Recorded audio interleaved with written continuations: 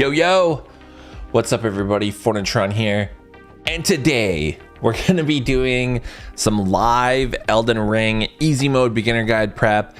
So what's up? How the hell are you? Hope everyone had a good weekend. Also, if you haven't seen already, I have uploaded some more episodes for the Dark Souls 3 easy mode beginners guide. We're gonna wrap that up real quick. I filmed all the rest of the episodes over the weekend, and I'm probably gonna release the rest for tonight, and that way we can all get ready and prep for Elden Ring. Hope everyone's having a good day. Thanks for coming out. So the goal this week is we're remastering my first guide that I put on my gaming channel, which was the Elden Ring easy mode guide. And the reason why is because that guide I didn't have in shorter episodes.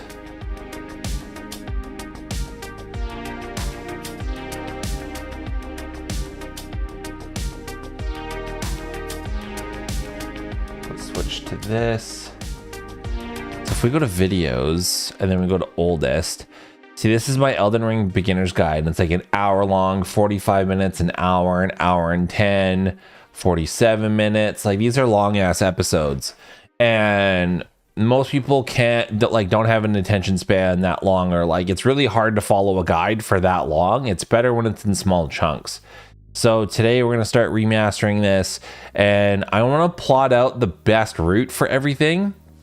So it's gonna be like a casual playthrough, kind of, with a little bit of skill.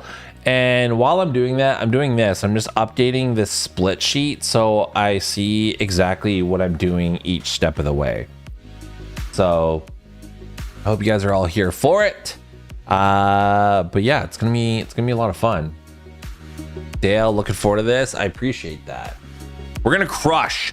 And I've already been kind of messing around. And I have a build that I can do every single time, and it's a legit build. And then in my last easy mode guide, I kind of switched it up like near the end to a different build, and I don't even know if I need to do that anymore. So we're gonna see. We're gonna get right into it.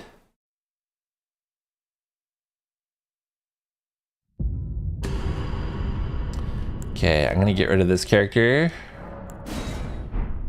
and we're gonna choose new game,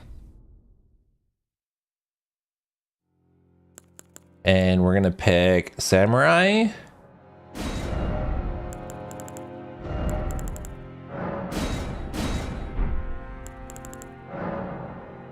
We're gonna call it easy prep.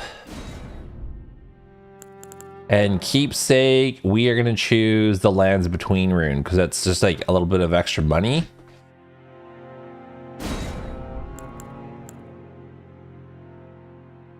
Nordic Undertaker, how the hell are you, from Sweden?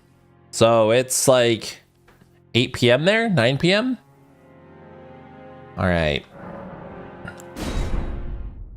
The reason why we picked the samurai build is because they have the closest stats to the Bloodhound's Fang that we're going to be using. Plus, like, they have the best starter weapon. Do you guys want to watch cutscenes? Tell a story. We'll watch the cutscenes. We're taking it chill. Like, I'm not doing like a speed run this week. I'm just plotting out the best route for the easy mode guide. The great Elden Ring was shattered. See, I don't mind this intro. I was kind of let down that there wasn't like a cinematic. I wish they played the Elden Ring story trailer when you first started. But this is okay too. 9:10 p.m. and thunderstorm. Brutal, that sucks. Now, Queen Marika the Eternal Hope your power stays on. is nowhere to be found. And in the night of the Black Knives, Godwyn the Golden was first to perish. It was first to perish. Soon, Maricus. Performance is great on PC. I think when the game first released, it very first released, there was like some issues with stuttering, but I think that was mostly like graphics drivers, because I still have the launch version saved on my PC because I like going back to it for some of the weapons that were like unpatched and like super fucking ridiculous, and the performance is fine. The one thing that chaps my ass on the PC version, and this only happens on the PC version, no matter how hot gamer girl your PC is, some cutscenes stutter. So when the cutscene goes from like a different angle or like to a different scene, it stutters, no matter what. And it drives me crazy, especially the Rykard cutscene. That's the one that I tested on. Rise now. Mabel Twig, how the hell are you, by the way? Foxy Doxy, what's up? Just bought Elden Ring. I'm a little past Radon. The call of long Bonzer Glint, what's up? speaks to us all.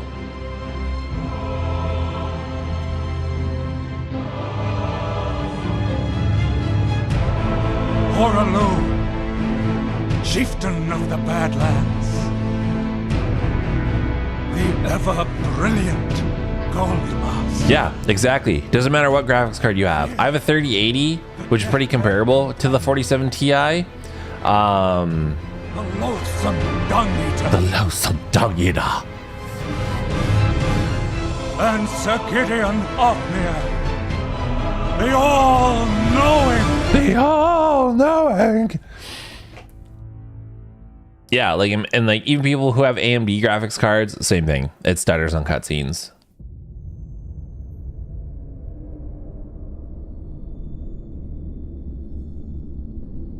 And one other, whom grace would again bless, a tarnished of no renown.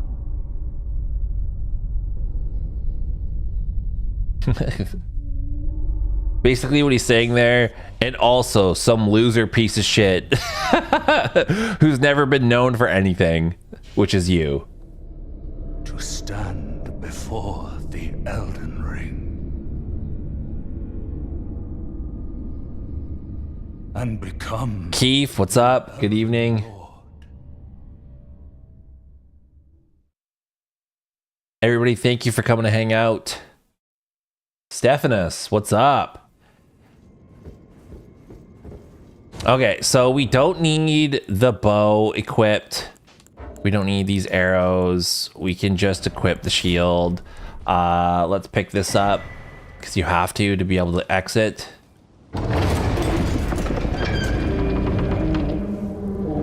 Playing Peak again, yeah. I'm just doing some prep for my remastered easy mode guide, because the first easy mode guide that I released for this, all the episodes are an hour long, and that's too long for people. So I want to make them in 20-minute chunks, so we got to make it more efficient. So, fun fact, you don't need to fight this boss. The outcome's the same. You die. Like, you either beat him here and then you go out there and you die, or what we're gonna do is we're just gonna run over here and jump off the edge and die.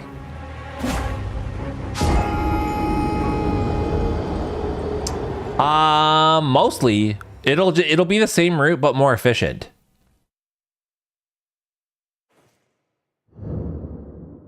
Dude, I don't even know how many playthroughs I've done of Elden Ring. I have 1,000 hours in Elden Ring.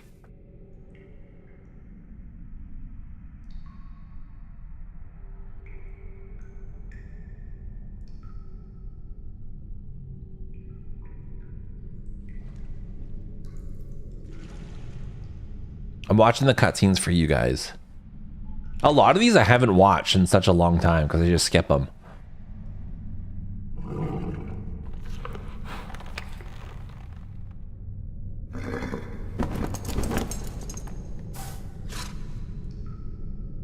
Don't worry, Torrent. Fortune is on his side. We found him here, after all.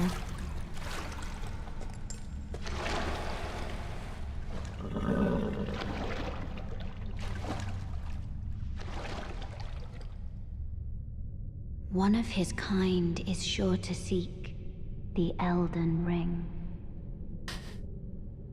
But we're not 100% sure it's going to be him yet. If it does violate the Golden Order. Oh, we're going to violate that Golden Order when we set the fucking tree on fire, dude.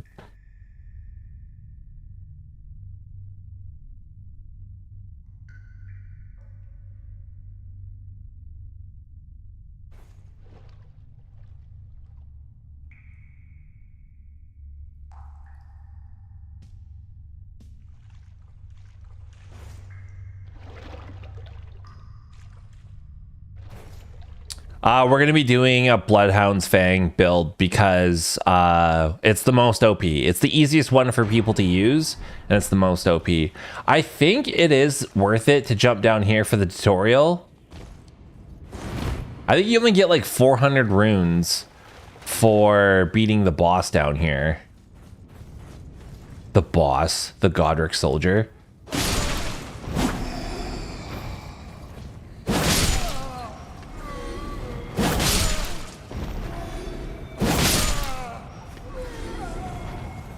But I think that's enough money for the crafting kit.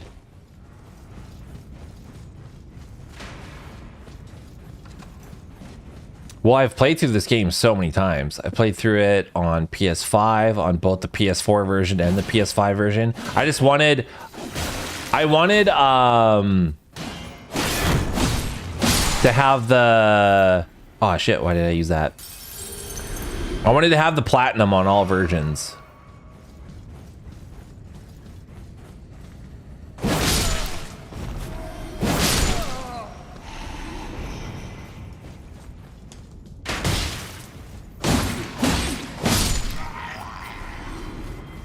Well, because this is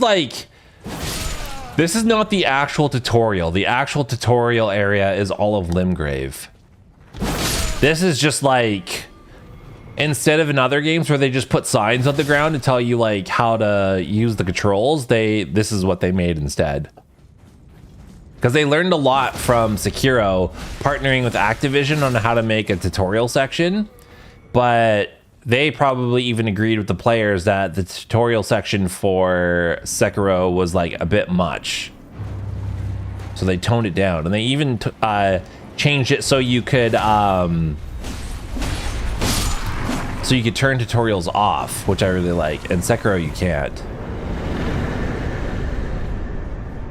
Yeah, we only got 400 from that dude. The reason why we have 3,000 is because our beginning gift was the Lands Between rune. It's 100% optional. It's like so many people just ran right past it that through different patches they had to like make it more obvious. Okay, we don't need that thing in the corner.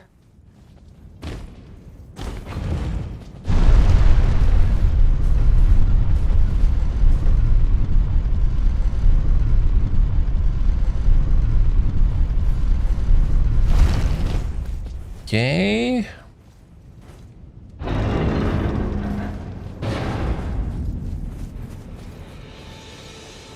We want the first step, Grace.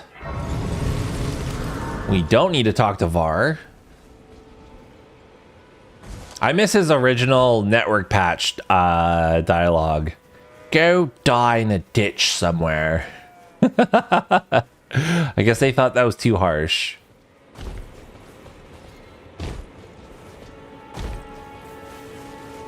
Okay, we're gonna run here and get this church.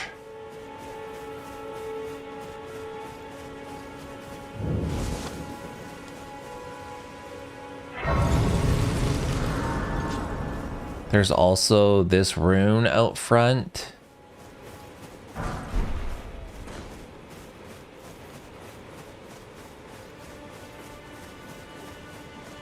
Let's talk to him.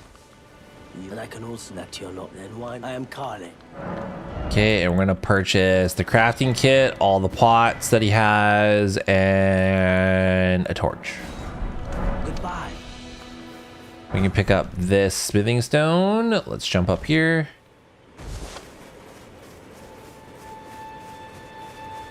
Where can you farm the most runes? I'm just killing some tunnel enemy over and over. How far are you into the game? Because there's different areas of the game where you can farm runes depending on how far you are.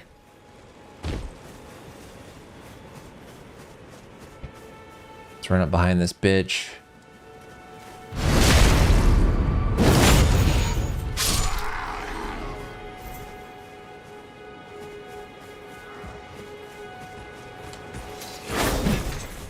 How did I miss?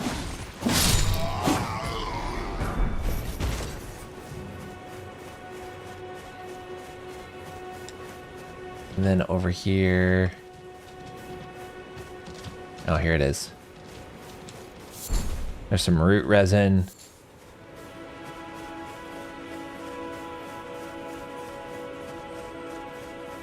I don't need to do any of this. I don't know why I'm doing it. I just wanted those kukri.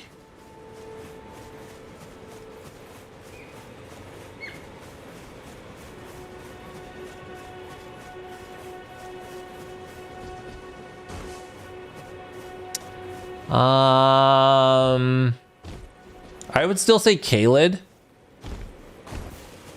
I'll show you in a second. Well, in a little bit.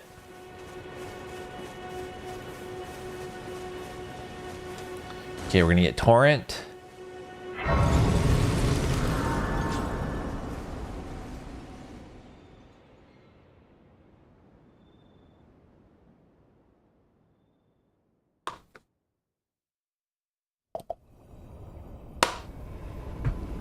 I offer you an accord.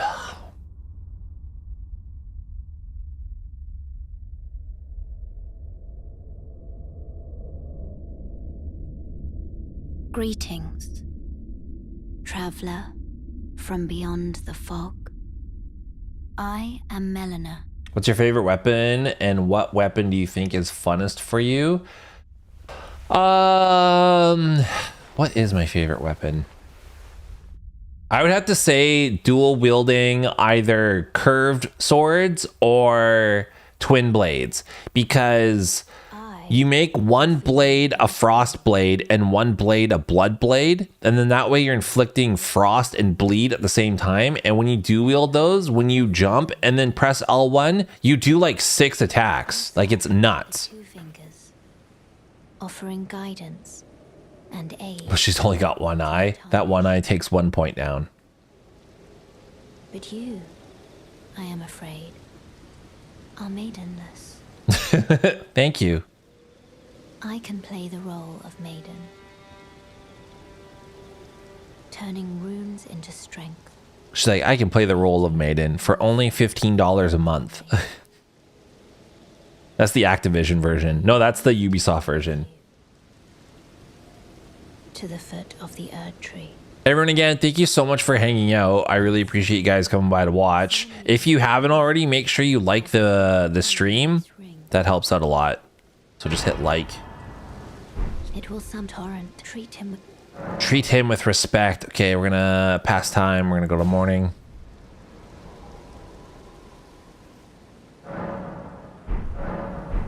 Okay, and what I always like to do is I press start and then I change the pouch, the up version, so this to torrent. So now when I hold Y, I just have to, or triangle, Y or triangle, I just press up to get to torrent. And then I also make the left one my flask of cerulean tears. Cool. Okay. So we do that. And then I get the map fragment.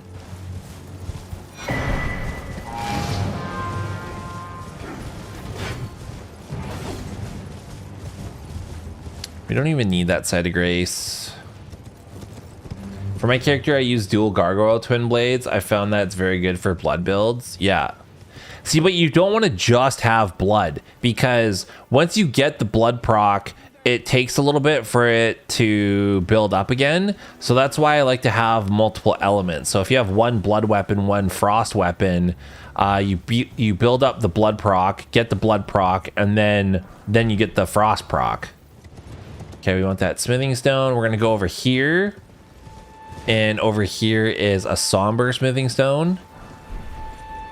Then we're gonna go back this way.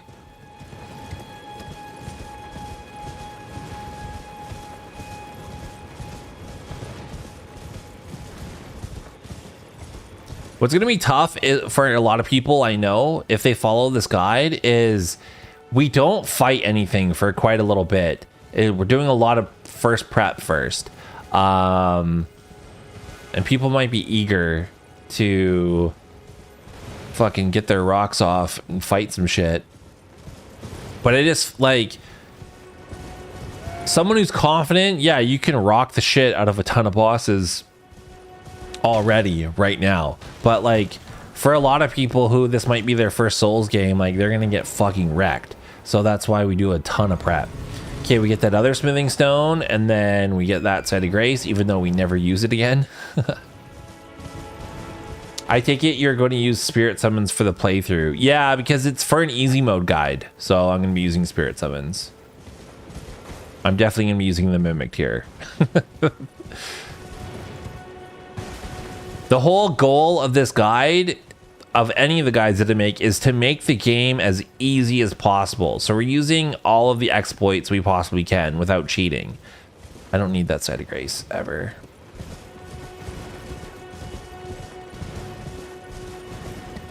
So right now we're getting the cookbook for sleep pots because we're going to need those way later in the game. Someone who might be interested in rescuing the great Kenneth Height, servant to the True Order. Fuck you, Kenneth Height.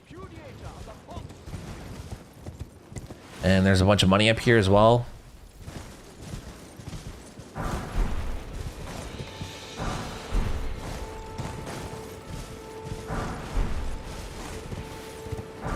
We get all this money.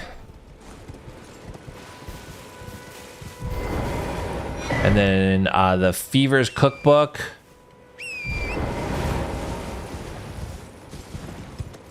That cookbook allows us to make sleep pots. Is anybody there? Someone who might be interested in rescuing the great Kenneth Height, servant to... Sorry, Kenneth, it won't be us. You could kill Kenneth Height right there and then get a golden seed from him.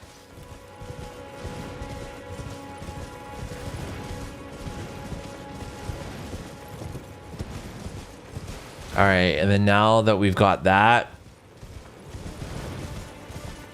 we're gonna get this church, because this is where we get our flask of wondrous physic.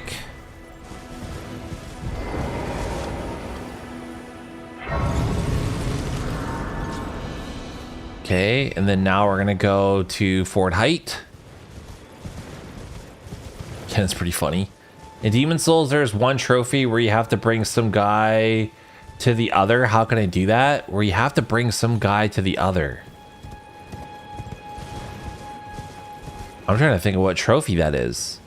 Where you have to bring some guy to the other. I don't know what trophy that is. If you, like, I can't look that up right now because I'm playing this. But if you look up exactly what the trophy's called, then I can maybe help you. Oh, fucker. There we go. Map of Limgrave. Okay, and then we just jump up here. The minor Erdtree, so we can get these cracked tears. See, a lot of prep. We're going to be running around for quite a little bit of time. Because I want the medallion at Fort Height. And then we're going to go to the Caelid Fort to get the other half. Oh, that's where you got to get the sword for that dude in Shrine of Storms. So you have to be in pure White World tendency. So you have to beat all of the bosses without dying once in body form. And then once you've done that, go to 4-1, right where you start off in that world, in Shrine of Storms. And right at the entryway there's going to be a dude.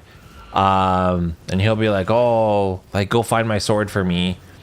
And what you do is you go to where Patches kicks you in the hole.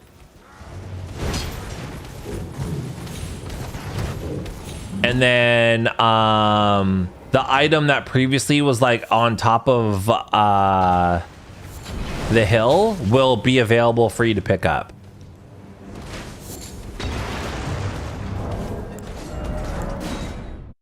So we quit out right there so we can not have a bunch of shit following us. Okay, so Torrent, Sleep Pot Recipe, Third Church, Ford Height. Okay, yeah, that's where we are right now. I'm pretty much like all remembrances run. So what that means is it's gonna be like all of the main bosses and the main side bosses. So none of like the small little fucking catacomb bosses.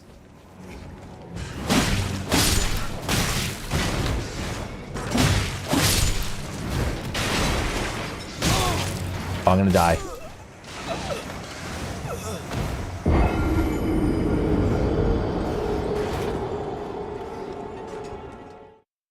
I just wanted that cookbook that's in there.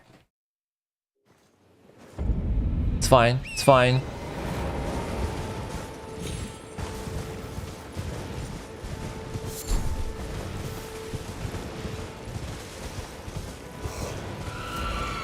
But also you want to stock up on as many of these blood roses as you possibly can. Actually, let's debate these dudes way out here.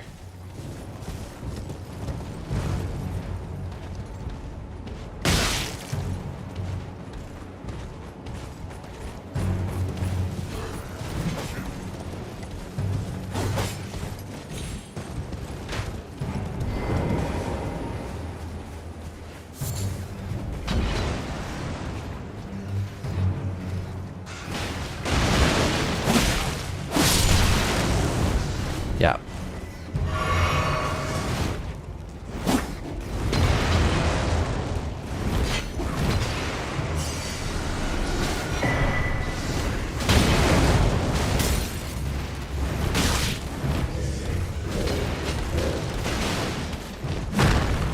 Nice.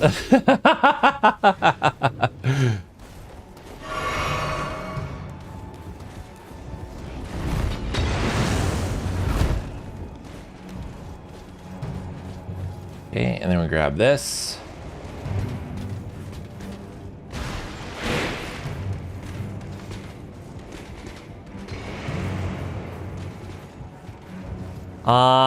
If you want the platinum, you could. You would just have to start a new character over and over.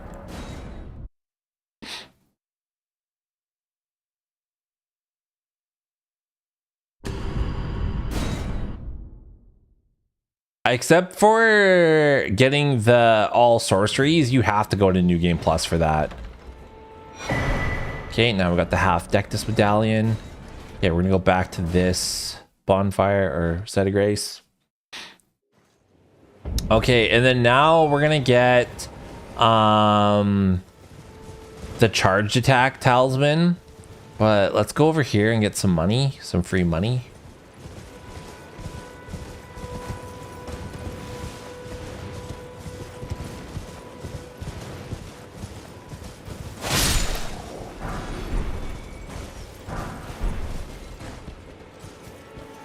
Come on. Pick up the item. There we go.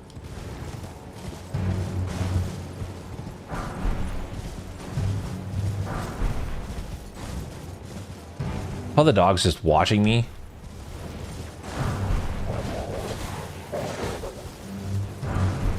Okay, there we go.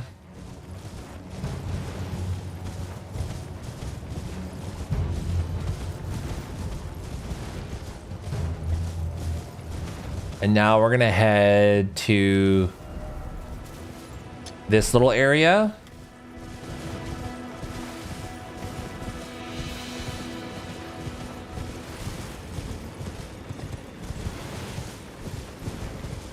The reason why is there's a shit ton of Trina's lilies here, and then also we can get the charged.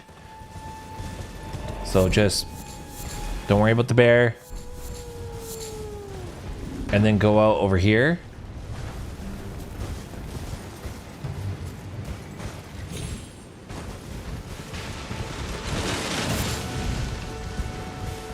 That way you hear Blythe.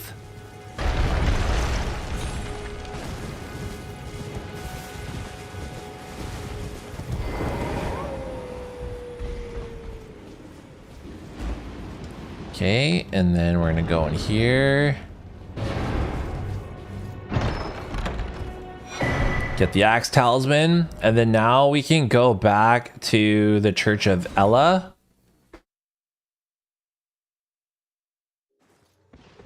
Oh, and Ronnie will be here. May I apply and the I'd heard and upon the talk thou art to call forth. I was in Stride Torrents.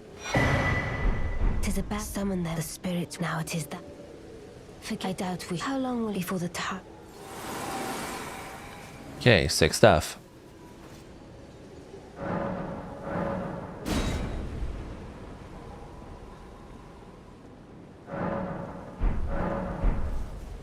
Okay, and then now talk to Kale and then get the finger snap. The howl of a I suppose. Next time you hear, don't fret. I just haven't. Cool. Bye.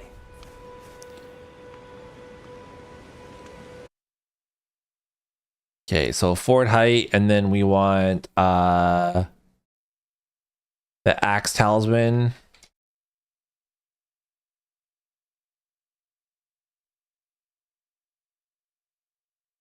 Finger snap. And then now we're gonna go to Weeping Peninsula.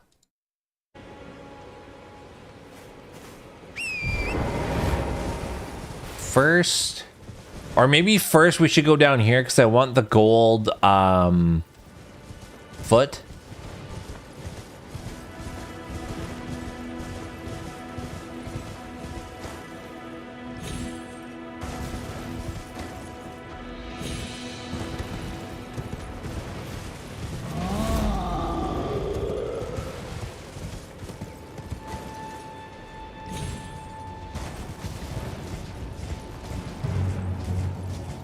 Man, the lighting in this game and then also the time of day mixed with the weather is just like so fucking awesome.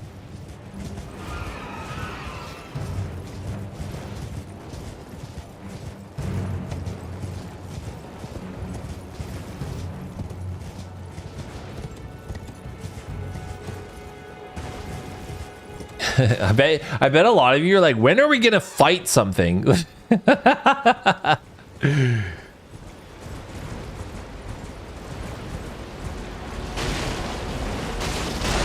Okay, you want the gold pickle fowl foot, and then, oh, you know what we could do right from here? Jump. Jump.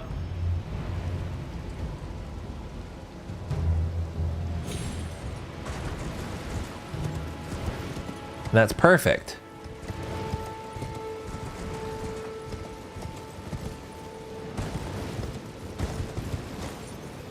Because then we can go down here.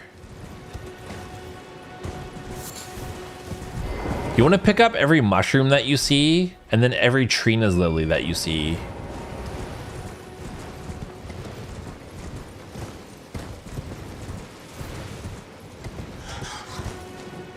And we got that smithing stone.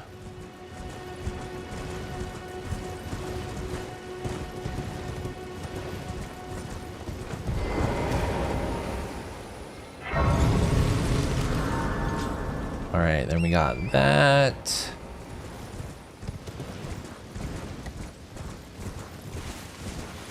Might as well talk to Yura while we're here.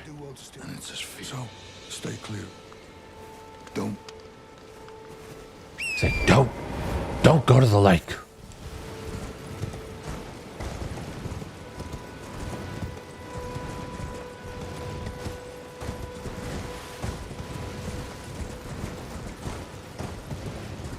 All right, and then we're gonna go over here and get this site of grace because we're gonna need this.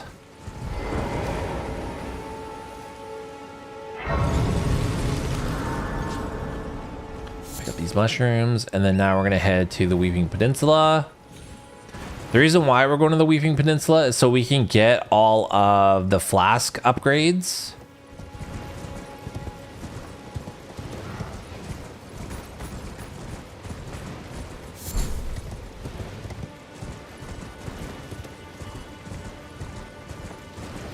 Okay, make sure you do a zigzaggy here because that dude's shooting ballistas.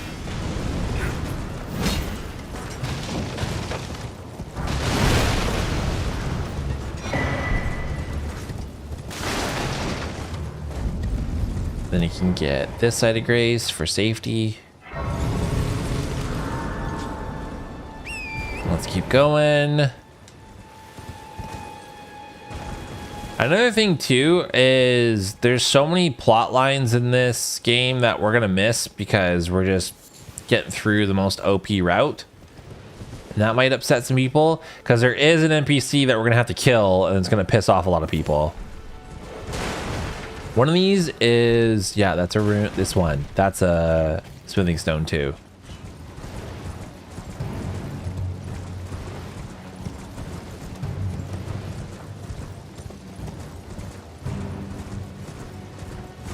Okay, we're gonna get this side of grace.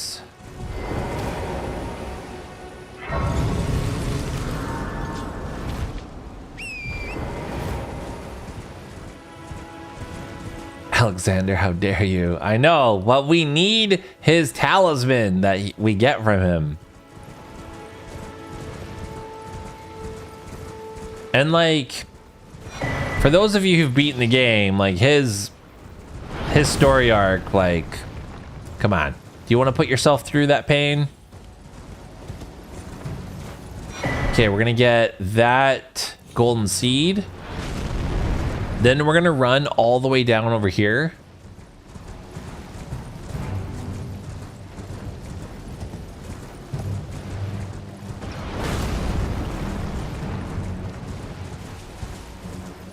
And we're gonna get ourselves a somber smithing stone too.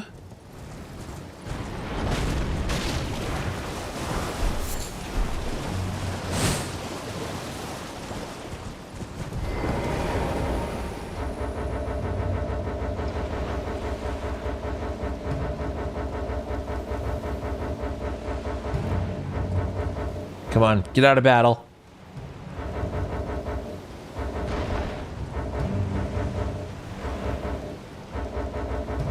Oh my god, I should just quit out.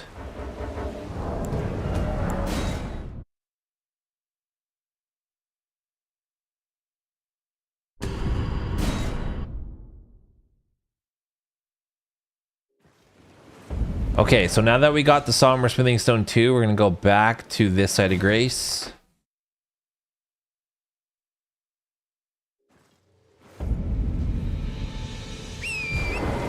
And we're gonna go to another church and get another flask upgrade.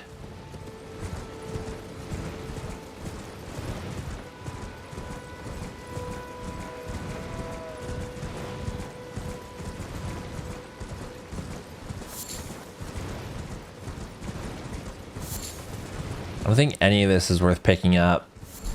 Like, as a fucking smoldering bullshit item. Besides the shard, what other talismans do you plan on using? We're going to be using that one. We're also going to be using the charge, the axe talisman for charge attacks.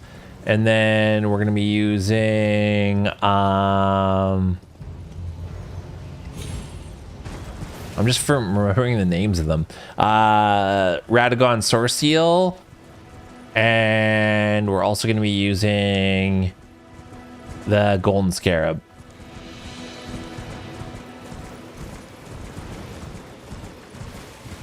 And then once we get our 4th pouch, we'll use the Shield Talisman. Hi, Swipsy. How the hell are you? You just beat Rom? Congratulations. Fuck Rom. Stupid ass spider. If Rom was so all-knowing, then how come they didn't see us coming, bitch? Yes. Don't fuck around. Run, run, run, run. And when you get to 1 reborn, limb damage. Start from front left leg and then move to its torso and then go to the back left leg and then punish its head whenever it falls down and staggers.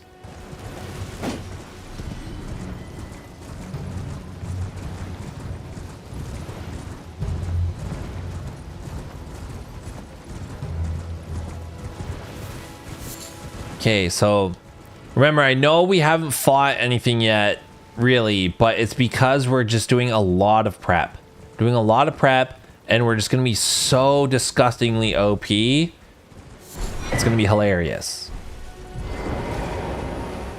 Okay, so we got that sacred here, and then now we're going to go to this other church. I'm surprised there's so many churches in the Weeping Peninsula. Like, so close to each other.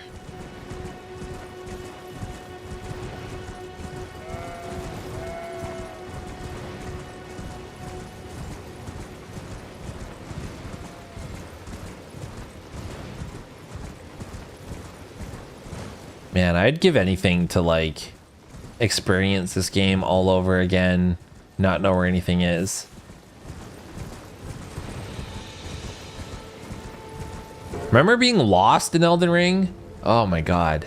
So much of that. Just being so overwhelmed, like with not knowing where to go. That's what turns off a lot of people from Elden Ring. It's just like how massive it is. The 4th Church of America. Okay, now we've got this sacred tier. Let's get this. Alright, sick. Now we're gonna go back to the gate front.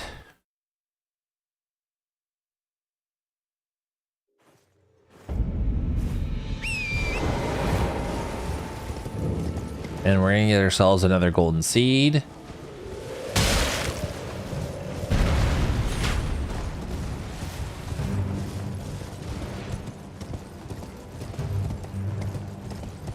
Oh, I wanted to hit him.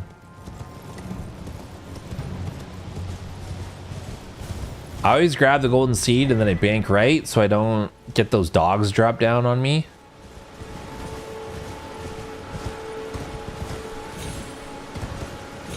Then I jump up here.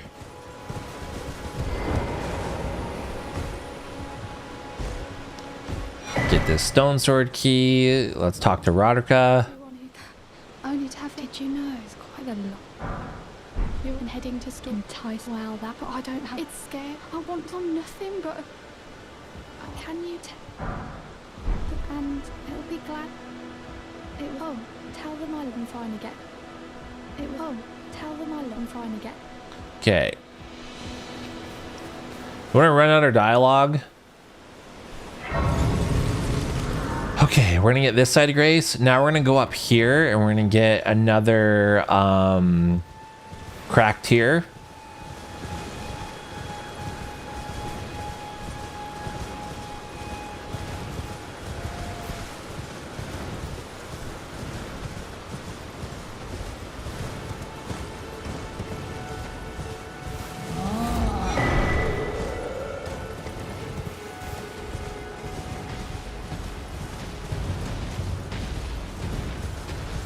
So that's the strength cracked here, which will be really essential for us. Now we're gonna go down here. We're gonna go to the War Master Shack.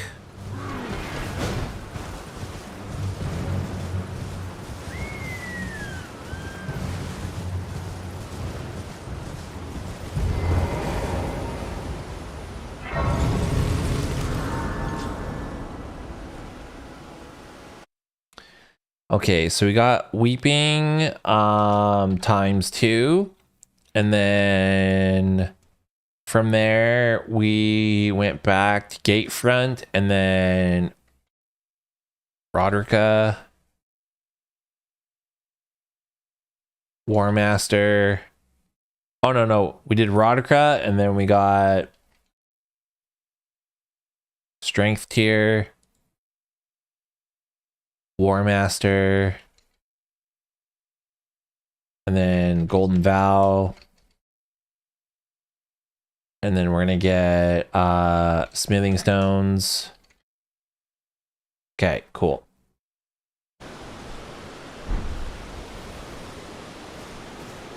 Another good thing about this side of grace is you get all the root resin that's here, and you can just continuously farm root resin, and then that way you can craft a bunch of blood grease.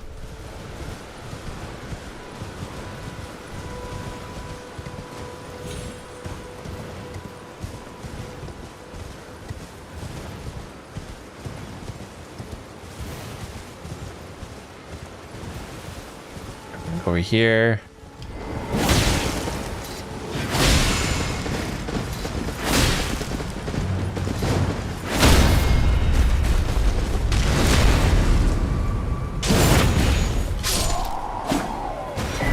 Now we got Golden Vow. Okay, let's go back to War Master Shack.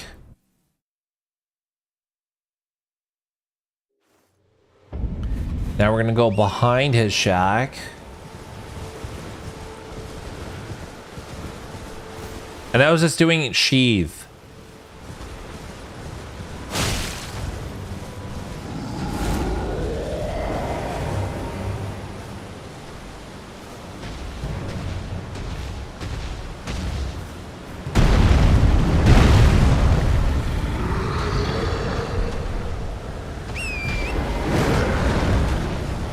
We just wanted him to crack that because that gives us 5 smithing stones and then a smithing stone 2.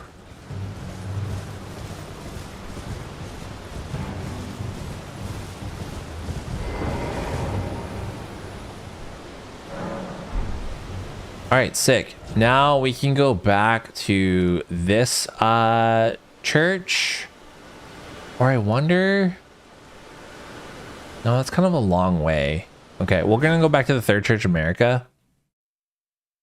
I have the Godskin Prayer Book, which holds the Black Flame incantation. I didn't do Brother Corn's quest, and I killed the Pope Turtle. Do you know if there's any other way to turn in the prayer book? I didn't even know you could fucking kill that turtle. No. The answer is no. You go to New Game Plus, or you start a new save, or you start like a new character. That's the one that's in Stormvale Castle. That gives you Black Flame, which is pretty okay. Okay, so we take that shortcut that's behind the third church, so we can go in here and get the Site of Grace. And that's where Gurak is. He's very scary. Bring me death, tarnished. So, Foxy, if you're still in the chat, this is a good place to farm early on. Don't fuck with that gargoyle. Just run past him. All of these little enemies down here, they drop 1,000 souls. So, like, you can just run a train on these little enemies, and then you get, like, a few thousand runes.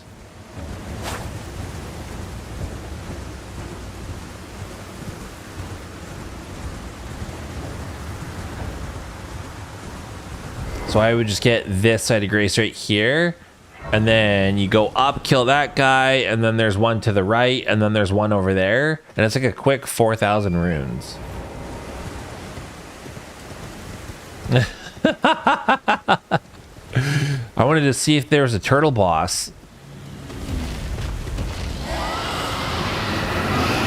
Yeah, Black Flame, it can really do some big damage, because it just like inflicts a mini burn status. Like, it just continuously burns and like brings down whatever enemy's HP. Okay, we're gonna go left over here.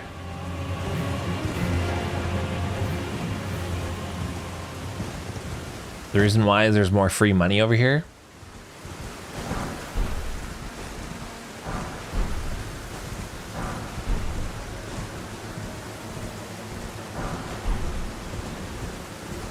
Was that all of it? Yes.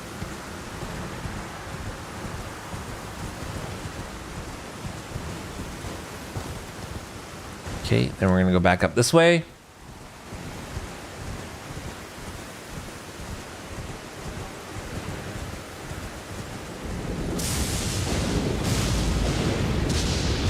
And we're not going to run directly into that boss.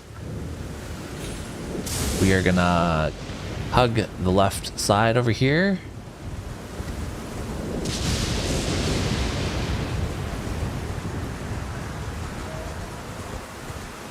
And then we're going to jump up here.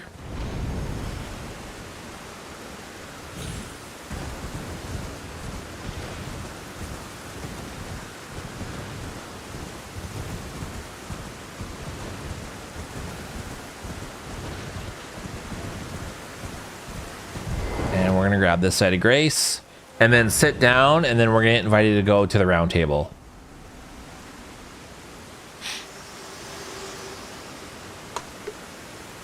Forgive me. I've been testing you to determine if you had. It seems torrent, whereas I'm in. There is, but I can take gathering. Very well. Let my hand. She's like, I was making sure that you weren't a bitch. I was making sure that we didn't invest into some punk bitch.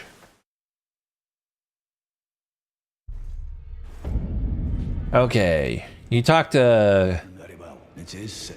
Gideon here if you want. A house. Remember you. Remember your place. And the reason why we came here is we just want to purchase a dagger.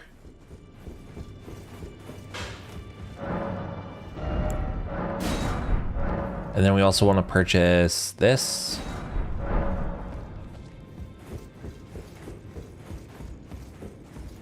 I have been not watching there for a sec. How can you get there again? From the third church behind there, there's a warp point that'll take you to Caelid. You're a new nomad layout, you're up. Okay, and then we want to Ash of War, the dagger, and actually no, not yet. We will though, but we want that for now. Okay, so now that we've done that route, let's go back to Fort Ferrith. Is this your first playthrough? Yeah, absolutely. Okay, so now that we're here, let's quickly go to Millicent so we can get her flask upgrade.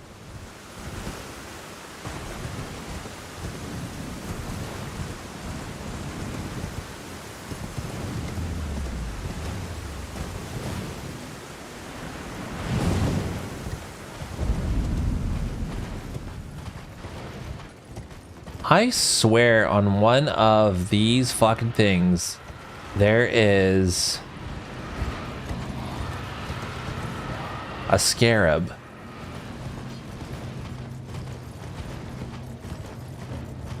Guess I'm imagining it.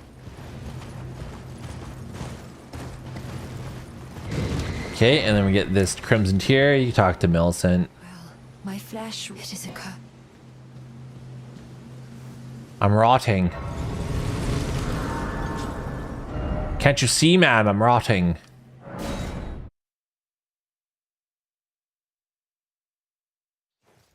I don't know. I swear there's one on a branch right there. Okay, we're gonna run through Fort Ferrith. The key word here is run. Do not stop. Do not fuck around. Run straight for this ladder and then run up the ladder. You might get poisoned here. Nice, we were just outside of it. 2 reasons why we come to Fort Ferrith. One is for the other half of the medallion. Okay, and then we're gonna jump down here. Again, don't fuck around here. A bunch of ghosts are gonna show up. So just run. Jump down here. Roll. Did you bait this rat? Run and jump over here. Turn this corner. There's another big rat. Jump down. Run over here. Quit your game out.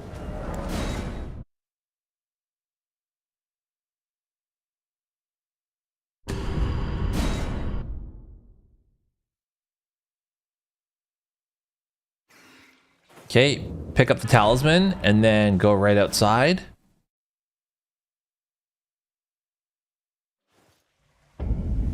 Okay, I feel good. So now what we're gonna do, we're finally gonna go to this Agil Lake South.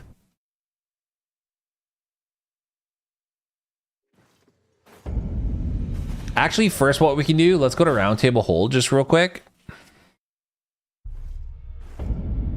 And with all those smithing stone ones that we picked up, we're gonna level up our sword. Well, I took you no matter. Lay out your arm.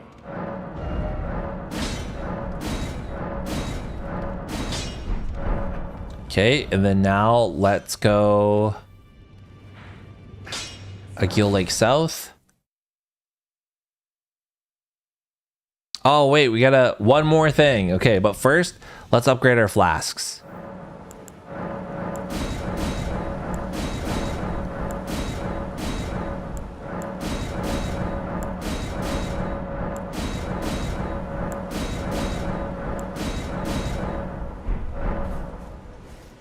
Okay, and then we're gonna go back to here because we're gonna talk to Blythe.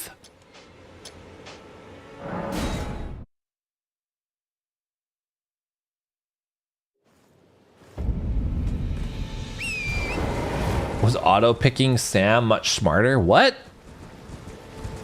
Who's Sam? The prisoner? That's such a hilarious starter class. What does the prisoner even come with?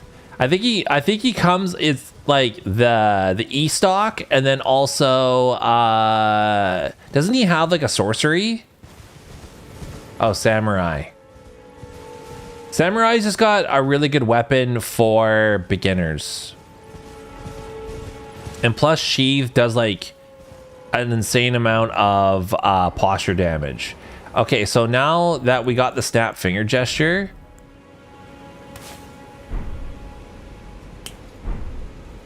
we can get Blythe to jump down. Who goes? Carly sent you. The name's Bloody Fled. Someone come tell me if I can offer you. And in need. Nice. Okay, so now we can have Blythe's help for this mini boss. I wanted that mushroom, but he has Glint Blade. Glint Blade is pretty fucking sick for sorcery builds because it's so fast and it takes such little FP. All right, let's change down to this, and all right, let's rock.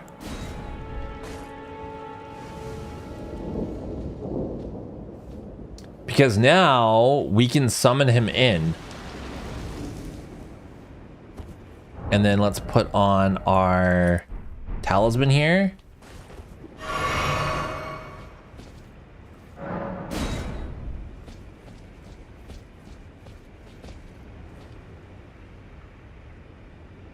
Now anybody can do this fight. Darrow, rotting in a cell is no true justice. No. This is where it ends for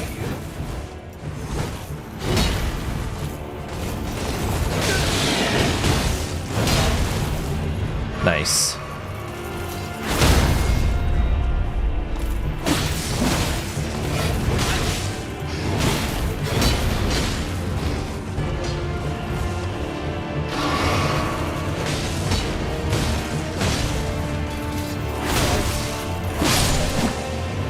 Easy, dude. Boom. Now we have the Bloodhound's Fang.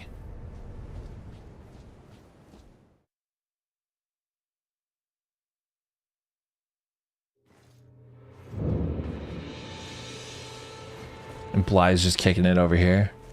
Had to work for it. Don't say I'm not. Oh, if you venture, tell him I still be sure I owe you one. Okay, sick. Okay, so now we've got that.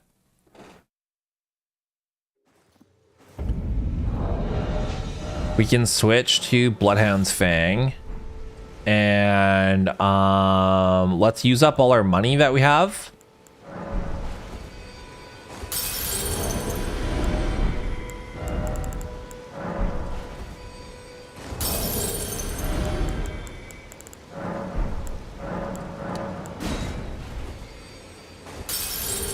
I think that should be enough. What are the stats that we need for this? We need 18 strength and we just need 18 strength because we have enough dex.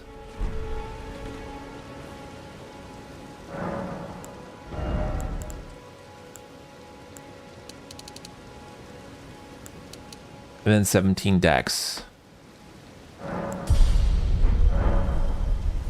Perfect. Now we can use this bad boy. And then now what we can do is let's level this bitch up. Oh, do we have enough money to even level it up?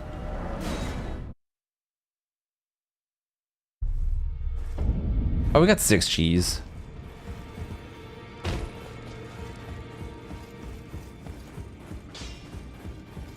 Well, I took you no matter. Lay out your own.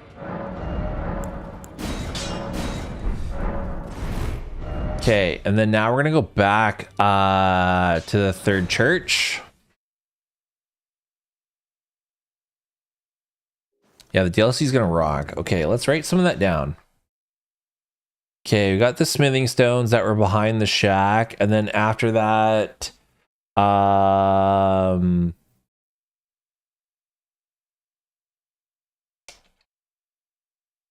talk to Blythe.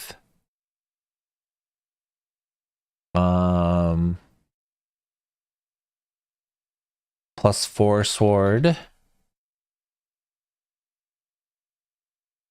And then Bloodhound Fang.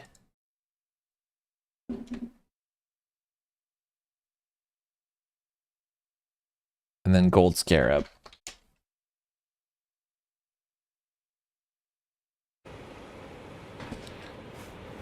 Not yet. We're gonna be fucking ridiculous by the time we get to Margit.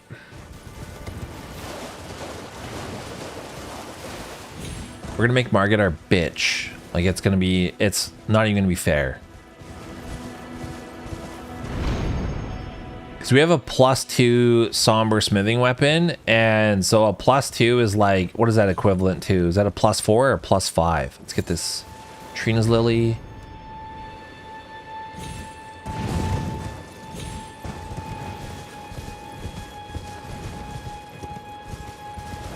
No problem. Thanks for coming by. All of you, thank you so much for hanging out. I appreciate all of you guys. I hope we're crushing this game together.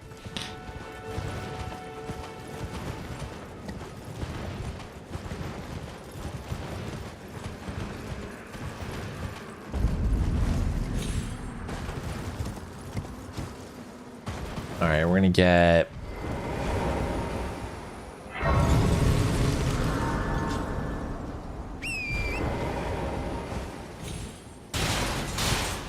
that side of grace, and then we're just gonna go down the normal path.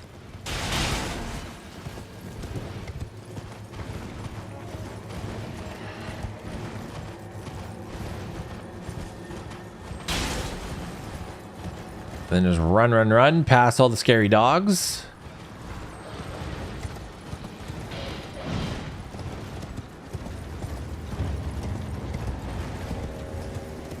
Jump.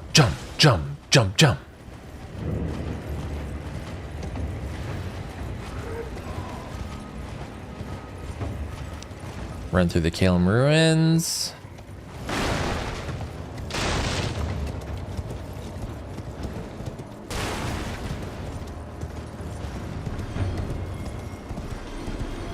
We're gonna go to this side of grace right here.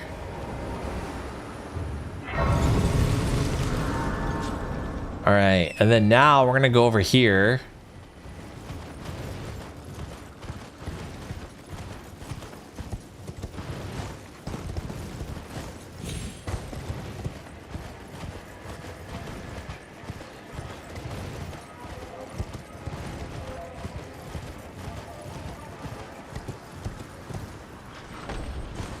There is a fucking dude over there.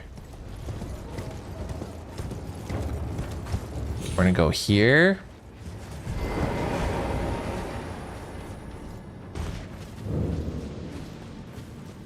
Okay, let's mix our physic.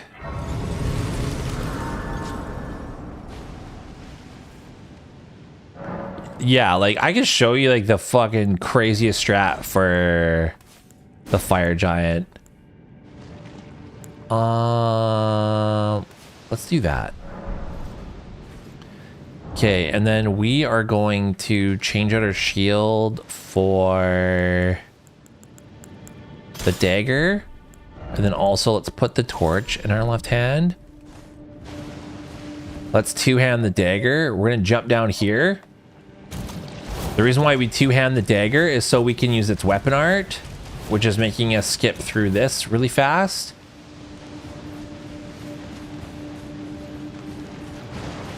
Go to the right. Jump down.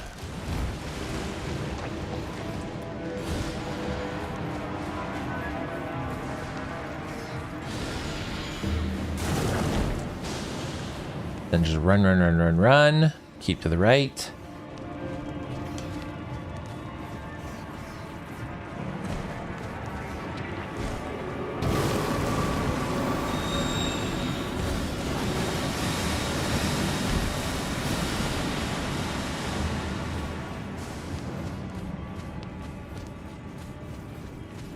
All right, sweet. Two-hand your weapon. Put on some blood grease. And then we're gonna use our mixed physic. And let's go to Pound Town.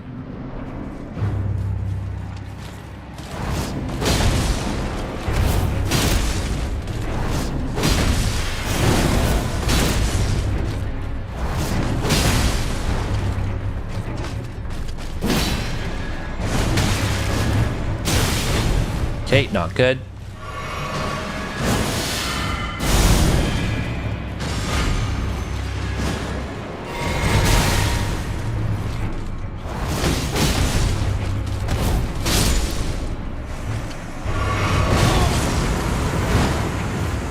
I was hoping that wouldn't roll catch me.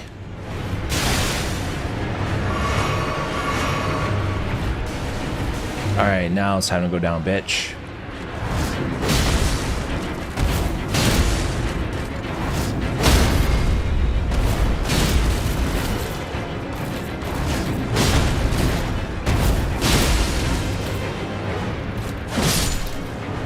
Boom, baby, boom. Now we got the gold scarab. Why that's important is I'll show you in a second here. Okay, where's that thing that warps me out of here?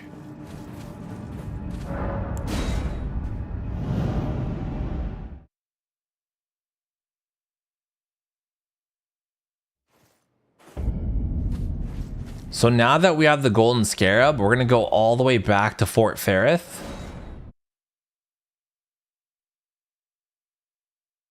Yeah, it's pretty gnarly.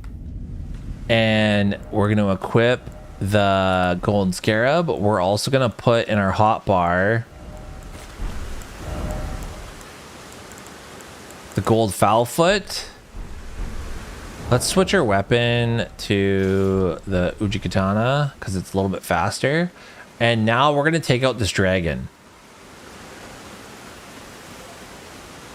So we're going to put on some blood grease.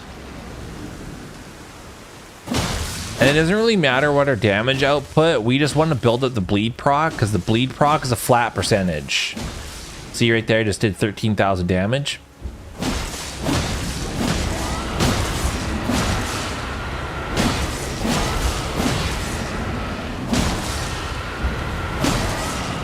Let's get our stamina back. Another 13,000 damage.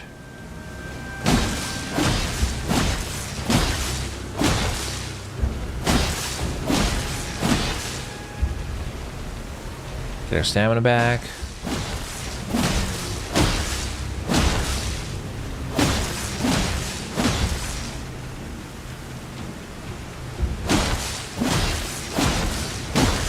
Another 13,000 damage.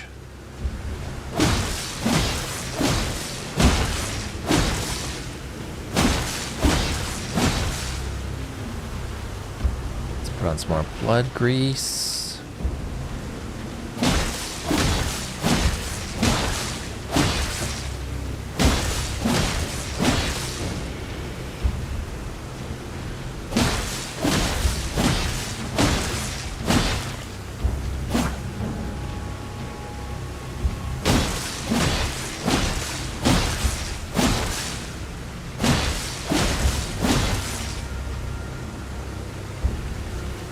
Love how this dragon just fucking lays there and takes it.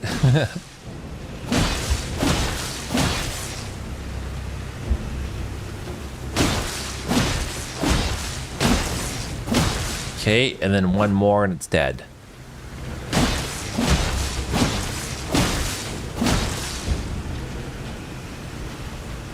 So what we'll do is we'll pop the golden fowl-foot now, which also increases the amount of runes we get.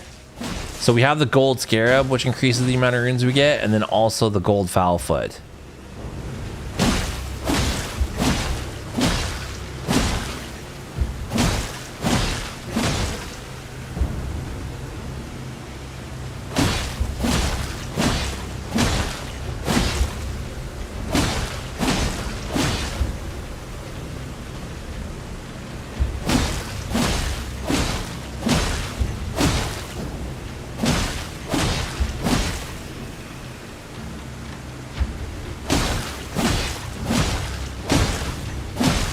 There you go. Dead. And because we had all 3 of those, or all 2 of those, instead of, I think, getting like 80 grand here, we get over 100,000 runes here. Which is mental for this stage of the game. Okay, and then now with that, we can do some decent leveling up. So we can level up.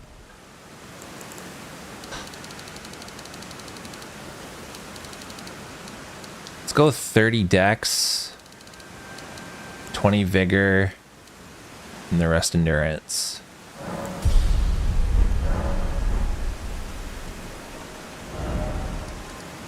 All right, sweet. And then, yeah, okay.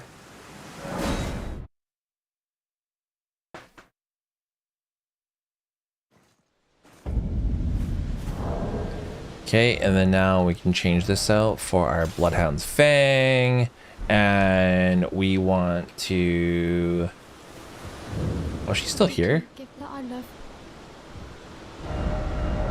Let's go back to Round Table Hold.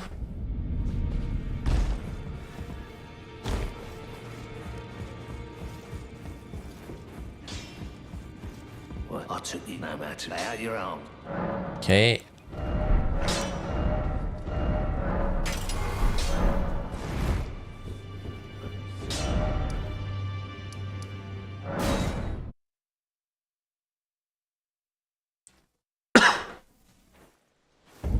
When does Roderick go there?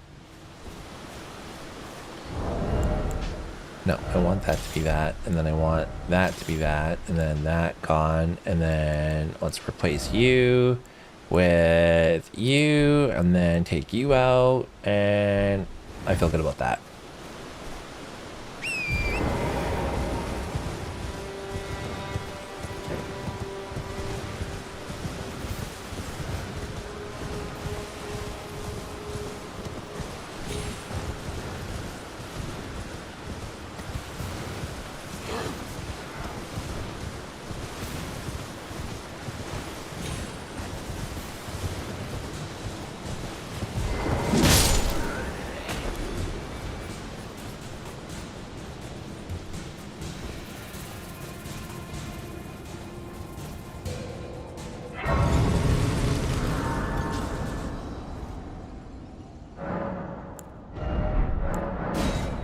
All right, get ready for the most disgusting display.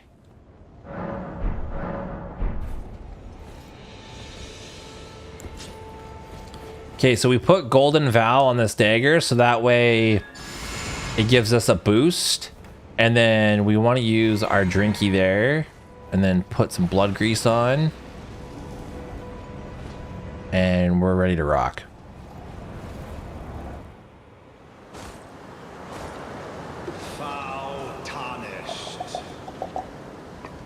In search of the Elden Ring. Emboldened by the flame of ambition.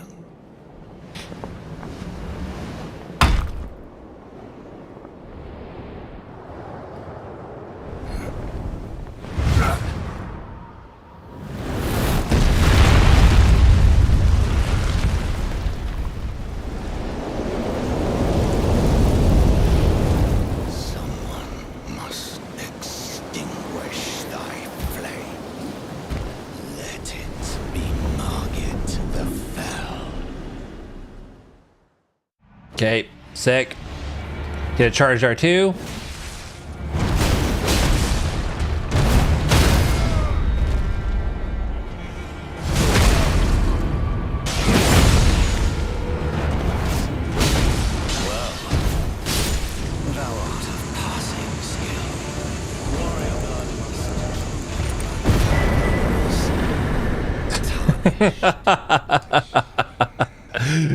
Disgusting.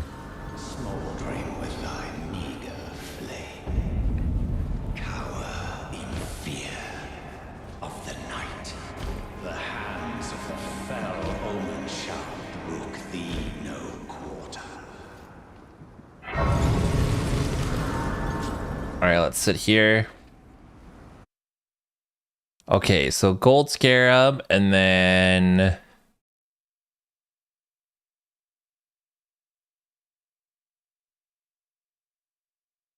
golden vow.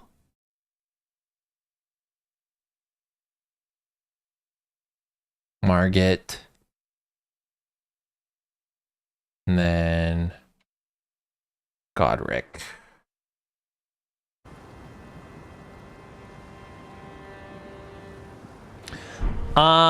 What kind of gaming channel are you gonna start?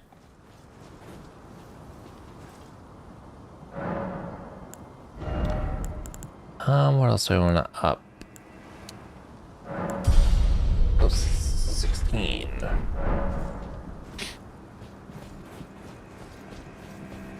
Who there? Okay, I always get him to open the gate. The gods, you'll breach the... Well, but of course. Because it's just much faster. Let's play channels are tough. Like, I don't want to discourage you. You just got to be consistent. And if you really want to get more people to subscribe to your channel, oh my god, I'm fucking terrible. Okay, you run over here. I'm not paying attention. You got to play like the latest games if you want to get more people. And then also you got to really be on top of making your YouTube shorts. Like, I find I get way more subscribers from YouTube shorts than I do my actual long form content. But just like, don't let yourself get discouraged, but just like, people have a lot of options for who they watch play video games. So just keep that in mind. Like, even like, and then plus a lot of us, we're all fighting for the same subscriber base, for the same people. All of us channels that are like below 1 million subs. We're all trying to get the same audience. There's a lot of competition. But for just more subscribers, be consistent with your content. Continuously ask yourself, is my next video better than my previous video? So always be improving. Always watch back your content and be like, is my audio where it should be? Do my cuts look good? Like, is the editing good? Is the content good? Am I being entertaining? Like, all of that stuff you should be watching. But the biggest thing is just make sure that you're making YouTube shorts. Because a lot of people that's what people want now, is short form content. So really be chopping up the highlights of any of your videos and then putting those into YouTube shorts. And that'll get you more subscribers for sure. You're recording off your PS5? Yeah. Fix that for one. How did this happen?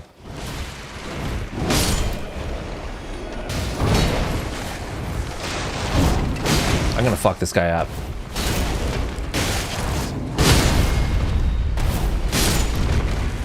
Yeah. Bitch. I ragdolled you.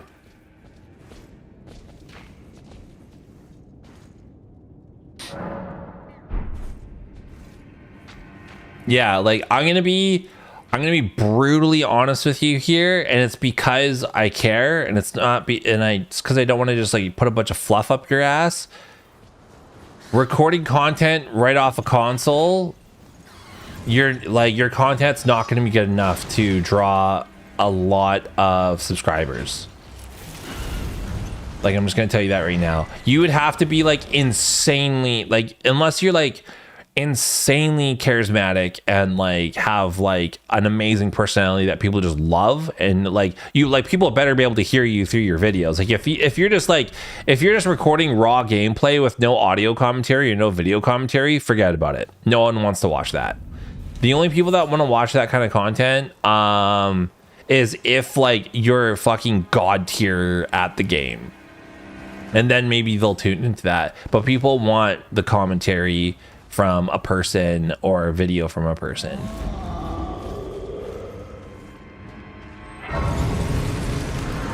So I just want to share that with you right now.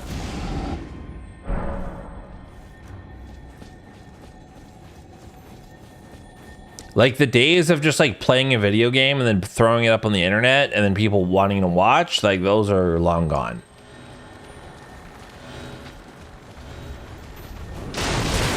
Because I've said it a few times, and I mean this in like the most respectful way possible, but there are like, you can watch porn stars play video games. Oh my god, I'm not gonna about to die to a bunch of jars. I don't want those cracked pots though. Like you can watch like really attractive people play video games. Anyone you want. Like a lot of people are like on Twitch now. So like the competition's really high.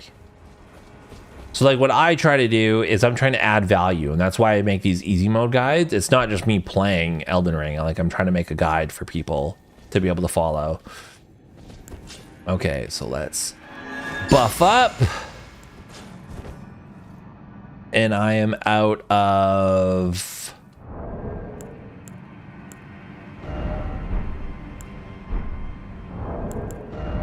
That's not good. Okay.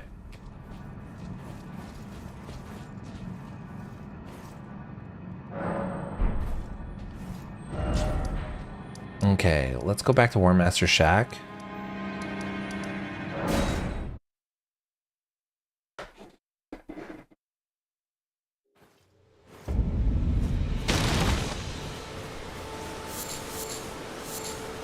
Is it blood roses that I'm out of? No. Okay, we good. And then I also want to change this one to my Flask of Wonders Physic. Let's also change up the Physic.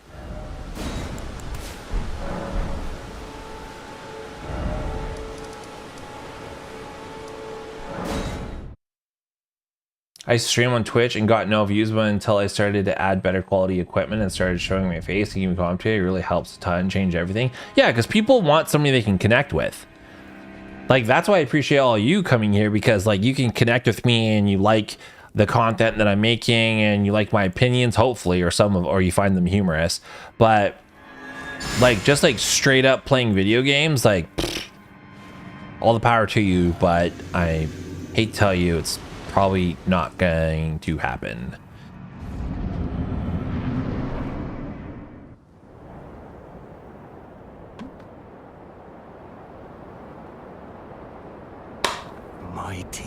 There's just a lot of competition.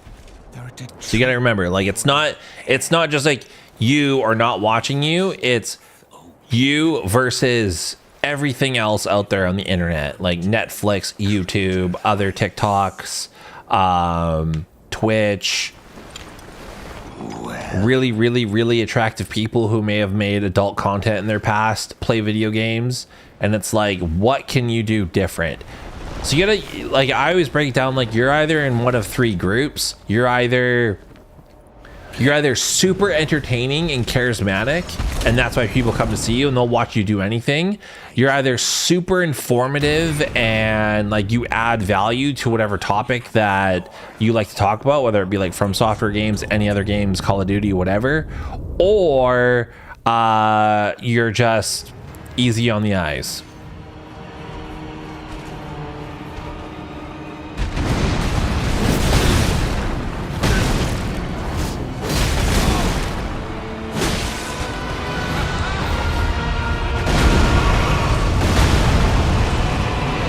get him again.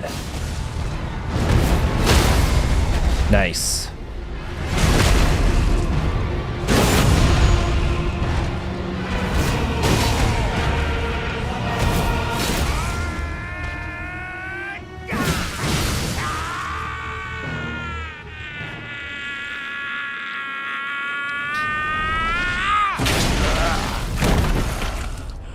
Like, look at Jinxie, for example. Like, Jinxie, like, didn't he go like a whole year of like only one person watching him? And he like gradually just like probably got better and better because he streamed like every day and got better and better and better at being entertaining, and then just like knowing like how to act on stream. So when he got an audience, people were like, oh, this guy's entertaining. And then that's why Jinxie's like super popular now. Same with like Kai Cenat. Like people watch Asmongold because like he has like very contrary opinions. Like I have a lot of the same opinions as Asmongold because he rules. But I know he was like one of the main people that wasn't afraid to have those types of opinions, and that's why people go to see him. Plus he really popped off during the Johnny Depp trial.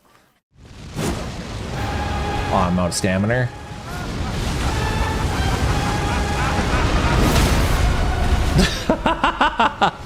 I staggered him again. Of all that is golden, one day we'll return together. Bitch. Oh, don't forget. Oh, I had the wrong talismans on the entire time. I could have done that way better.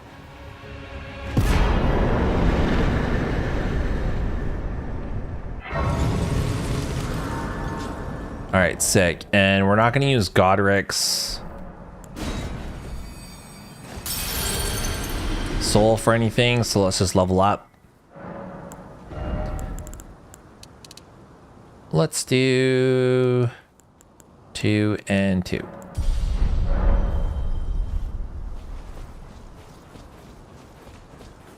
What a pathetic excuse for a lord you were. Yeah, like, especially if you want to connect with that younger audience, like you do have to be like really like all over the place. You can't have any moments of lull where like you're really not doing anything. That's really exhausting though, and unless you're naturally that type of person, I would not recommend trying to do that because it really comes off as fake. If like I tried it for a bit and I'm not that person, so I was like whoa, blah, blah, blah, blah, like trying to be bouncy and like all over the place. It's exhausting. People could tell you're faking it. So I just wouldn't go that route unless you are naturally that type of person.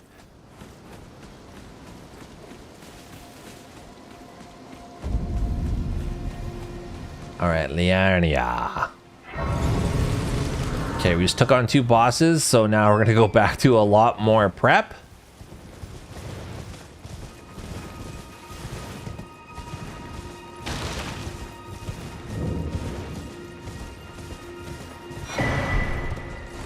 Yeah, I always tell people, like, just think about the type of stuff that you watch. Like, am I gonna go watch some dude just like haphazardly play a game that's like not offering any commentary or like any value to the game? Fuck no, I'm not gonna watch that. It's like if I wanted to watch shitty gameplay, like I would just play the game myself. So like, you just really got to make sure that you're adding value to whatever game that you're playing. Because a lot of people try to just go into variety streams or variety content. And that's tough too. Because like if you're going to play these random different games, like you better be offering some kind of value. Okay, I want a lantern from this guy. Surprised no matter why don't.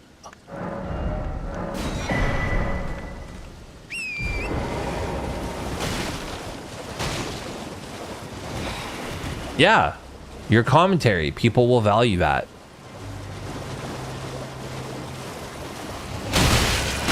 Oh my god. The one time that I try to grab the stupid map fragment from there.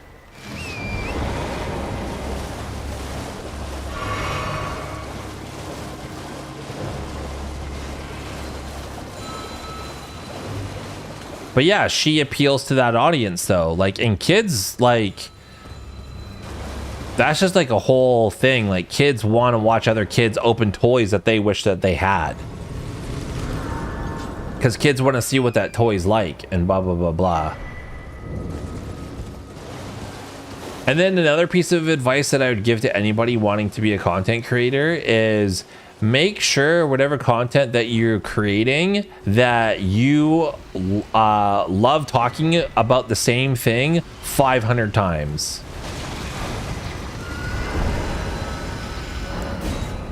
Because my first channel, my main channel, the Fornitron channel, like it started off as like a tech how-to channel, and I like doing that, but be prepared to make the same video 20 times because that's what the YouTube algorithm wants. The YouTube algorithm doesn't like reward subscribers or like the amount of people that find your content. It just wants whatever's searchable and whatever people are looking up, and it wants that same content over and over and over again. So if you make a video and it pops off, make the same video 10 more times.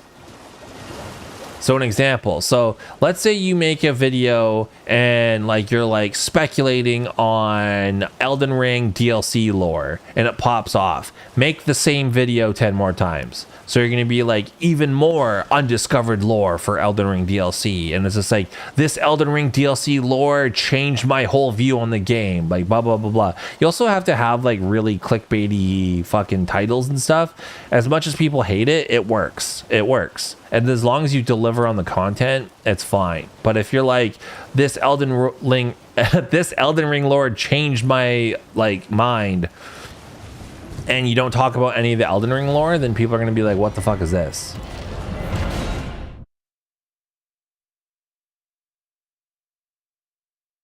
Is your name Holeless Joe? That's fucking awesome. Holeless Joe was following my Dark Souls 3 guide, everybody. I love it.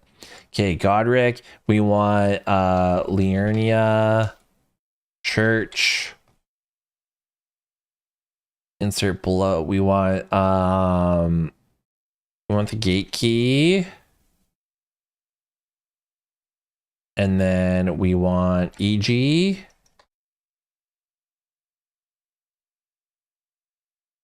And then we want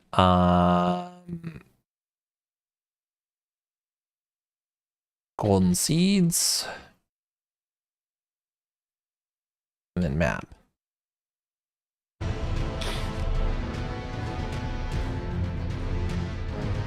That's a good comparison. AC/DC knows what people like about them. 4/4 rock beat with like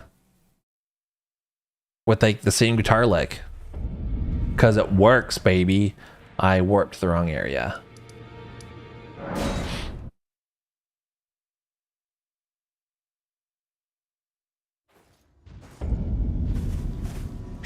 So yeah, when I made that tech channel, I was like all ready to like go ripper on that.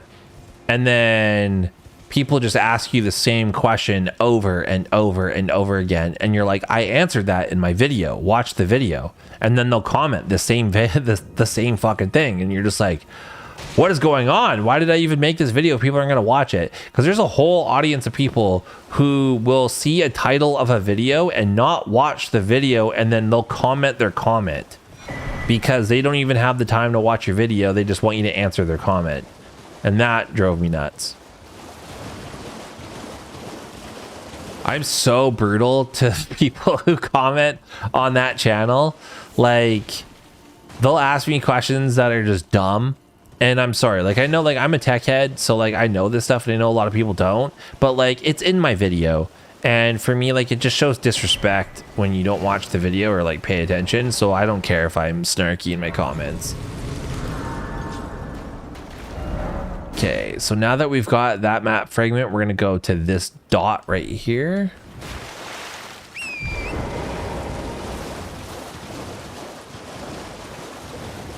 I don't get that as much with the guides, with the Souls guides. Like, people are pretty good about that. One thing is, like, some people will be like, oh, like, I went to this spot and it's not the same as when you went there. And I'll be like, oh, it's because you clearly didn't watch the previous episodes. Like, you're not you're not following the guide properly. And then I'll have to like be like, okay, go back to this episode. And that's one thing I do want to make a little bit better, because I understand some people don't really want to follow a full guide. They just might need a little bit of help in some places, and they want a video that they can watch that'll help them with the specific thing that they're looking for.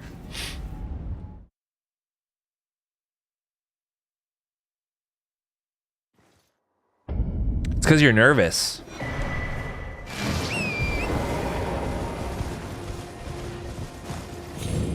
It is different though, because when you're recording, like I got a camera on me, I got lights on me, I got all this shit going on. You just got to get used to that, and you just got to loosen up. Just be comfortable with the fact that you're going to suck for quite a bit of time. And it takes a little bit to just like get better in front of the camera and just get a little bit more natural. Well, I presume. Okay, and then now I want to go here.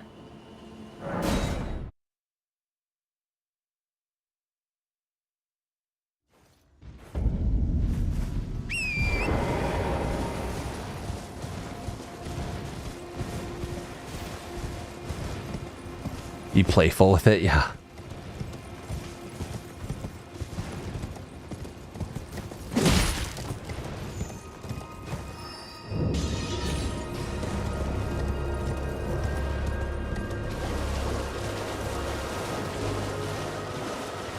So right now I'm heading towards, I'm getting some free somber smithing stones, because you can buy them, but then you're burning like thousands of runes on shit you can pick up for free.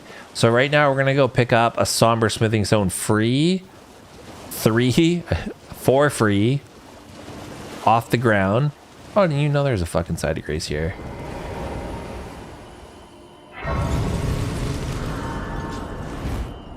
Yeah, definitely.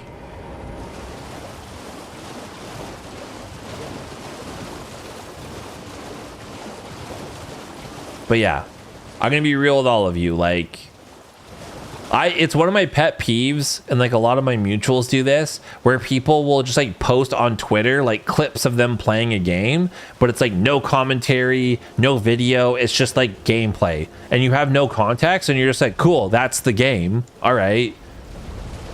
I literally hate that so much. Like, it makes me want to mute people. Like, I'm just like, get the fuck out of here.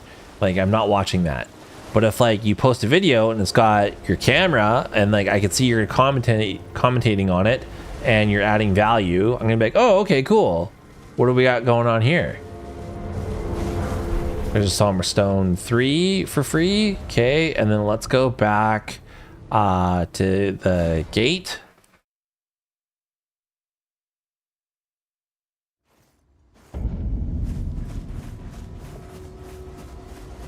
And we're gonna go through the gate.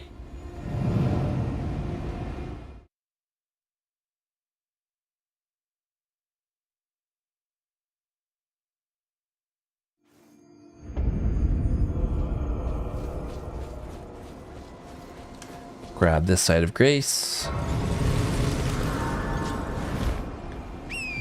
Jump on torrent.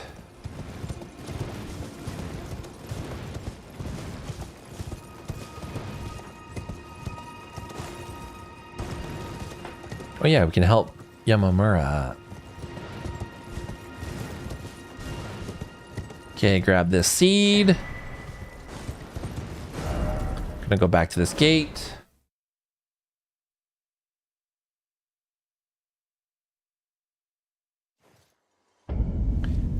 All right, and then now we're gonna go to the opposite side.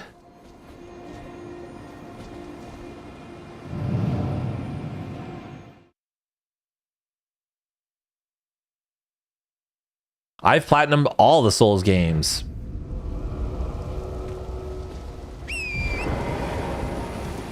Bitch!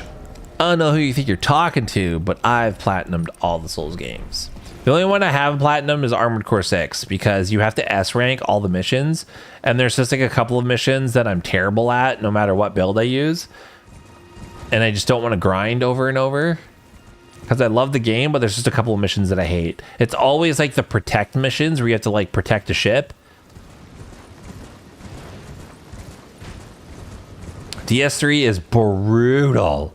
Farming for vertebrae shackles offline sucks so hard. It took me months.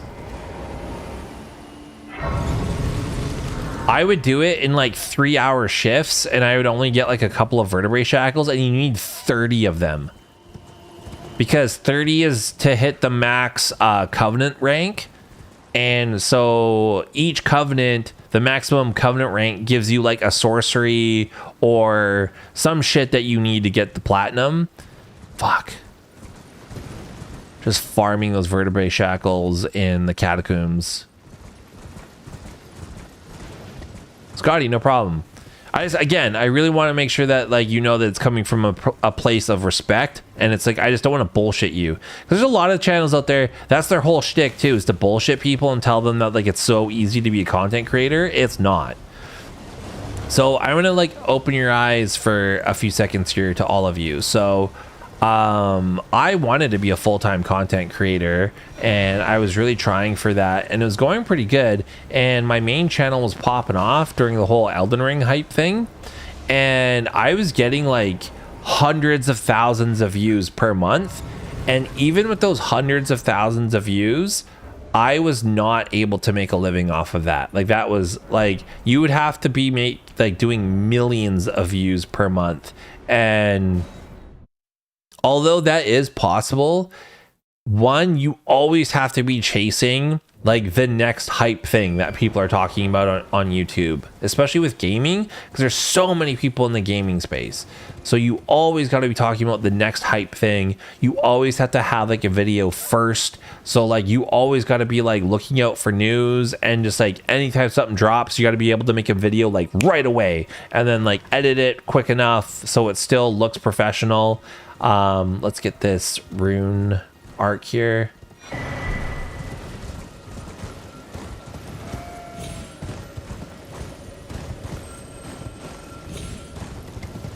And yeah, you just gotta always be on top of that, and that's the, and like you gotta be like making, especially when you're just like solo by yourself, making all that shit too. So like you're gonna be recording that video, editing it, releasing it right away so you're first, and then you gotta chop it up so it's in TikToks and YouTube shorts, and you just gotta, like, you gotta be constantly grinding. And I understand why a lot of like influencers say like being a creator is more difficult than a lot of 9-to-5 jobs. I can see why they say that. I don't agree with it, but I can see why they say that, because it is a grind. You're constantly having to do that. So that's what you're looking for. But for me personally now, I want a channel where I can post any bullshit video I want. I can make the guides that I like making for my friends and for others, and I love seeing people comment on my channel that I'm helping them get through Dark Souls 3 or Elden Ring or any one of the games. I love seeing that shit. And if I can do that and then just work a bullshit job that pays the bills, I'm happy. I'm happy. So we're gonna go to Atlas Plateau here, and we're gonna grab a bunch of golden seeds.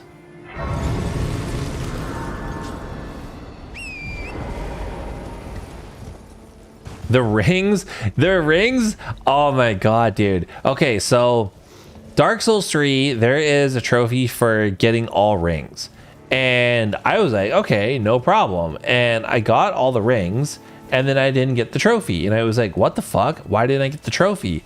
The trophy also includes all of the +1, +2, and some of the +3 versions of the rings as well. So that means you have to go to New Game Plus to be able to get that trophy. Which is crazy. I remember shitting my pants basically, because I was like, fuck. When I realized I had to get all of those rings.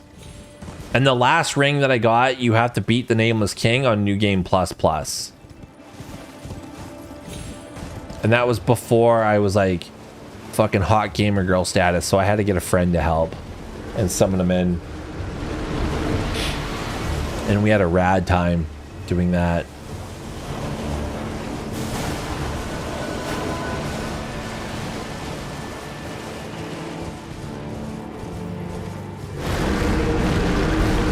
We're going way over here because there's another golden seed that we can get.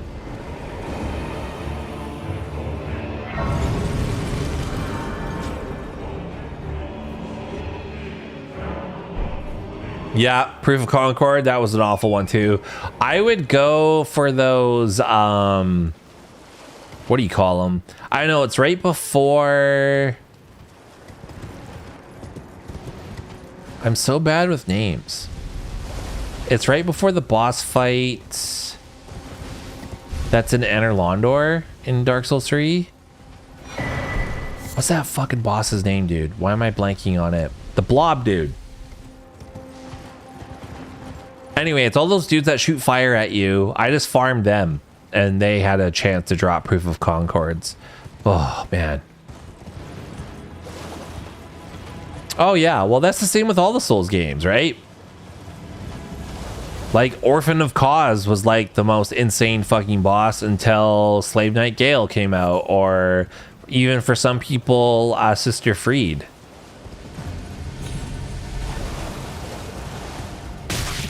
Oh, that still fucking hit me? Brutal. But they're still tough bosses.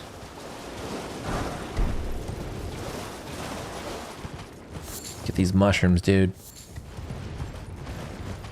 I just like to get this side of Grace because I think we come back here later. Okay, now that we've done all that, let's go back to this side of Grace.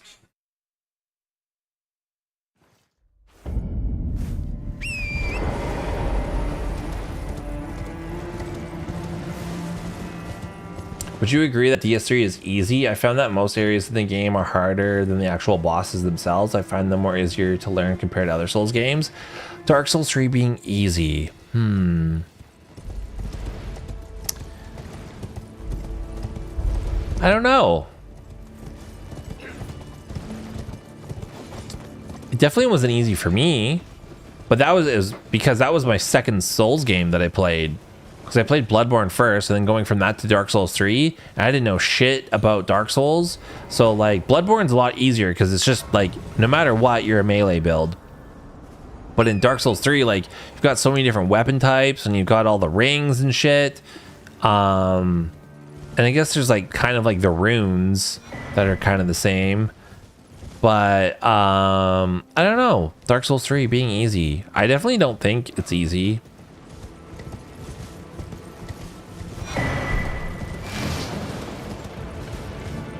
Easy compared to what? To the rest of the games? Like, fuck no. Demon Souls is the easiest. Dark Souls 1 is way easier.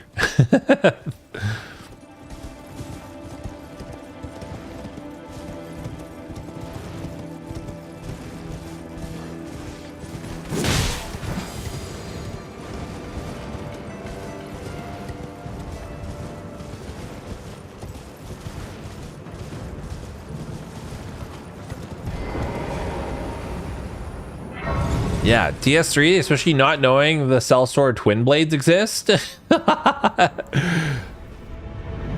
then going through the game without those, yeah. With your shitty unoptimized build. That's my favorite thing about any of the Souls games. Like, your first playthrough is the worst. It's the absolute worst that you'll play because you have the shittiest, most unoptimized build, and you're probably not even using the best weapon. Like, I had, like, for my first playthrough of Elden Ring, I had on all this, like, the shittiest, the shittiest talismans.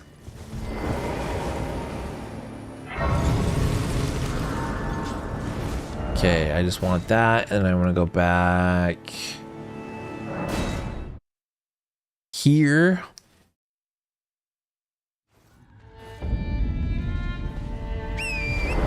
Sekiro, I find, is a lot different than all of the games because it is different. It's an action game. So in Sekiro, you can't just, like, go farm and get over leveled. You have to learn the mechanic of the game. You have to learn how to deflect and parry efficiently, or you're going to have a bad time. No way around it. You can't skip learning that. but it's super rewarding once you do learn how to parry and how to deflect efficiently.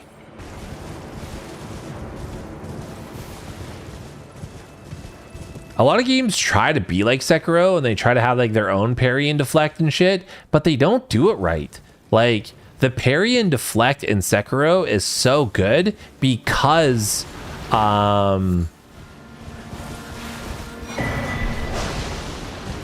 it's so rewarding.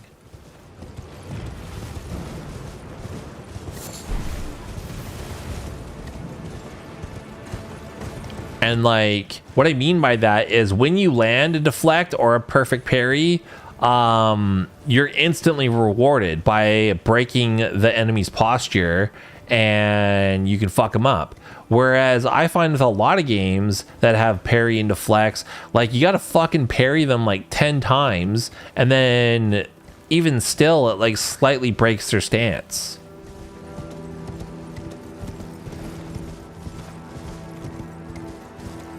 Oh my god, yeah. Asmongold, like, why he's so funny is because he comes from a different realm. Like, he was a World of Warcraft hardcore for years. That was his life, was just playing World of Warcraft. And that's a drastically different game. But he does play a lot of other games now because he's a variety streamer now and more of a commentator. Oh, fun fact, if you go over here, this is where Saint Trina is, or their shrine. So Mikola is Saint Trina.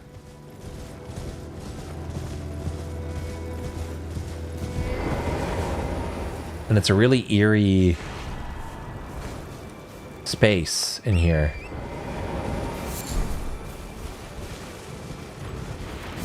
What can you even craft with sacramental buds? I don't even know.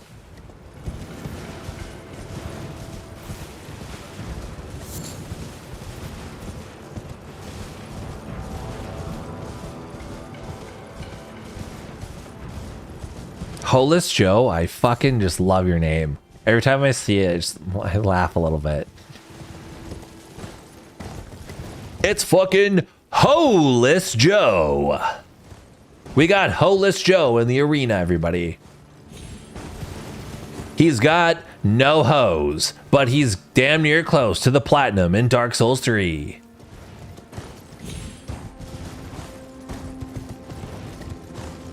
We hug the left wall here because there's a big bear that's walking down. It's right over there. And you do not want to aggro it. It's funny because it's true. That always makes jokes a little bit funnier when they just have a little bit of truth to them. Oh, stuck in a rock. Stuck in a rock. Okay, we want to huddle. I have to go to bed now so I can go to work in 6.5 hours, but it was really fun to watch and keep up the good content. From Software makes such great games. My favorite is Bloodborne, by the way. Nordic Undertaker, thank you so much for hanging out all the way from Sweden. Have a good evening and have a good day at work tomorrow. Okay, we're gonna get these golden seeds. Let's get this side of grace.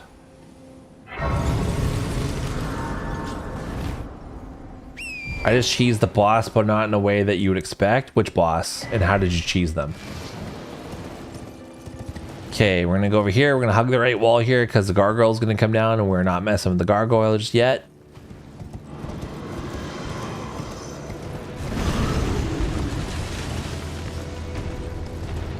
Oh, Mikolaj? Yeah. Fuck Mikolaj. Throw oil urns at him and then throw fucking Molotovs at him. Okay, we just wanted these golden seeds. Now, let's go to Kaled.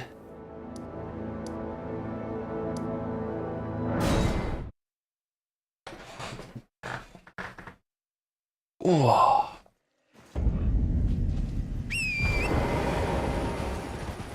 You guys are like, when do we fight stuff in this?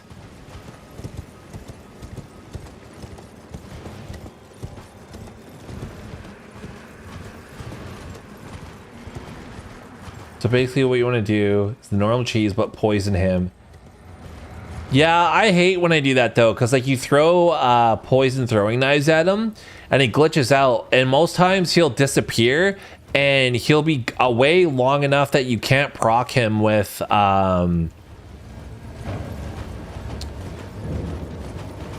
you can't proc him with another throwing knife to inflict poison on him. Only if you get Swedish RNG on him. Swedish RNG is where he's in second phase and he's running up the stairs and he immediately turns left and drops down the place there. That's the best way to get him.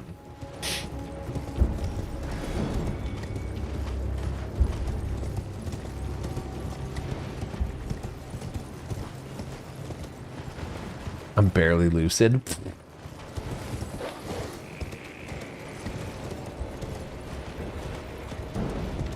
What's up, everybody? Thank you so much for hanging out, everybody, by the way. So for those of you who don't know, we're just doing some prep for my updated easy mode guide for Elden Ring. So I'm just trying to like do the most optimal route to all the shit that I want to do in my guide. So that's what we're doing right now. This isn't just like this is like kind of like a casual playthrough, but it's definitely not my first time. So thank you for coming to watch. I know this isn't like super exciting because we're doing a lot of just like OP prep and just like getting a bunch of items. Okay, I want this side of grace. If you haven't already, I would really appreciate it if you liked the stream. That helps it a lot. So just hit the like button if you haven't already. Super duper appreciate it. Okay, we're gonna go down this way. The reason why, it's a nice little shortcut, and plus we don't aggro that dragon, that rot dragon, who's a piece of shit. Oh, we're here at nighttime?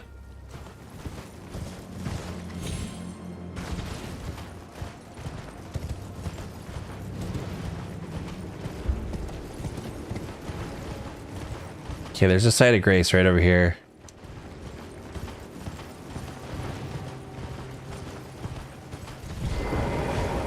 The reason why we don't want to be at nighttime is because those night cavalry are out. Okay, past time. I'm gonna go morning.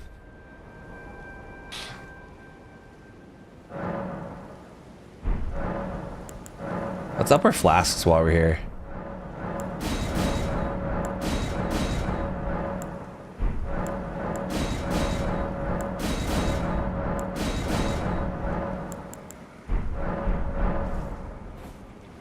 I want a second,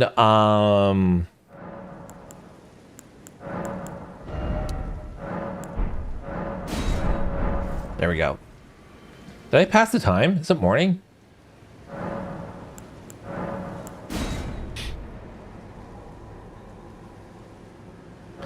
Not if you use like the buckler or like one of the smaller shields. The shield that comes with the assassin is a great shield for parrying.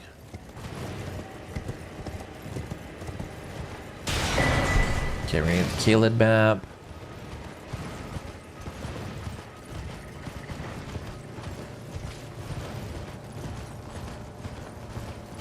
I just find once you learn the trick, which is you gotta wait for the enemy to be on its way down from an attack, not on its way up, that's when you parry.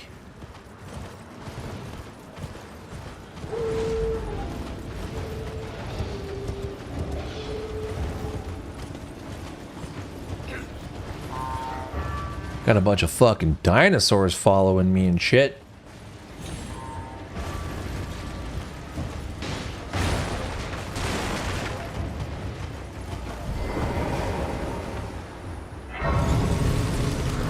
Okay, sweet.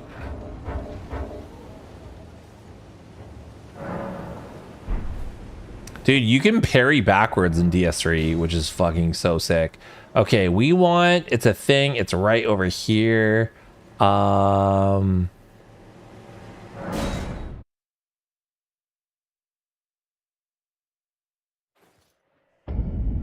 want that, and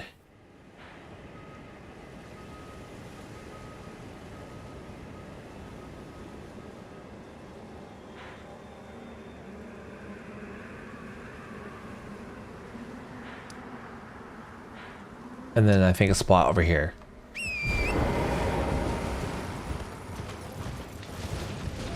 Yeah, that's what turns off a lot of people from like Bloodborne and some of the other games, is because they're so used to turtling with their shields. Okay, we got the Sombers 4.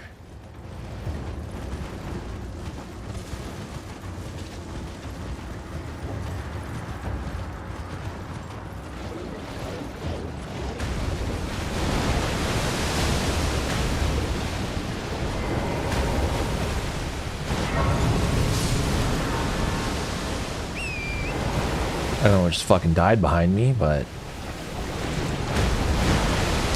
that's cool.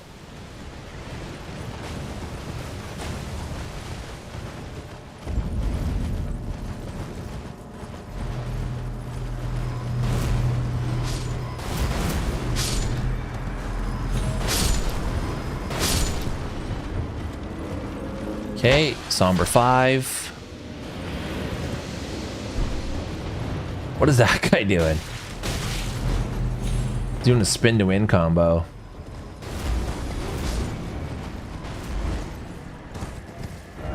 Okay, now let's get rid of this. And you. And we want to go back to Atlas Plateau. And I want to go here.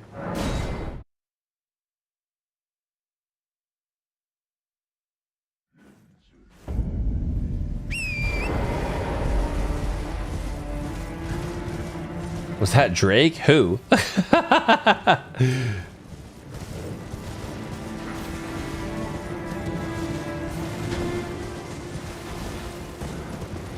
Yeah, there's parrying and then there's backstab. So what you're talking about with the pigs, that's a backstab.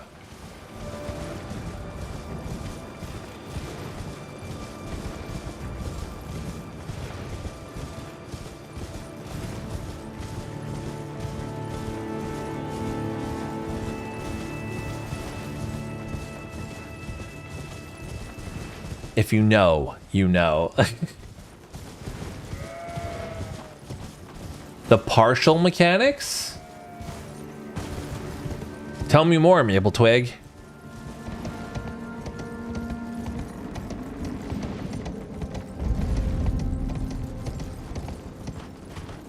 Okay, so right now we're grabbing a bunch of Somber Stones, so our weapon is just like ridiculous. And then we'll go just like fucking dunk on Renala. We'll dunk on Renala and we'll dunk on Radon. Oh, partial parries? Yeah, I get what you mean. So a partial parry is like you won't quite land the parry and you won't take full damage. And then there's also where you land the parry and then you do still take a bit of damage.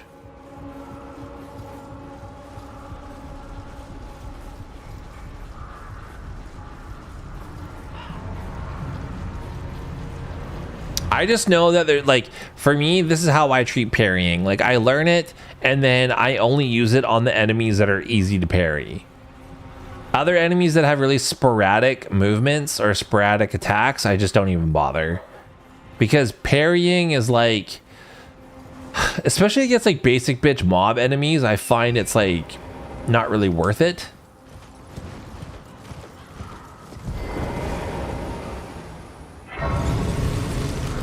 But like against bosses that you can parry, definitely worth it, because then you get a bunch of free damage.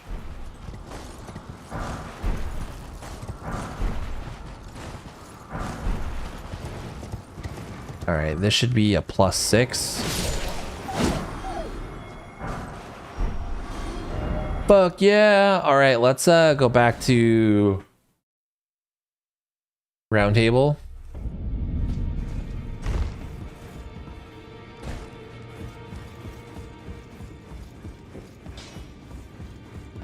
Those of a challenge one.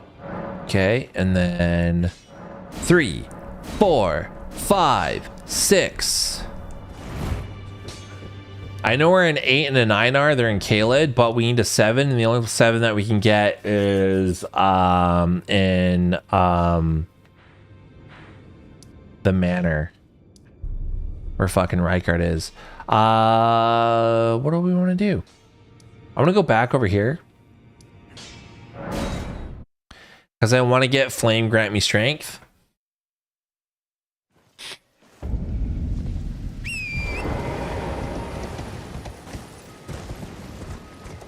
And get this item in here because they heal you from rot.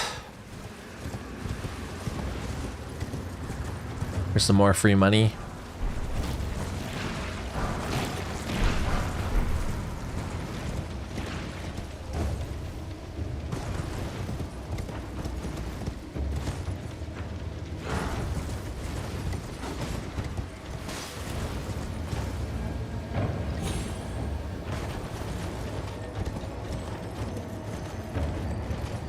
So we're going to this mini castle here so we can get flame grant me strength. There's also a strength talisman here that you can get as well, but we're not going to be using that. Our weapon scales D with strength and C with dex. So like you don't get that much more damage for upping your strength levels, but having a little bit more strength is nice because it improves your ability to take attacks. Yeah, fuck your house.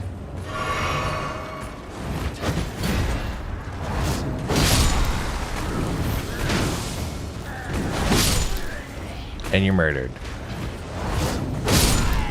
And you're murdered.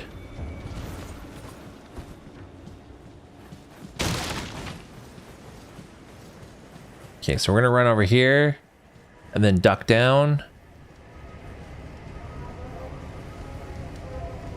Do you think the Elden Beast was kind of a letdown for a final boss? I remember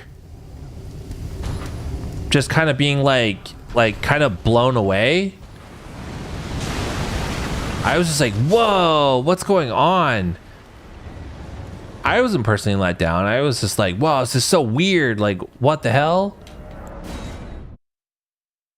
But then like you learn thematically what's happening and then you're like, oh, this game's got so many layers.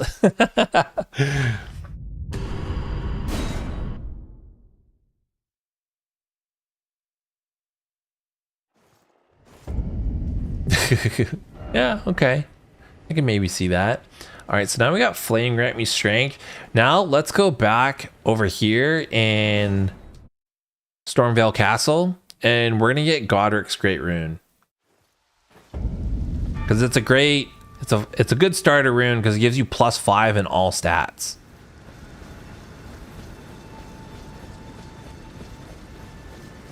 Gwyn is the most disappointing.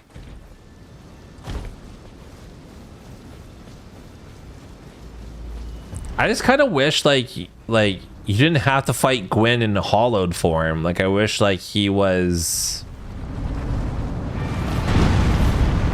I don't know, maybe the first phase, but that was before they had phases for their bosses.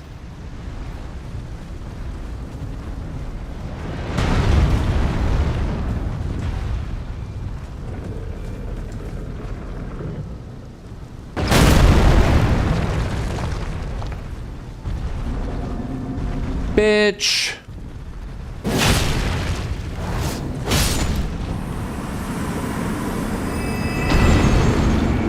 You ain't no match for a +6 Bloodhound's Fang. Well, yeah, that's why the game doesn't end when you beat Millennia. Millennia is an optional boss. I remember like speculating so much before Elden Ring came out, and then I remember when they showed off that little bit of Millennia and you could see that you were at the base of a tree, and I was like, oh, maybe like you fight her at the base of the Erdtree and you like slowly make your way up the Erdtree. That'd be cool. But no, wrong. Wrong. Completely different fucking tree.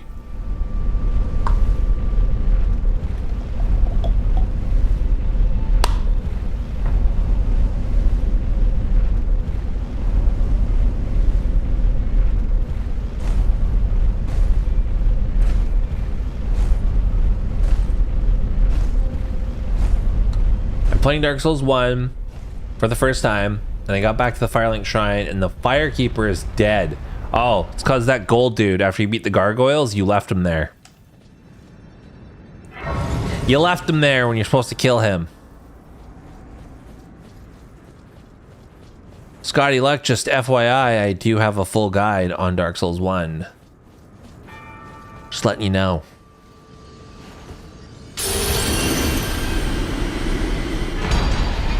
Okay, sick. Let's go back to Firelink Shrine.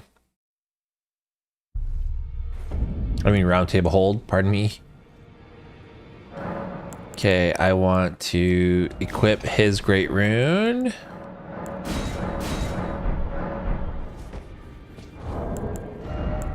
Let's pop this bad boy.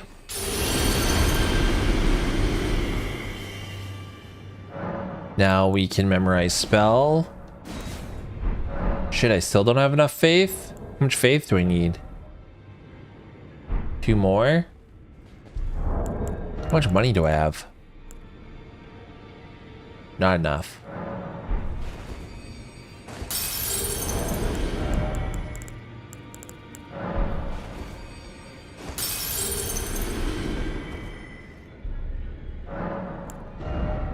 I need 12 G's for that. Okay, that's fine. Let's go kick Renala's ass.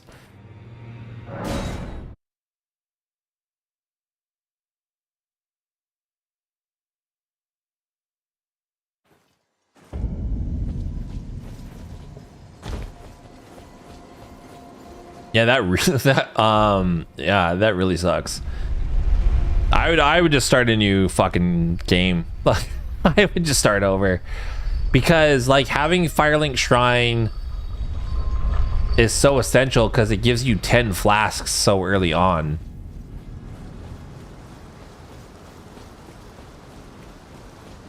I'm gonna go over here, pick up this Trina's Lily.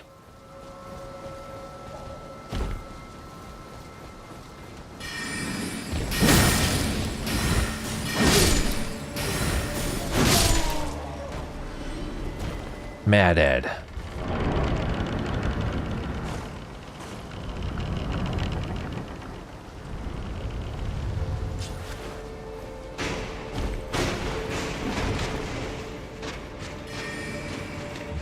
All right, grab this Head of Grace.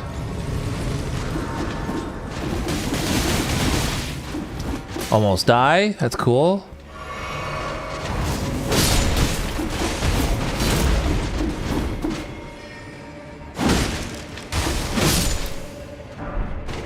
Sit down.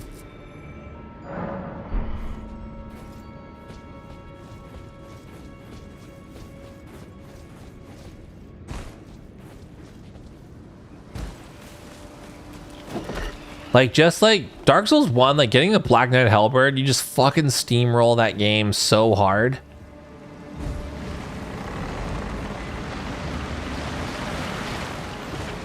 Okay, we always run up this way. And then to the right over here. We drop down and we get one of the best armor sets.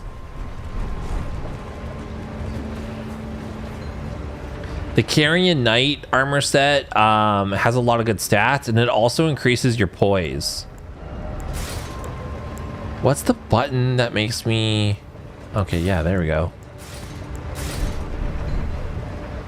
In other games, it's R2, and in this game, it's R1. Fuck dogs. In this game, not in real life.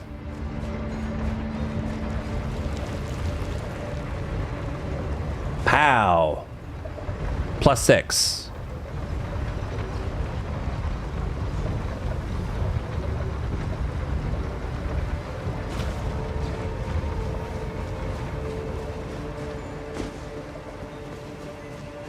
All right, let's get this.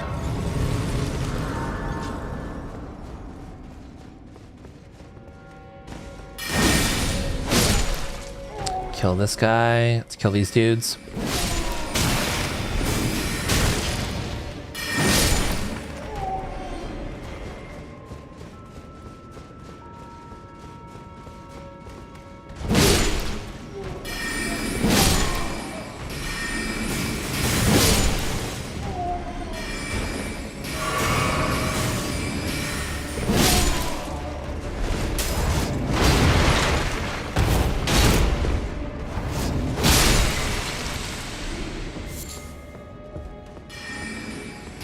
We smash him. Normally I would just run past all these dudes, but I want the item that's in this chest. I want the ritual pot. So yeah.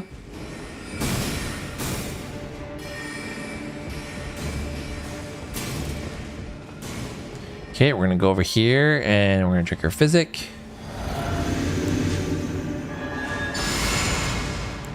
Pop that bad boy on, put this on.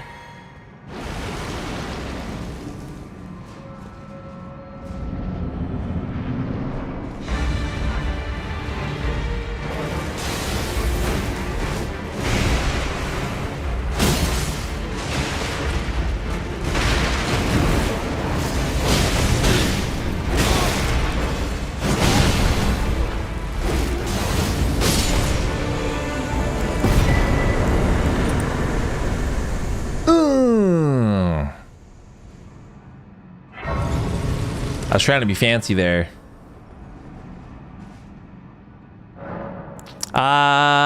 No, I'm not gonna go the way through the guy there. I'm gonna go the normal way to Volcano Manor. Level up.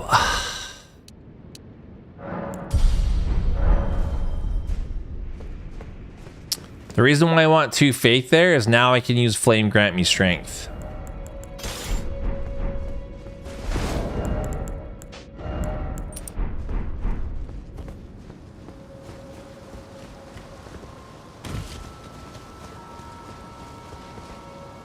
This boss would have been cooler if it was like Sif. Sif has been done to death though. Like fucking Dark Souls 2 just used basically Sif's model and fucking made him a boss. The big rat authority, which doesn't look like a rat whatsoever. And like a bunch of other games have like tried to copy Sif. And then also like Dark Souls 3 and the Ashes of Ariandel DLC. There's also like a big wolf boy that you gotta fight.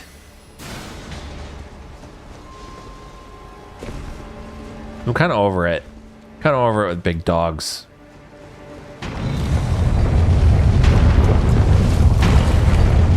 Fuck you.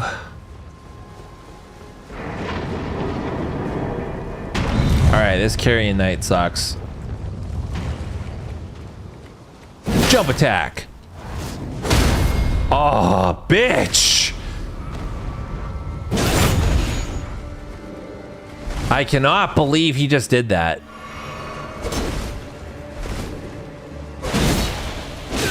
I cannot believe I'm getting rocked by the Carrion Knight. That just goes to show you. He almost just ended me right there.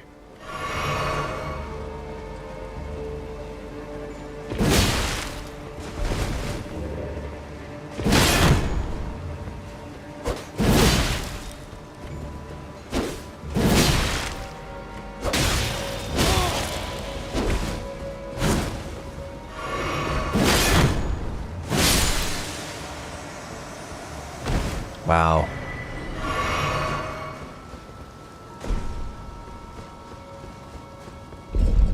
I was not expecting that to happen. Wrecked. How the tables have turned. Yeah, dude.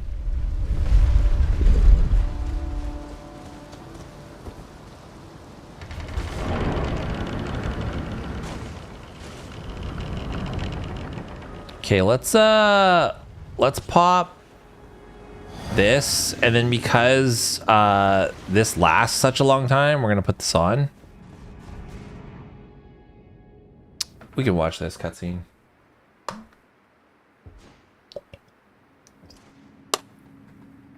Holus Joe, you will be wrong. We are never getting a Bloodborne remaster. Sony doesn't give a shit about Bloodborne. Sony has enough of its own in-house studios that it has to worry about releasing games to worry about releasing a Bloodborne remaster. That's why we haven't heard shit about it. That's why no one's working on it. Only in our dreams. I'm just a realist. It's not that I don't want a Bloodborne remaster. It's just I just know it's not happening. But one day soon, PS4 emulation will be a thing, and we can play Bloodborne to our heart's content on that 4K 60 FPS.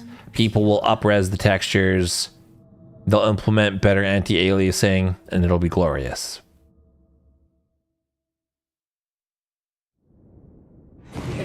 Oh, nice. Sleep.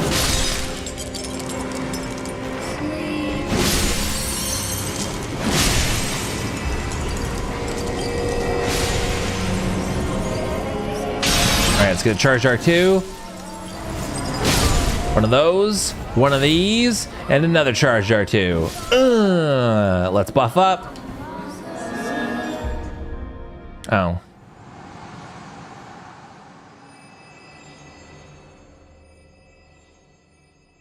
I know. I'm the same way, Maple Twig. You don't even need to do anything else, just 60 FPS. I'm so tempted to buy a jailbroken PS5, but they're so expensive. You could technically play Bloodborne at 60 FPS on a PS4 Pro, but it doesn't hold 60 FPS, and it's at 720p.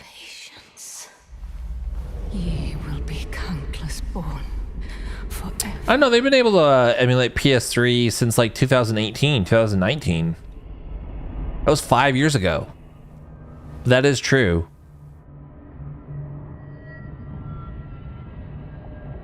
Upon my name as Rani the Witch.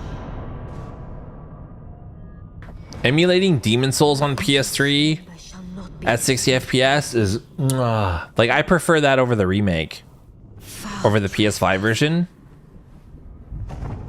Send word far and wide.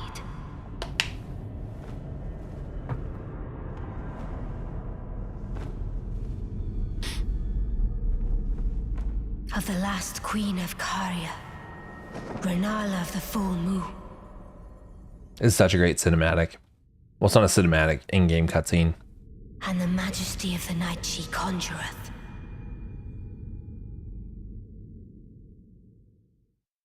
6 out of 10.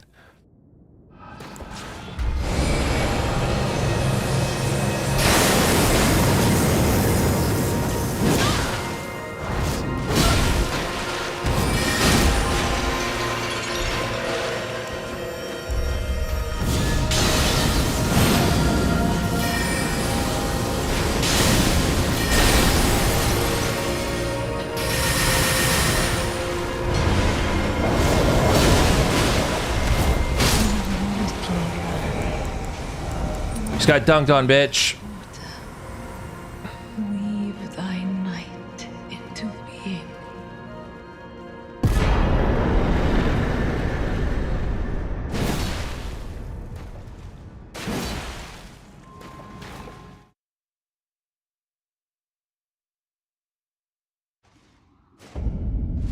Where did he flee?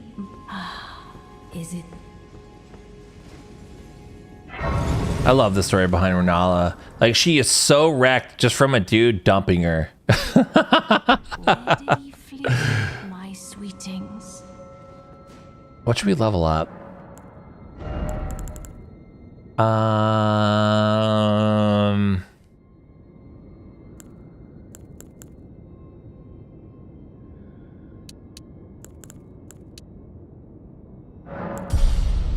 Oh, we need 15 Gs? Flee, my sweetings. Come out from whence ye hide. There are roots and light.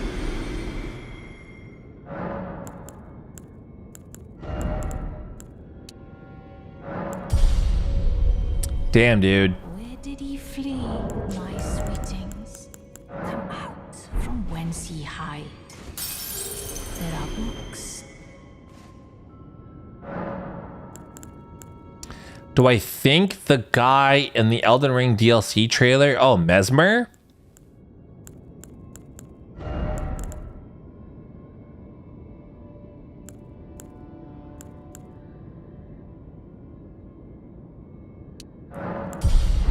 Where did he flee, my sweetings? Okay, so now that we've done that, let's go take Radon on.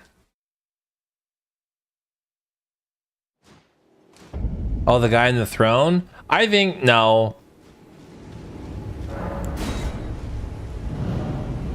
I don't think he's maybe he could be a member of the Carrion Knights or some affiliation with Rhea Lucaria, but I don't think they're related.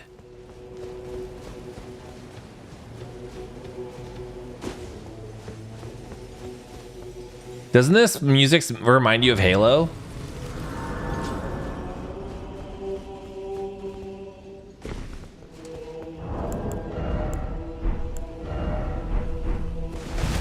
I don't have any bleed grease. Hey, what's up, Blythe? Seems we've fated now. The way ahead is... Talk to this lady and get her gesture. That's actually, what's his face? But be sure to get Harvester. the festival. All right, I'm gonna refill my water. I'll be right back. You guys can watch this cutscene. Paint you the full picture.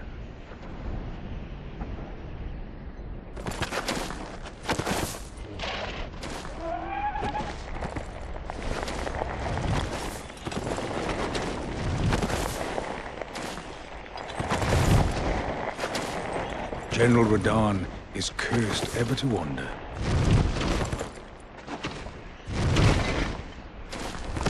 Eaten from the inside by Melania's scarlet rot, his wits are long gone.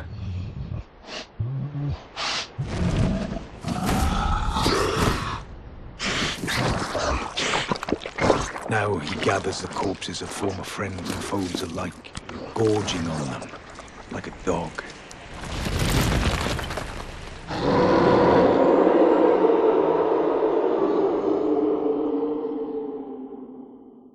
Howling at the sky.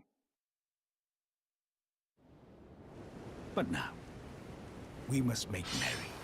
O gathering of champions, the revels begin. The celebration of war.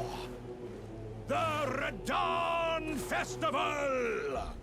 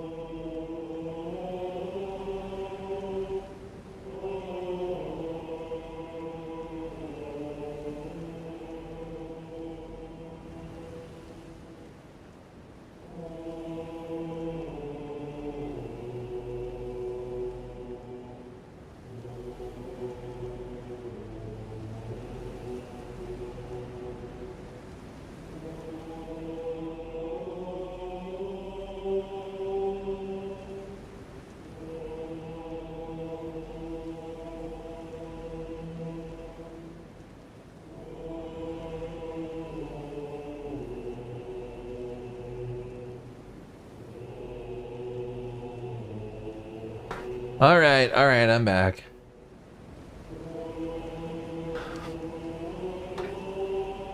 You guys got to enjoy the Halo music a little bit longer.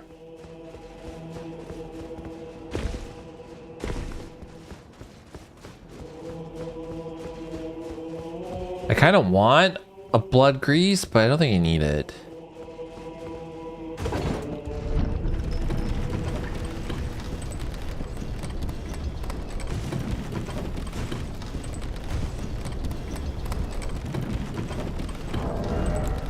I have everything equipped the way that I want. Let's put you out, you here. We could have went to round table hold and got a third slot, but we don't need it. Okay, so let's put on this and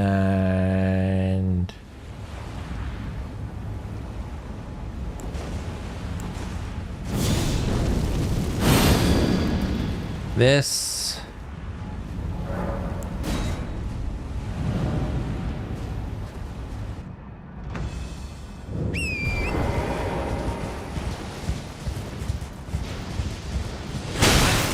I can never do it fast enough. The speedrunners always do it, but like, so if you turn away and just run away, see how Radon despawned and now he's like pointed in like a completely different direction?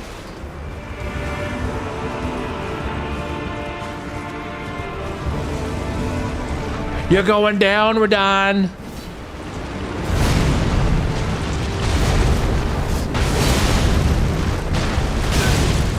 Or maybe not. That fucking casual greetings in my face.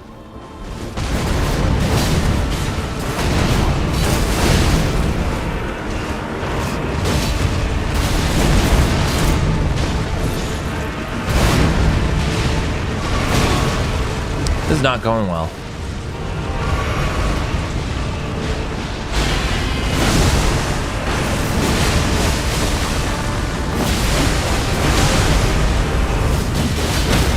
There we go.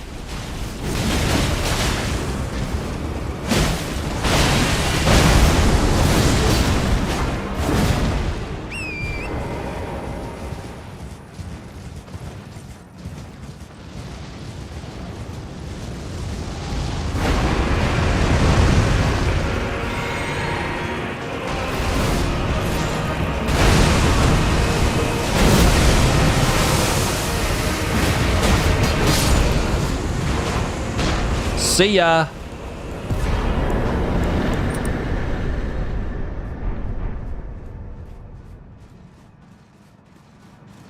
Do I have a Steam Deck? No. I never really like mobile play games, so I just don't think a Steam Deck would be worth it for me.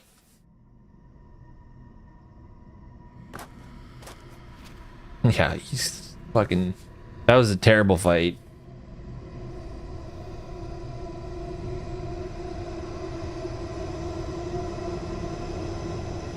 I don't know, like, I don't know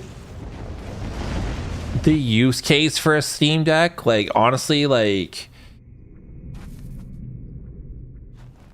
I always game, I'm gaming at my computer desk right now. I'm not a couch gamer. Like, I don't, like, play in front of a TV on a couch. That's not the way that I prefer to play. And I get it, some of you with families, like, you can't spend all day in your fucking office playing video games. Oh, this is gonna piss a lot of you off.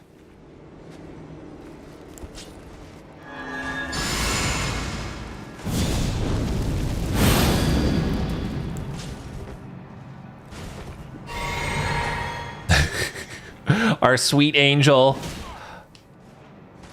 What are you playing at? Great. I see. Our sweet angel. Oh, it hurts me to do it.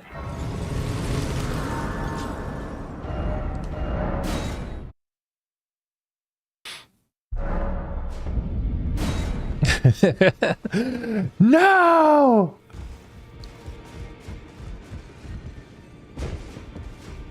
We have to, everybody. We have to. Only fine. You have now to become the thing as become. Okay, now we can put on the jar shard.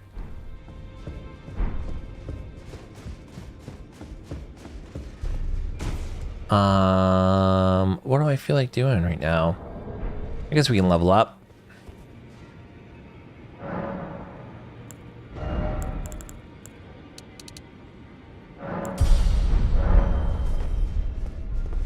You killed Kenny. You bastard. Okay, let's get Radon's rune because it's actually really good.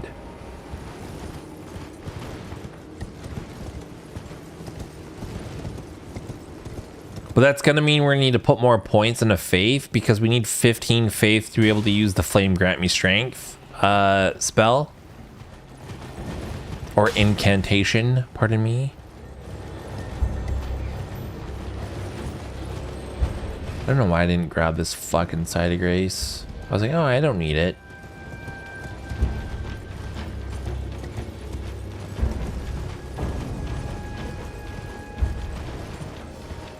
I just lost a bunch of viewers. Everyone was just like, he fucking killed Alexander. I'm not watching the rest of this. You need to, everybody. You need to. You need that talisman because it just fucking, it gives you so much more damage. Otherwise, you have to like play almost to the end of the game to fucking get it from him through his quest line.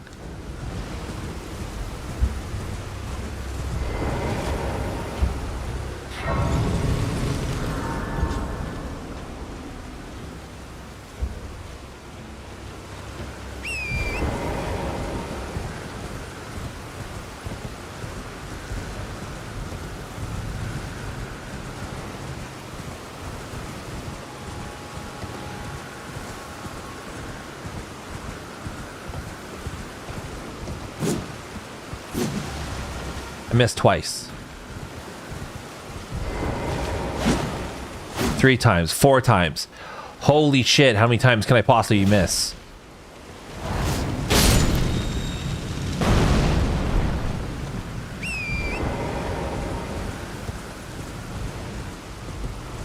Did I get that side of grace?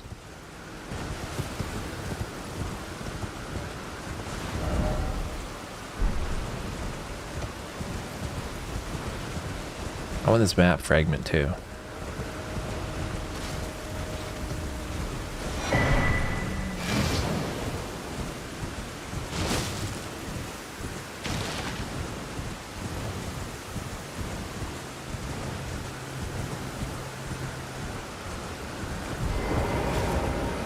Okay, I did get it.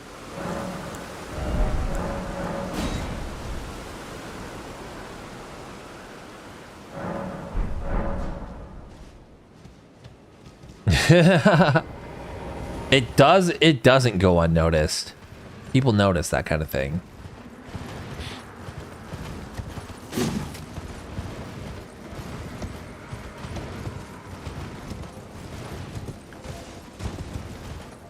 Has anyone here played Hellblade 2? I played Hellblade 2 and I thought it sucked.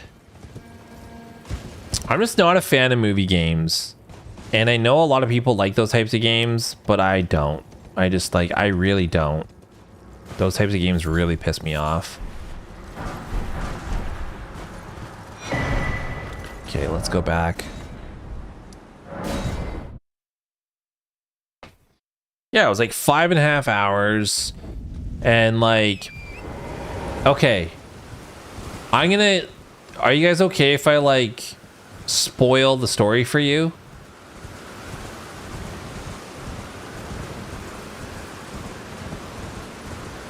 Say yes if you're okay with me spoiling the story of Hellblade 2, or say no if you don't want me to.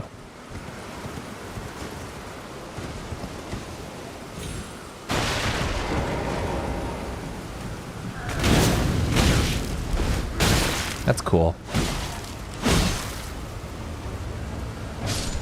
Okay. So, in the story, it takes place after the events of the first game. The events of the first game are you're trying to avenge the death of your lover, and you're also dealing with psychosis, and like you overcome like this entity of evil. And in the second game, like you travel to this land and you're trying to find where like the root of this entity came from, and it's from this other land. And you go there and you find out there's these things called giants, and there's these giants and they're plaguing the land, and they affect like these different groups of people, and they're unkillable giants, so they can't be killed, and that's why people just offer sacrifices to them to appease them so they don't end up destroying their lands, or they just like suffer with these giants. And you go through this like big like trial and tribulation to find out that the giants can be killed. You just have to learn the giant's true name, and you kind of like resolve its inner anguish with life. And then the giant, like, it subsides its anger and it dies in peace. So, okay, cool. I can get along with that. So they spend like 2/3 of the game establishing that, and you kill your first giant. Great. Love it. Thought it was cool. But then there's the next giant, like almost immediately right after that. And you can't go through all that shit to like kill it, because that would just take way too long and that would fatigue the player. So you fucking like haphazardly learn its fucking name and then you kill that giant. And you're like, okay, that one wasn't as good, but all right, we get it. So you think like, oh, okay, this is what they're going for. They want you to do this for all the different giants. And then you just like go to the final area and then it's like, oh, like this guy was the source of all the giants all along. And it's because he's bad and greedy. And then you fight that guy, and that's it. So this is what I think happened. I think they wanted to do the giants thing with like a bunch of different people, but their development time was taking way too fucking long, and Microsoft was on their ass to just finish the game, and then they were like, okay, we just got to finish this game. And that's what happened.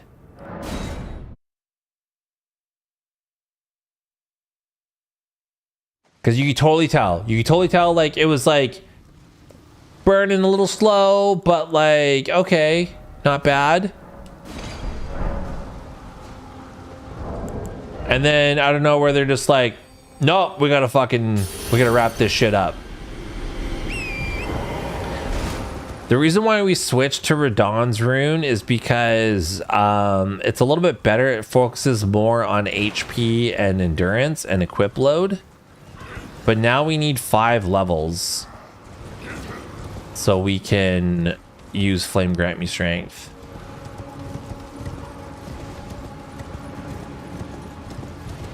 Which is shocking. Which is shocking when that game took fucking like 6 years to develop.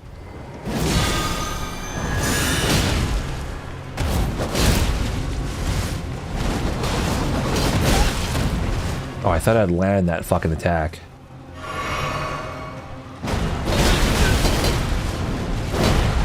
Don't die to Grafted Scion.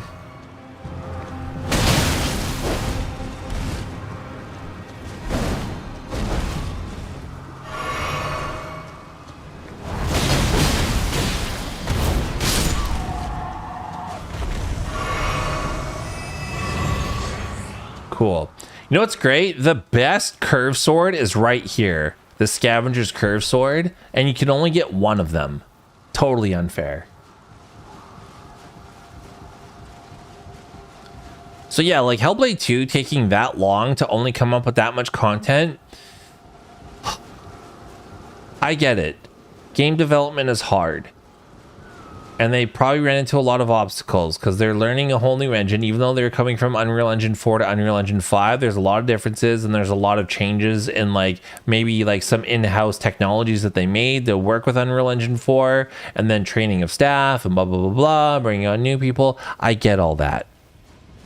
But 6 years to come out with what you ended up with shows that there was a very inefficient process of development. And there's just no way around that. There's no way that you can convince me as a team that you were running as efficiently as possible and that you had the reins around each department on your studio. Because, like, fucking Elden Ring took 6 years to make, and this game is amazing. So, something's up.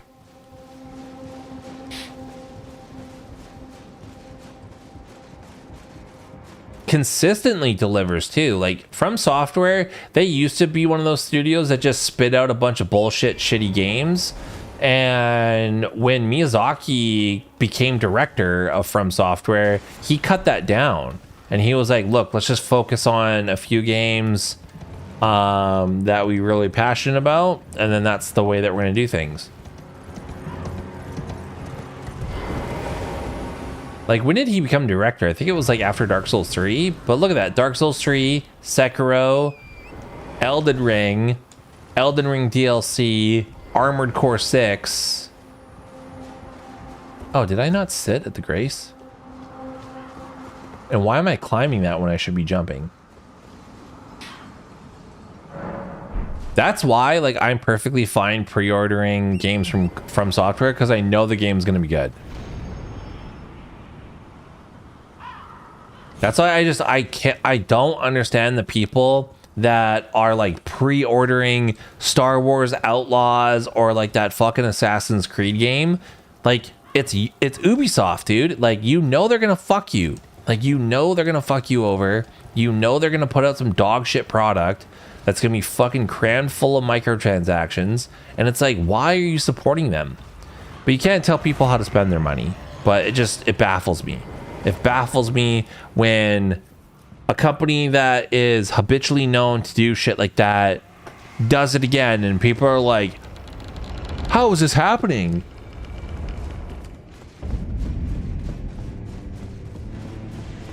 And you're like, were your eyes closed the last 7 times that they did this? Well, yeah, like, there was all that free money going around in 2020 during the pandy that everyone was giving out because interest rates were really low and people were just like, oh, like, everyone's at home playing video games, let's invest in video games. And then they invested a shit ton of money and nobody had any actionables. So we're gonna put on that lantern.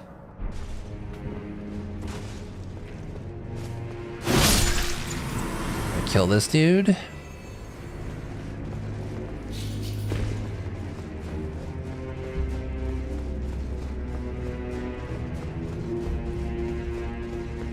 Love the music here.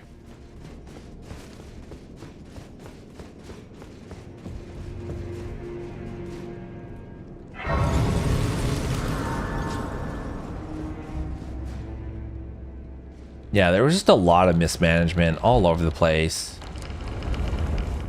People thought it was a free party. They were just like, sweet, dude.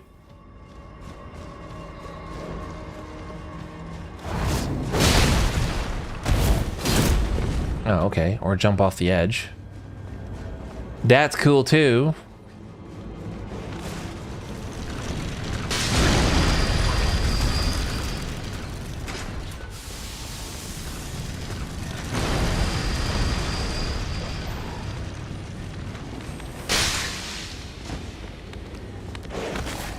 Fuck you, dog.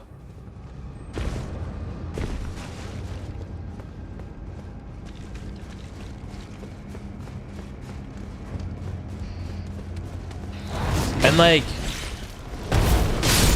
AI is going to take a lot of people's jobs. And for that, I feel bad. I do feel bad. Nobody deserves to lose their job all of a sudden. That sucks. And I feel bad for those people. But it is inevitable. AI is going to take a lot of jobs. So if I was anybody where I knew AI could have any sort of effect on my performance, so if I know I can do more with AI, or like AI is going to help my output, I would fucking start learning how to do all that shit with AI when it came to my role. That way, when they do fucking want to replace you, you're already a master of AI and you can go like, hey, I can like 10 times the output, like keep me employed. But the people who ignore it and like try to just like wish it goes away, you're gonna lose your job. And what I'm getting at with this is I definitely think that the development time for games is going to drastically improve, because they're going to realize they're going to do a Twitter. They're going to realize they don't need nearly as many staff members as they used to. And they're going to be able to do things a lot quicker. And they're going to be able to put out games a lot more frequently.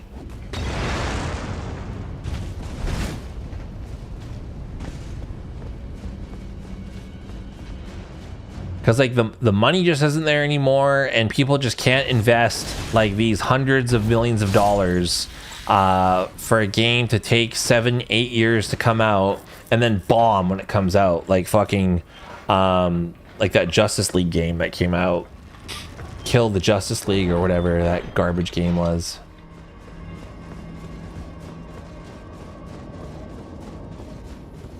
So Cyberpunk, yes, I agree with. It was like not what is originally like advertised as, but they fucking kudos to CD Projekt Red because they dumped all of their investments and development into making Cyberpunk what it should have been on day one. That I can get behind.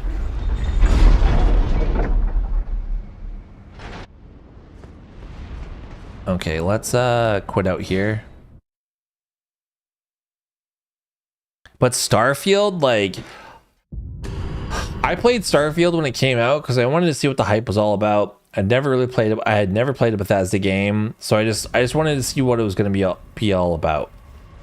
And then I played it, and I was like, this game is dog shit, dude. This game sucks. Like, this game is boring as fuck. And people were like, no, like, have you never played a Bethesda game? They're supposed to be like that. I'm like, they're supposed to be janky and dog shit. Like, that's what you're trying to tell me right now? That is complete bullshit.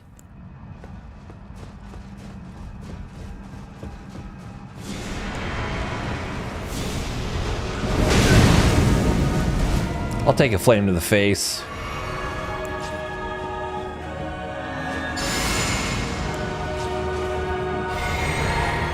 Oh yeah, baby. One of these.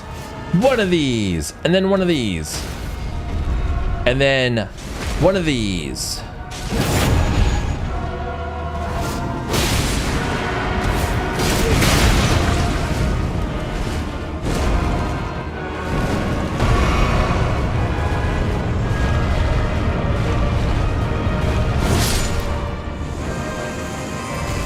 You got dunked on, bitch.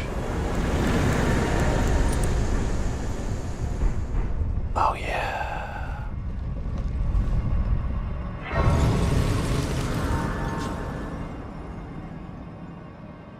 TES 6 will also take another 10 years. The Elder Scrolls. Dude, like, after playing Starfield, I know the Elder Scrolls 6 is gonna suck too.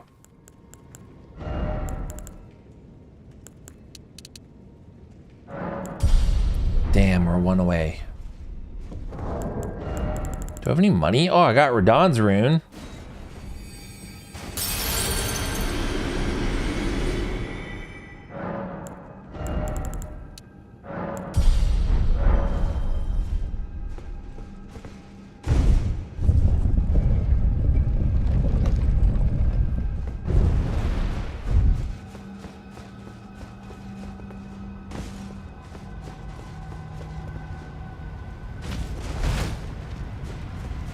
Starfield, like, and then, okay, the point I was getting out with that is I recently started playing it again, and because I got an Xbox Game Pass month subscription to play Hellblade 2, and I was like, well, I got the rest of the month, I might as well play some games, so I'm giving Starfield another go, and it's like, it's the same shit. It's just not as, like, broken as it was when I first played it. It's a little bit better, but the NPCs are still fucking brain dead, and their AI is still shit.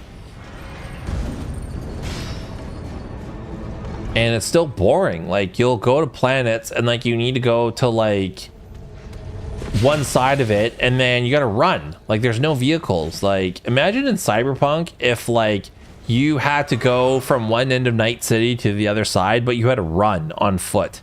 Like, that would suck ass.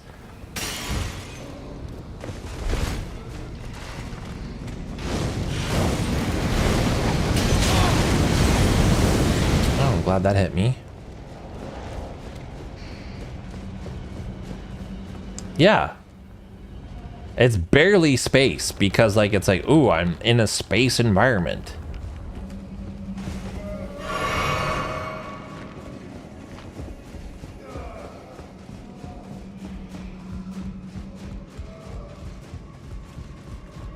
Okay, I'm going this way so I can get Somber Stone 7.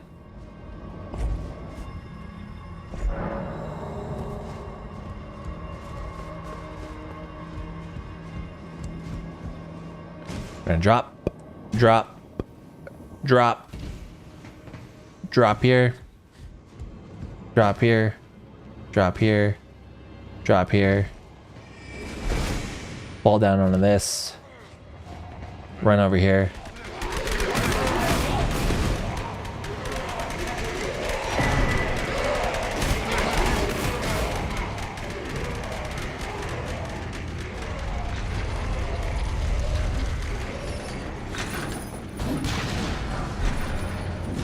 Hap hap.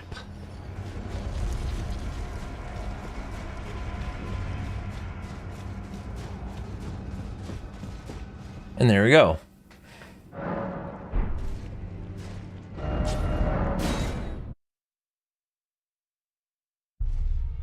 He can't keep getting away. Well, he has, and he will.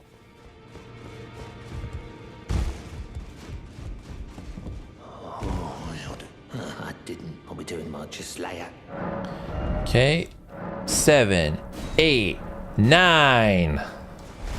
Dude, we are fucking crushing. Let's make sure we got this off. Let's put you back on. All right, let's go. Oh, no, wait.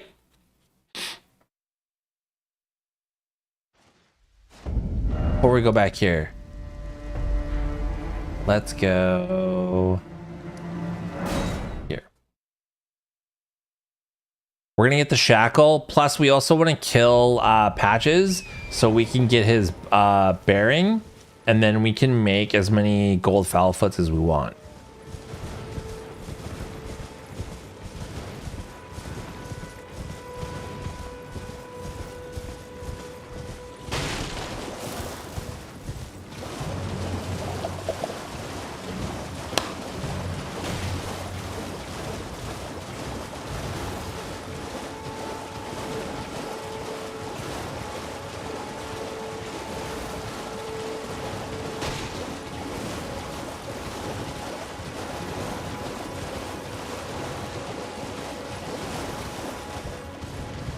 See, this character does require a lot of setup, but now we're just like, we just fucking wreck shit.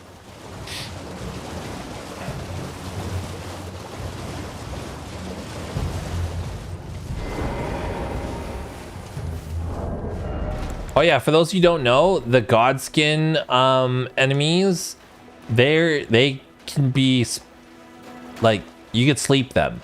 So that's why you make sleep pots. That's why we get that sleep ingredient like super early.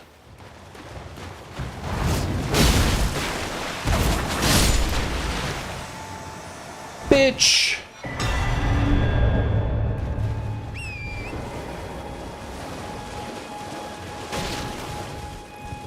I wish I knew that my first playthrough. Man, fighting Godskin 2-0, not knowing that you could sleep pot their asses, is brutal. I actually respect my character. I was a strength build and I was using the super great sword, and I was mowing through the game, and then I got to the Godskin duo and I was just getting wrecked, and I changed up my build. So I went from strength build to a sorcery build, and I just cast comets and then fucking destroyed them.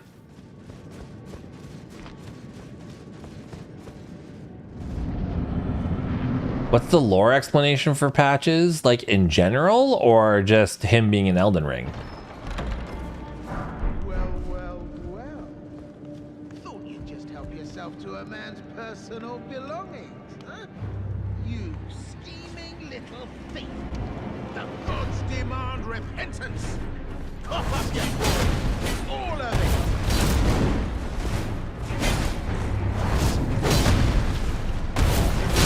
Wait, please.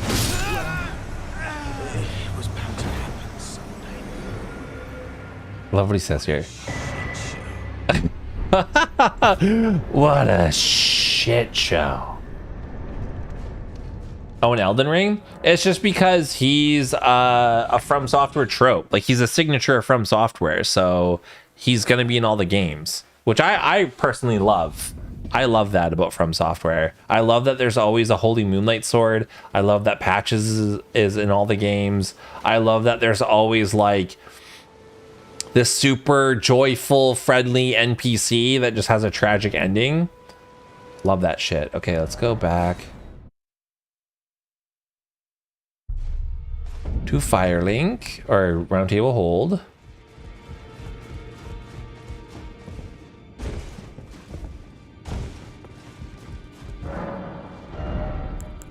Oh, I gotta offer the bell bearing.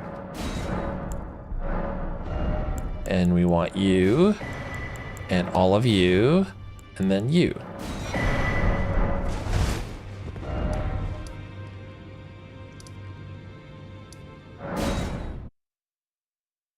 Exactly, 100%. It's tradition. It's tradition to have patches in these games. I was kind of let down when Patches was not in Sekiro, and I know it doesn't make any sense for him to be in Sekiro, but still, I was a little upset. I was a little let down.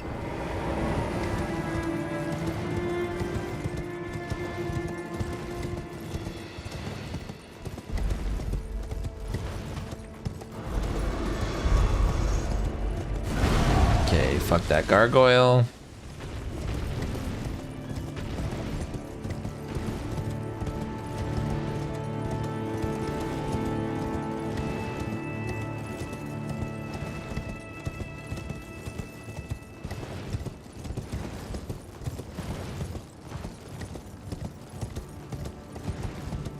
Okay, we're gonna get to about here, and then I want to pop this on.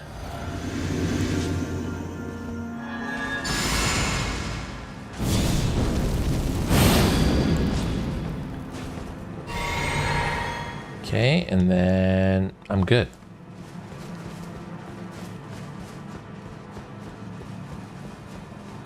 I see thee. Small. And that's why we grabbed that.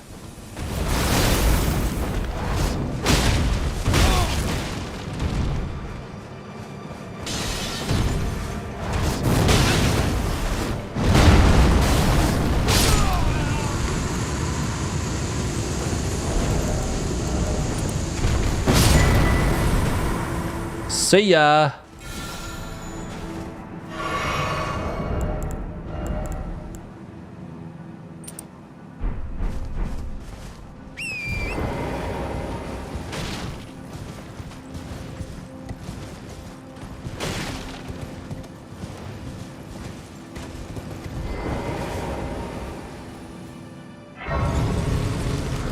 Okay, so for this playthrough,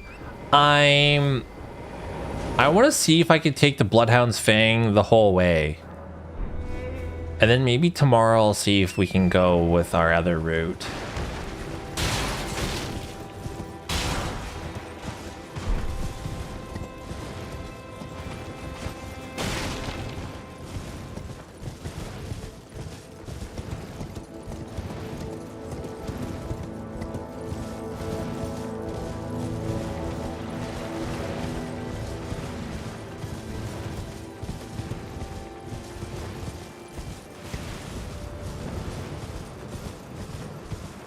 Oh, I didn't pick up that tree root resin.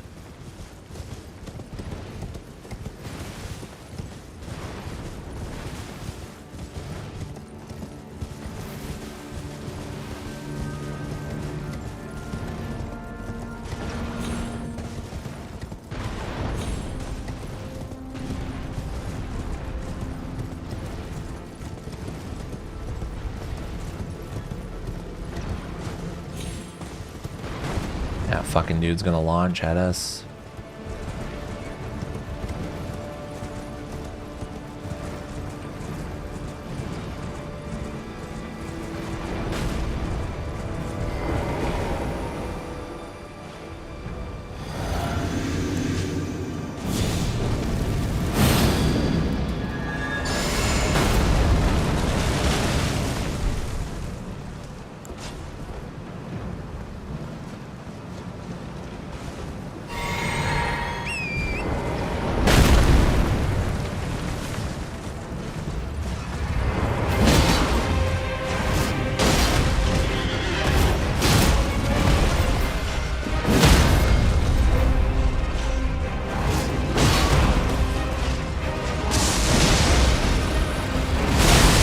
Oh, wow. He got me good with that one. He got me good with that one.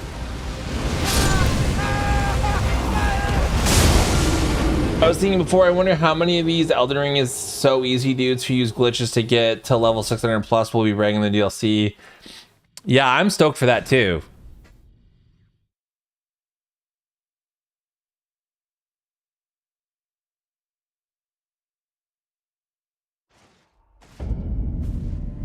Oh, am I out of fucking... I'm out of rune arcs. That's not good.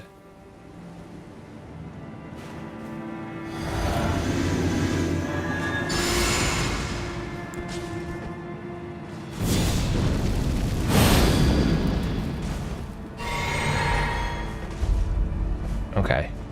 Okay.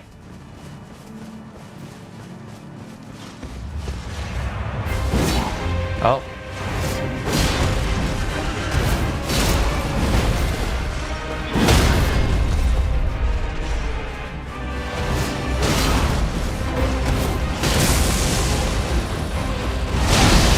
Wow.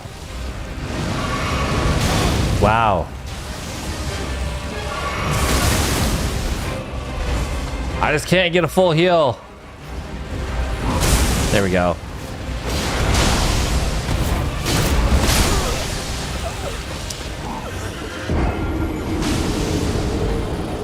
Yeah, I hate that too. Like, that's why, like, whenever I use an exploit in a game and like just like dunk on a boss, I don't go, look how easy this game is. I just like, oh yeah, like that felt good because I fucking used all these exploits.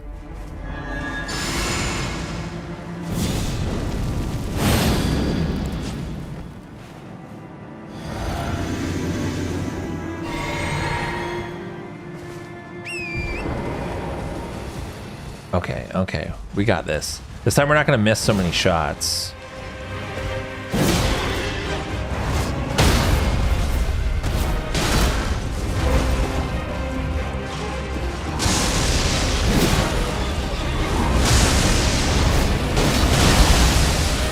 Damn, dude.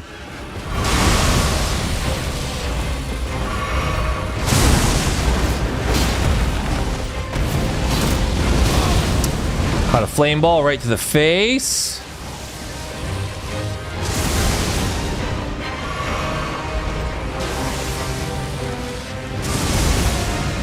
Okay, come down here.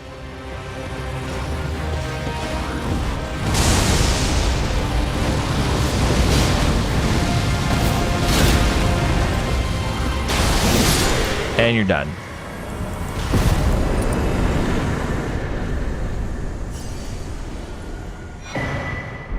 That was one thing about Elden Ring, is I wish that when you beat a boss, it gave you a rune arc. Or it like reapplied your rune arc. Kind of like how Embered status works in Dark Souls 3.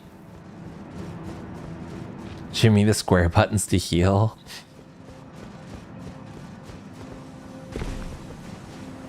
Jimmy, the dodge button is circle or B on the controller, just to let you know. Okay, you know what we're doing?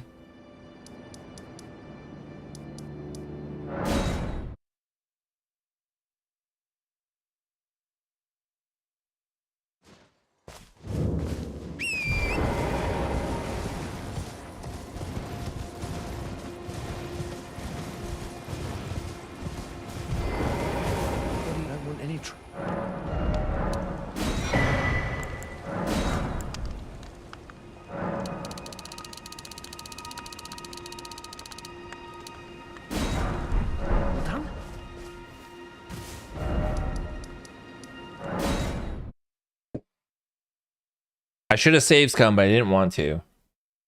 When I lost my rune arcs.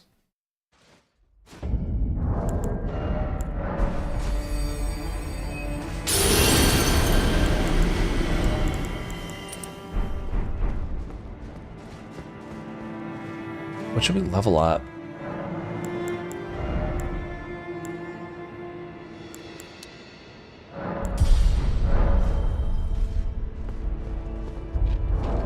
Do we have any other big money? No, we don't. I really need to make more blood grease.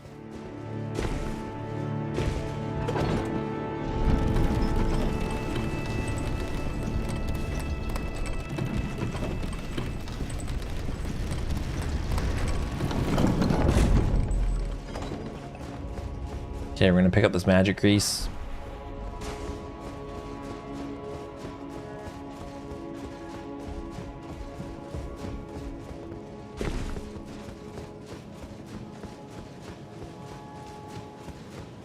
I'm gonna show you guys the fastest way through Lanedell.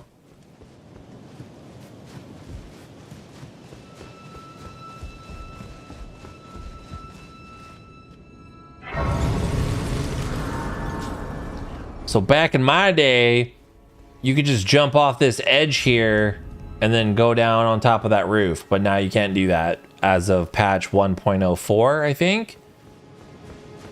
So now there's still kind of a way to do it, but it's pretty difficult. So I wouldn't try to get the average player to do it. I can't even do it. I just run over here, jump down, roll. Jump down here. I'm surprised that fucking hit me, but it did. Get over it. That's life. Okay, and then we're gonna run this way.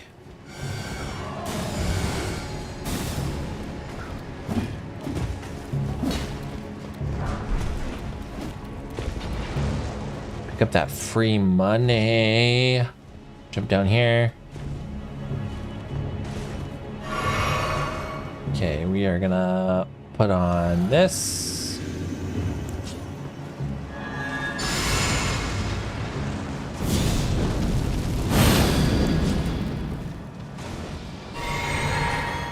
And let's take this bitch to Pound Town.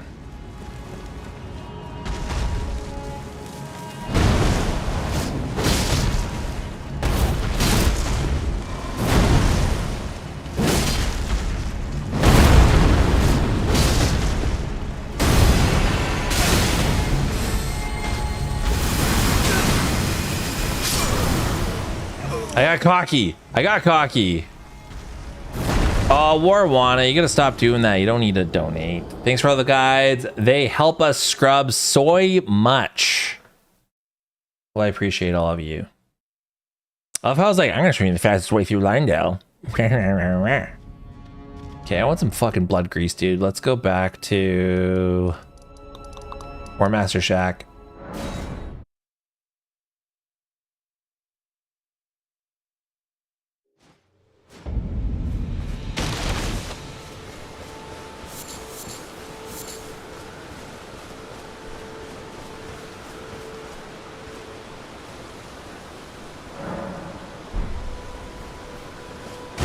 I love that the fence fixes itself every time.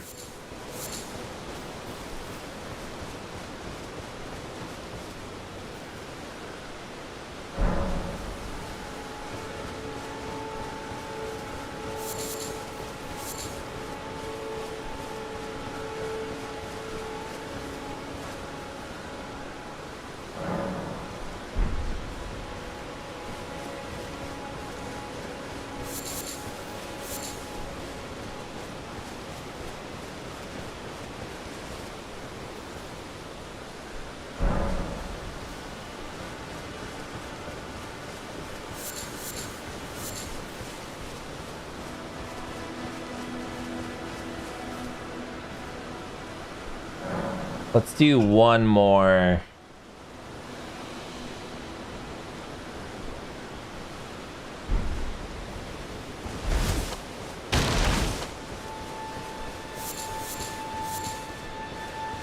Okay, and then now we want to go back to Fort Height so you can farm some blood roses.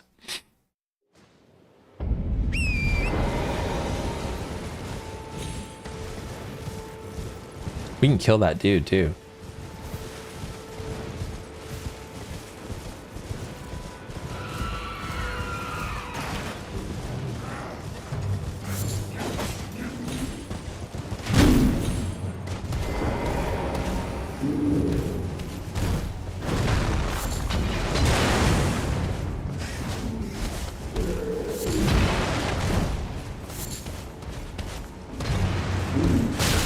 Fucker, dude.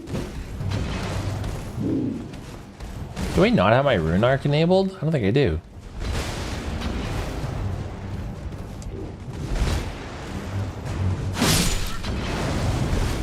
You're going down, bitch. Bah!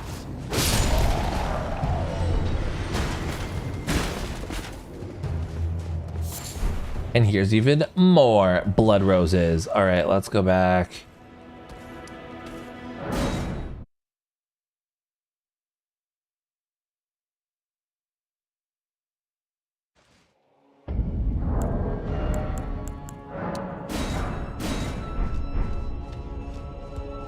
Nice.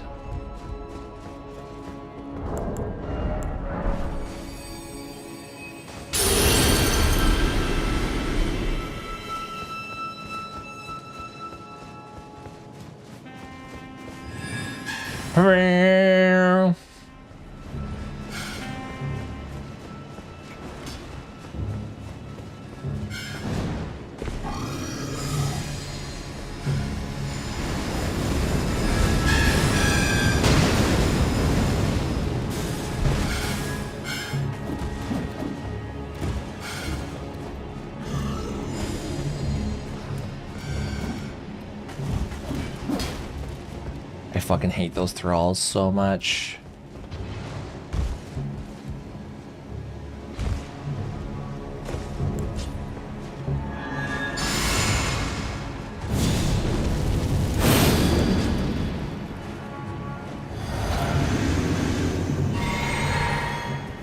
All right, Pound Town.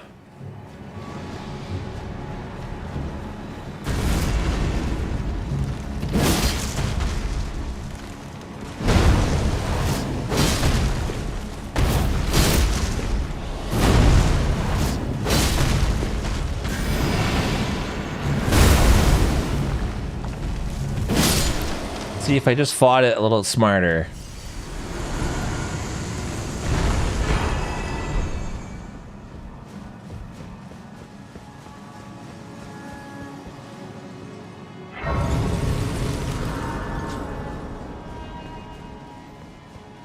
I love the OST here. All right, we're gonna run straight.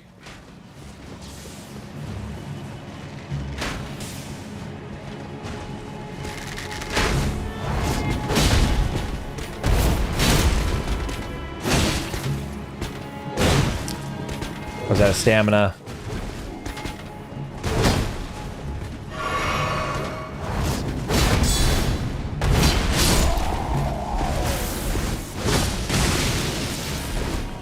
I hate that attack.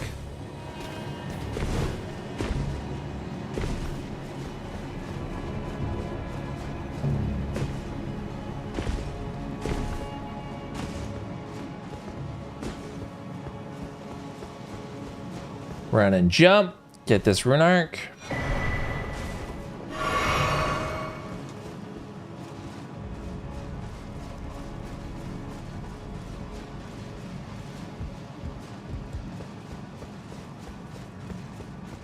All right, let's be sneaky.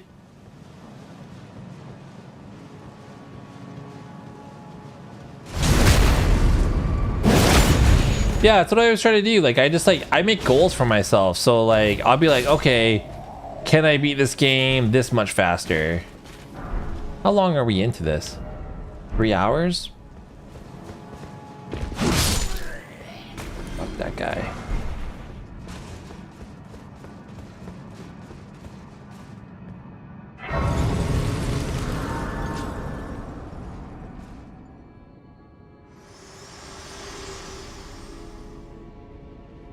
My utmost thanks for bringing me to the base of the Erdtree. Here, I can govern my own movement, and thus, the accord is fulfilled. I shall depart to ascertain the purpose I was given. Farewell. I shall leave Torrent and the power to turn runes into strength. Here, with you. I wish you luck in realizing your ambition. I have no doubt. She believes in us, everybody.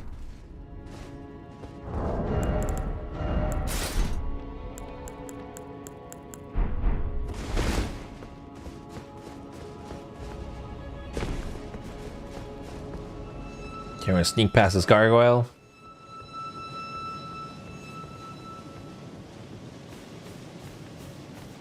Learning the speed run for games is really fun as well.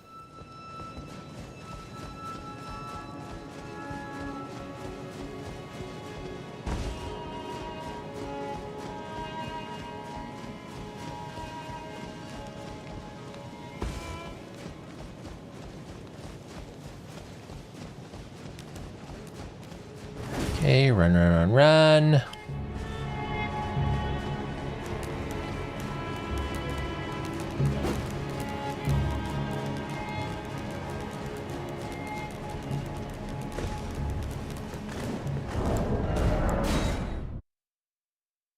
All right, I actually want to save scum here.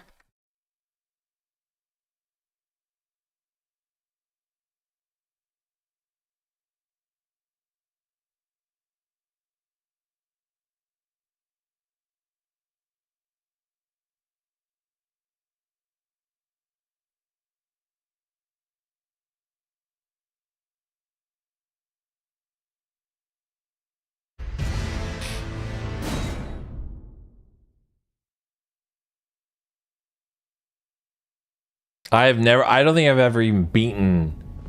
I've never beaten a GTA game. I'm killing this dude because he's a piece of shit. He's a piece of shit and he knows it. Okay, I'm gonna switch this to this magic grease. All right. Give me some of this. Give me some of this. Give me this. Pop this on. Pop this shit on. And we Gucci, baby.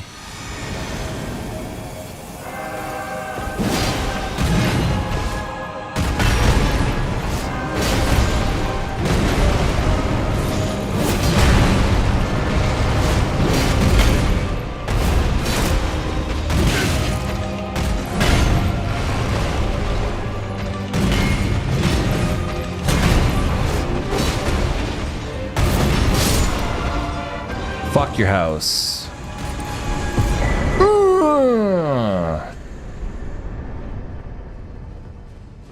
That was some smooth shit, you guys gotta admit. You gotta admit. Admit it right now. That was some hot gamer girl shit, dude.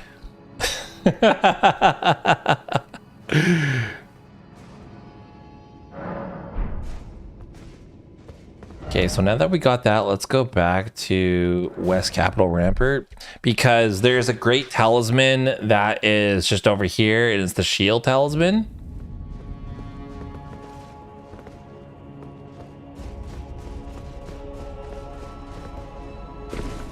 Yeah.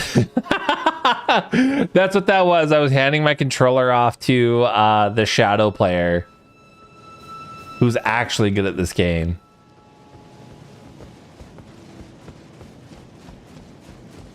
Oh, we're going the wrong way.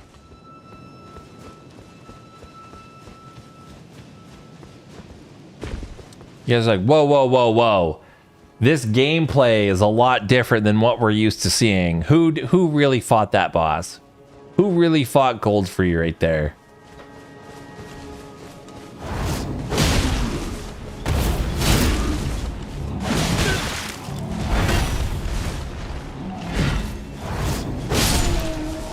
Bitch.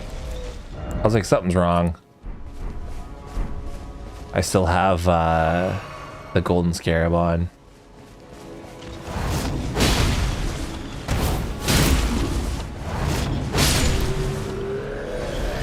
And you murdered.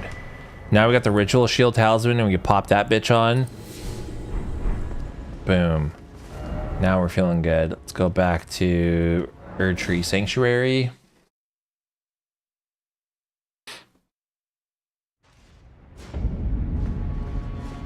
Let's level up a little bit.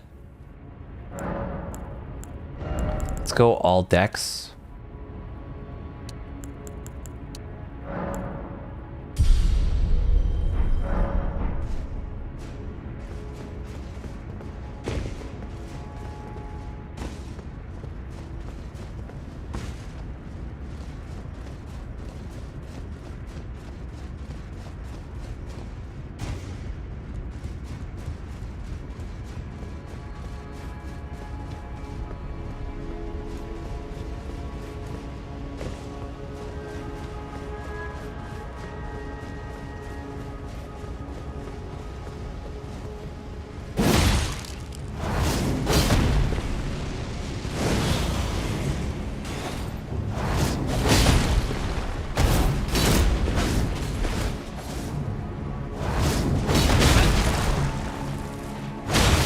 Oh, am I missing you?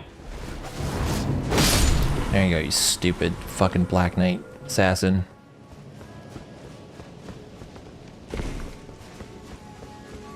You guys are like, that's more like it. That's the Fornitron we know. Get memed from basic bitch enemies.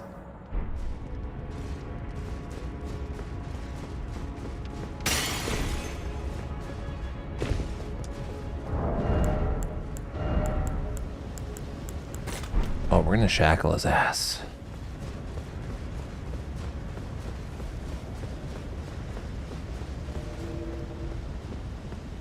All right, let's bring Melina. Jimmy's back, baby. None of this hot gamer girl gameplay. Back to being a basic bitch.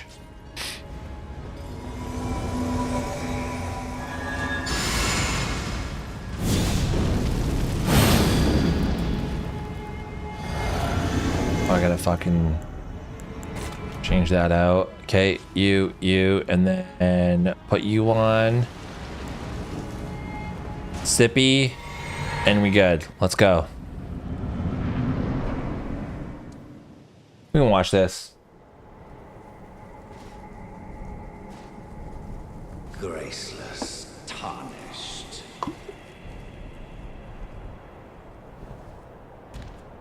What is thy business with these thrones? Ah, Godric the Golden. The twin prodigies, Mikola and Melania.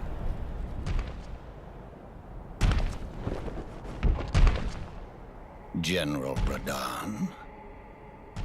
Praetor Rykard.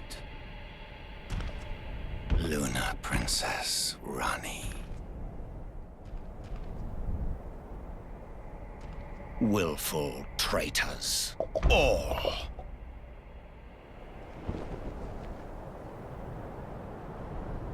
Thy kind are all of a piece.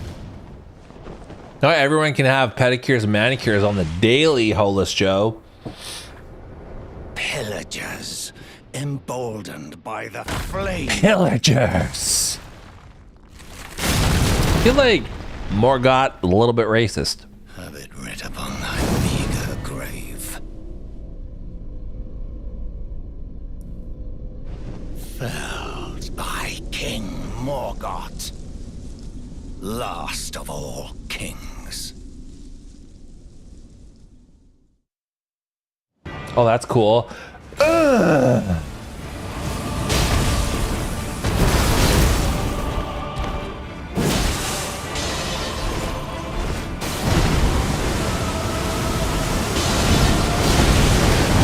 Oh, wow.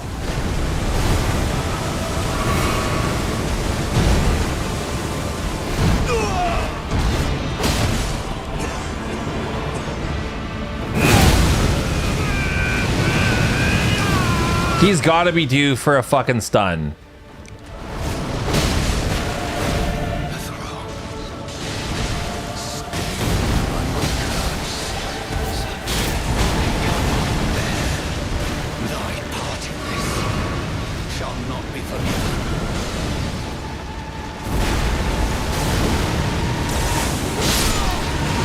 See ya.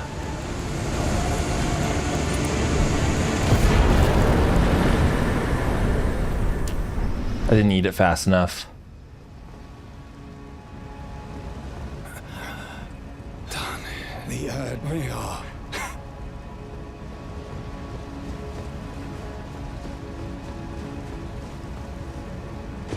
I get in the habit of eating a gold fowl foot before I start the boss fight, because it lasts 60 seconds. The thorns are impenetrable.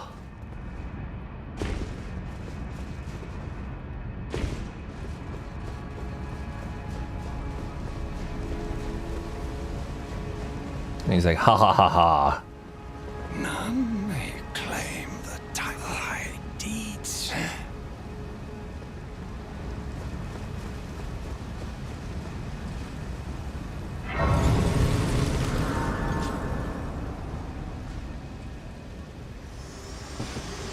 Oh.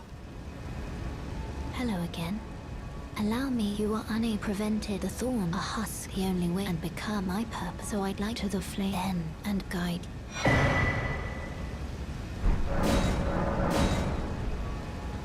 Oh, I didn't mean to do that, but I did. I was spamming.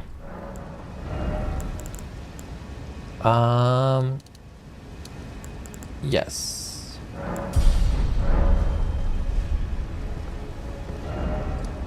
Let's go back to Avenue Balcony.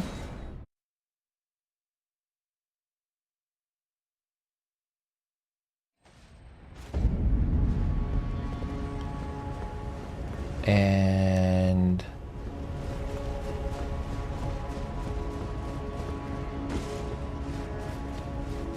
see, Morgoth's Great Rune is pretty decent, but it just gives you way more health. Where I like Radon's because it gives you more health, more endurance, and more equip load.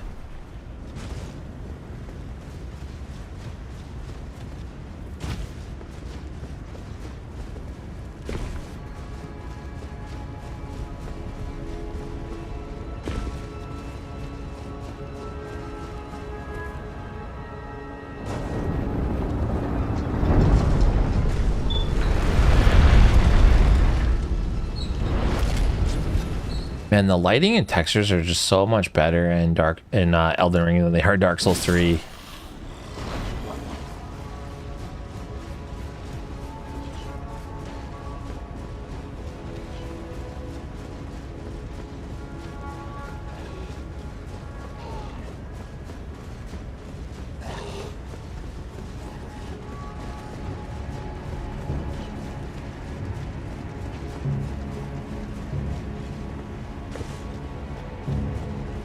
I have ray tracing off.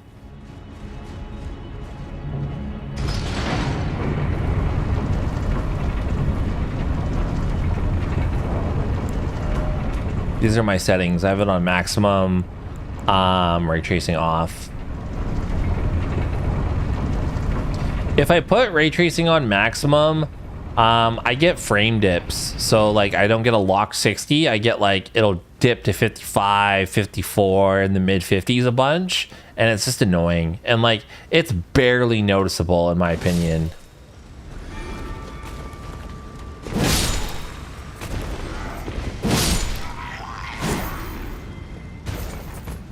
Yeah, a lot of games it's really like, sometimes the games, the lighting is so much better with ray tracing.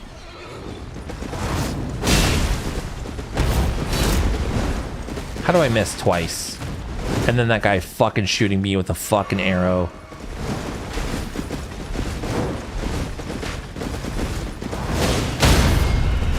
There, you're dead.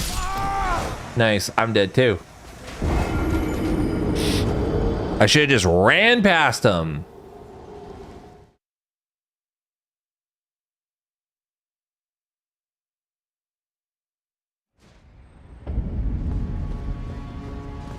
What's crazy is like, it's because the implementation of ray tracing in Elden Ring is not like, there's no DLSS, there's none of that.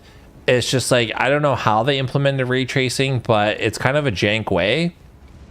And so you don't get like really fluidity of it. Whereas like a game like Cyberpunk, I can play that game with like fucking psycho ray tracing and I can get like a lock 60 FPS experience. And I can be well above 60 FPS. If I want to play like in the 100 FPS range, that's when I got to turn ray tracing off.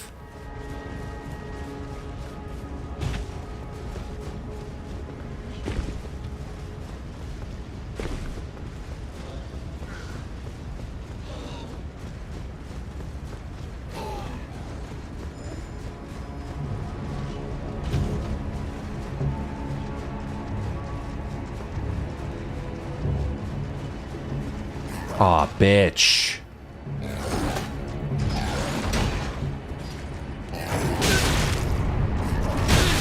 Wow.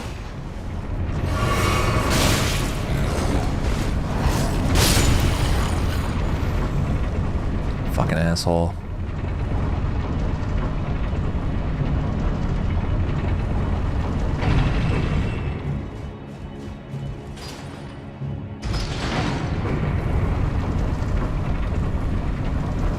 Yeah, and I don't even have to have DLSS on like performance or ultra performance either. I just have to have it on quality. DLSS with quality, and like you cannot tell the difference in fidelity between upscaled or not with quality on, in my opinion. Like you'd have to be like Digital Foundry zoomed in 400% to really see where it breaks apart. But like, I don't know, to my eye, oh my God, that's why.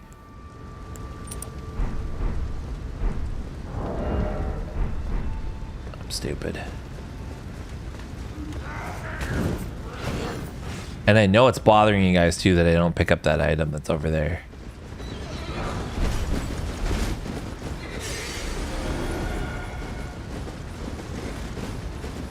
I'm gonna run this way so that dude with the fucking bullshit arrow can't fucking get me.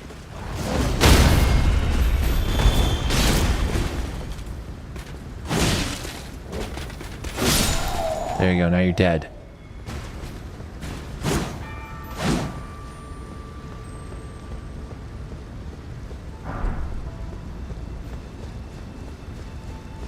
Lazy devs confirmed. I don't know, like maybe they just don't want to put the NVIDIA or AMD API into their game. They just don't want to implement that. The game runs fine. Like if I put on...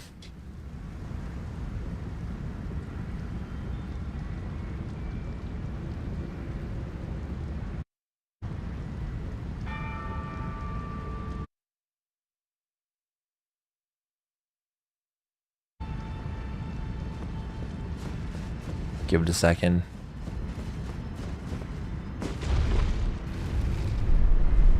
It's always so weird with MSI Afterburner. You gotta, there we go. Now it fucking does it as soon as I click out of the game.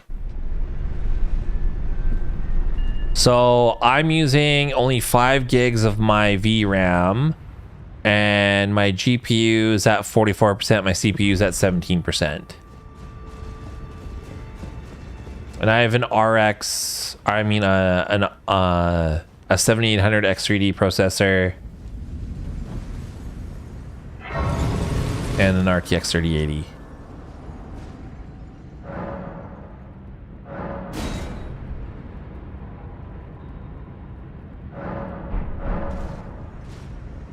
So like I'm barely utilizing my resources here.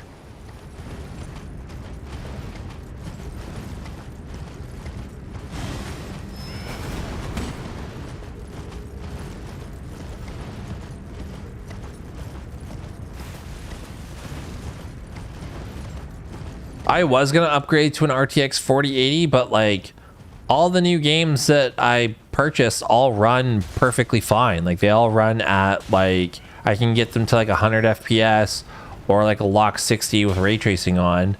So I was like, man, do I even need an RTX 4080? I think I'm just gonna wait till the 5000 series comes out.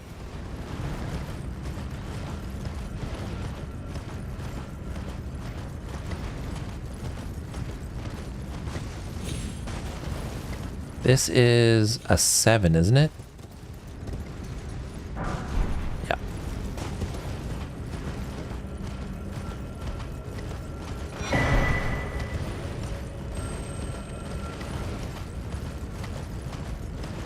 I don't know, for all of you who are still like console gamers, nothing wrong with being a console gamer, but like if I were any of you, I would just like start saving up and building myself like a custom PC.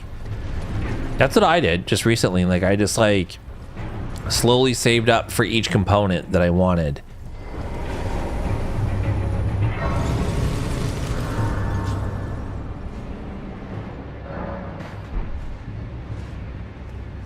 And then by the time you're ready to build, like I think that'll be a great time. Oh yeah, that'll be good.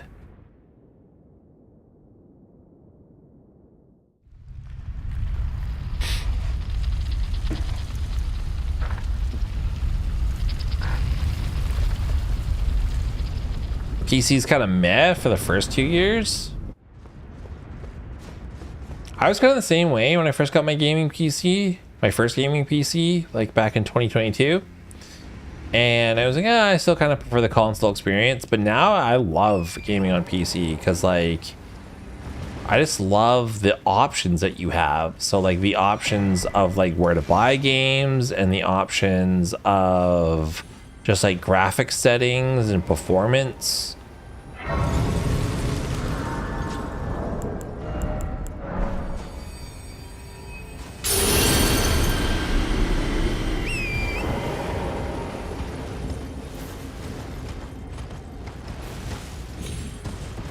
And maybe in the PS4 era, Wara, but like now I'm like not so sure. Like I feel like they're gonna fucking hard push these mid-gen console updates, and then they're gonna use that as an excuse to have all the games run at 30 FPS on like the base version consoles.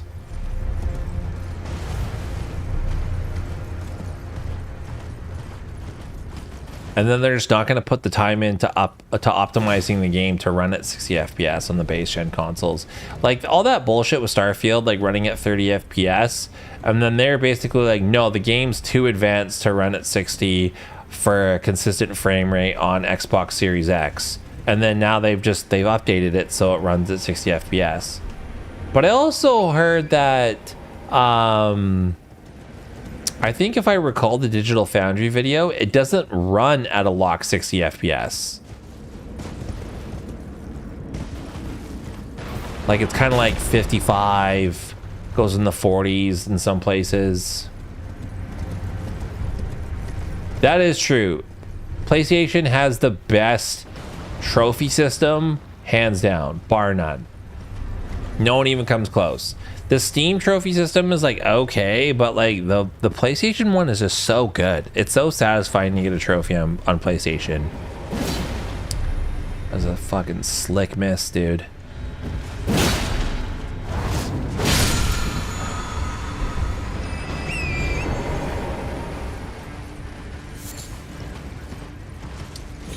I have more options of where to buy a game for a console than a PC game? No, I don't think so.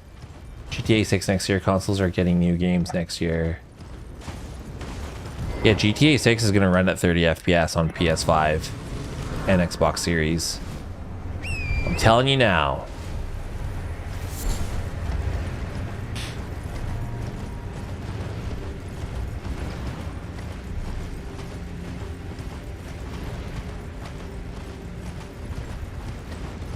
Yeah, you're talking about physical copies of games.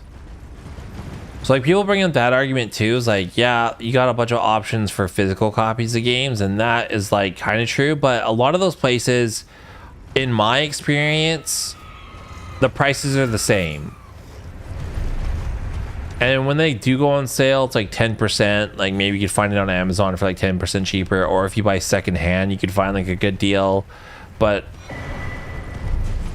like no matter how old the game is, like a lot of times like you're still paying 40-50 bucks for these games. Where on like PC, like I can find a game, like I can buy like Devil May Cry 5 for like $5.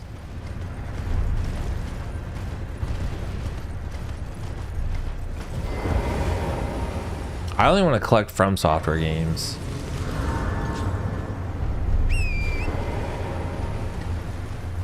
But now I got FOMO because I never bought any of the collector's editions, and now they're like impossible to get unless you want to shell out a bunch of money, unless you're like Warawana who gets on it right away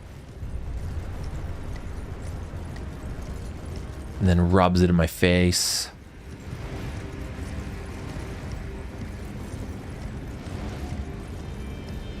That's hilarious.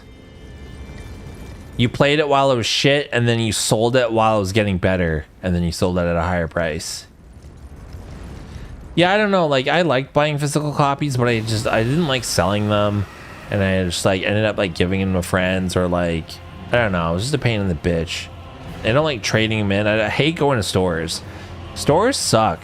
Like stores suck now. Like there's never anybody working the till, and like you go to the electronics department, there's no one there, or they're like stuck with someone like trying to buy some fucking shit TV adapter, and they don't, and like they've got the one associate who's got the key to the fucking bin.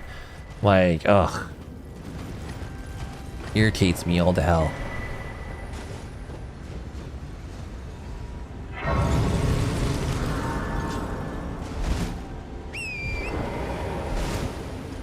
I want the Prepare to Die edition for PC. Because I hear like there's a bunch of glitches in it that you can still do.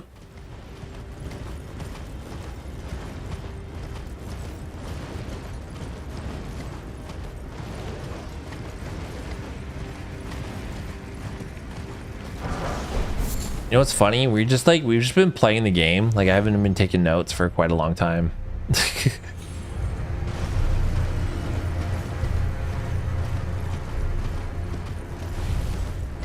This is probably like 15 episodes worth of content. If it were to be a guide. Oh, we're gonna go this way.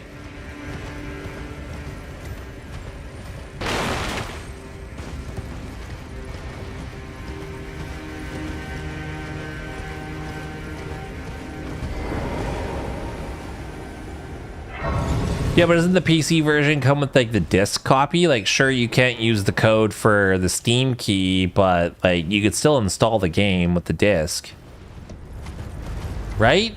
Or am I mistaken for that?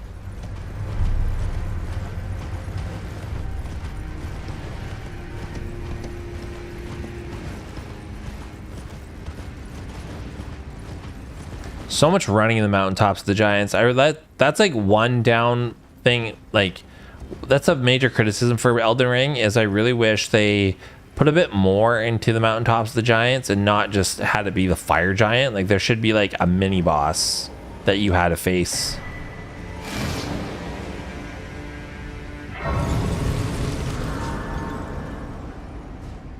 Oh yeah, you gotta have a fucking USB disk drive for troubleshooting. Not everyone's a nerd like me. Forget.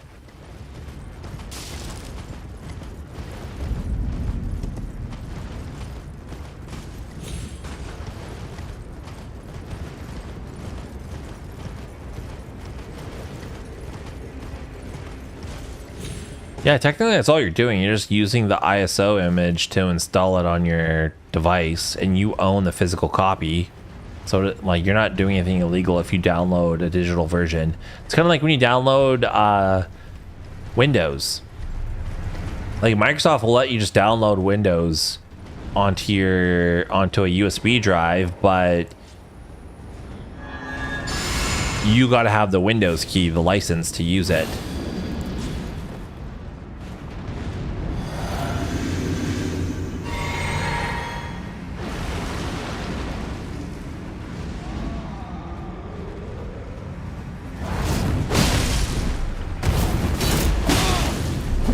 You gotta watch out for this guy.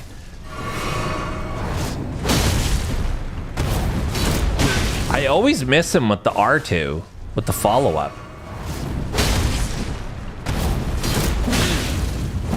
And then he gets me.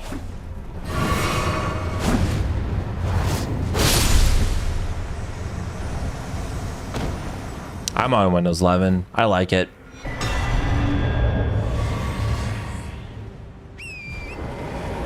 I think any issues that they had with Windows 11, they've kind of baked out now.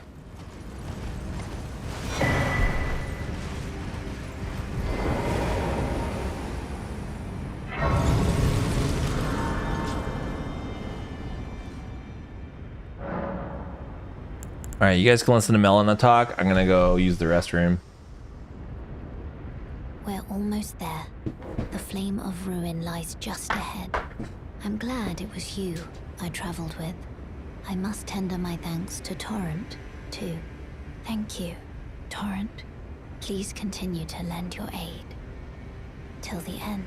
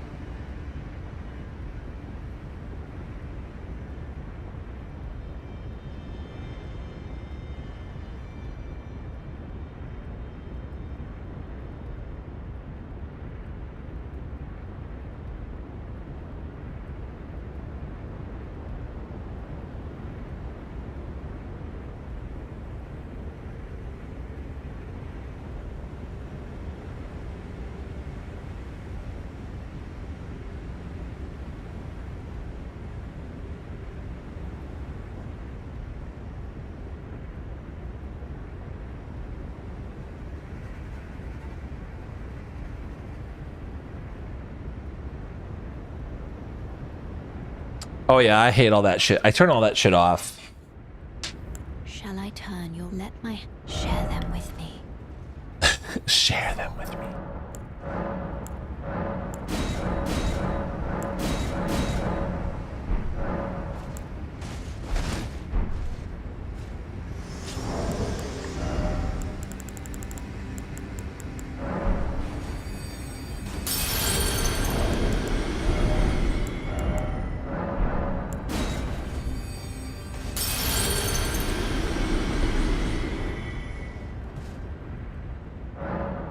I've never had it tell me to get Game Pass before.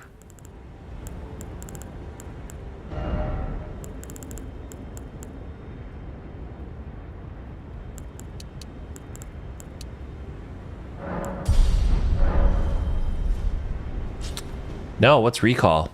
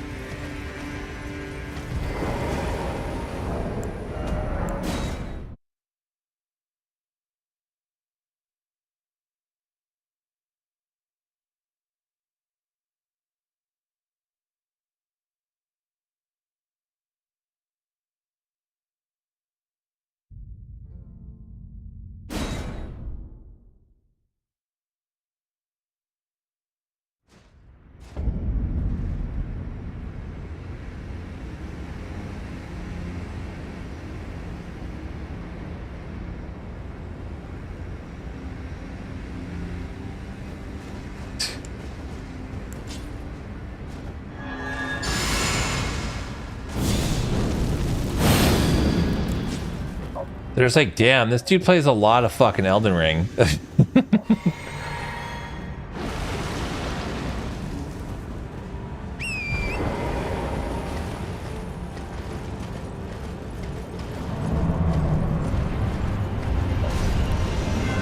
So usually always does this.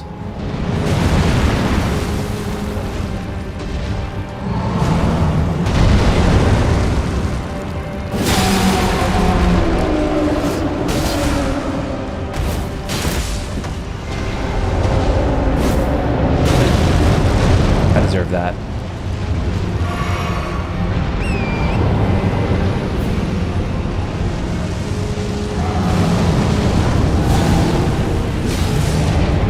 Jump off a fucking torrent, dude.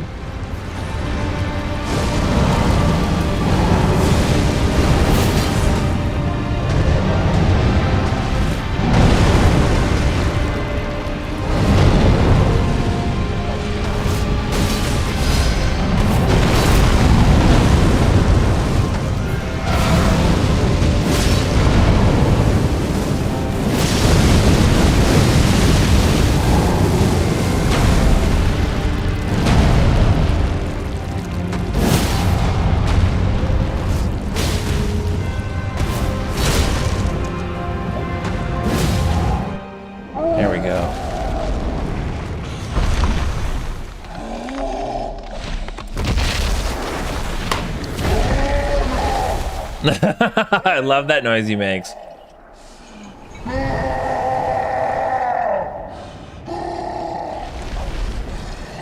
So brutal. Never!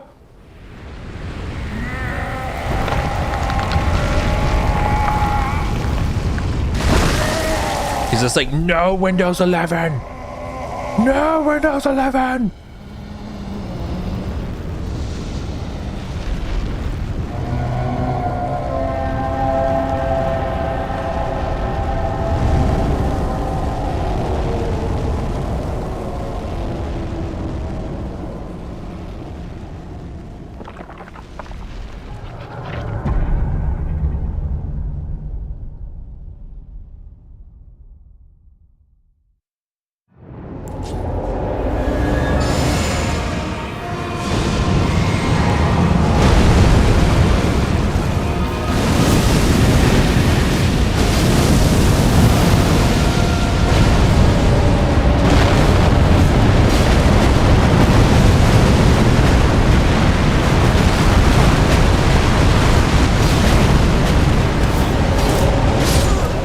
Nice.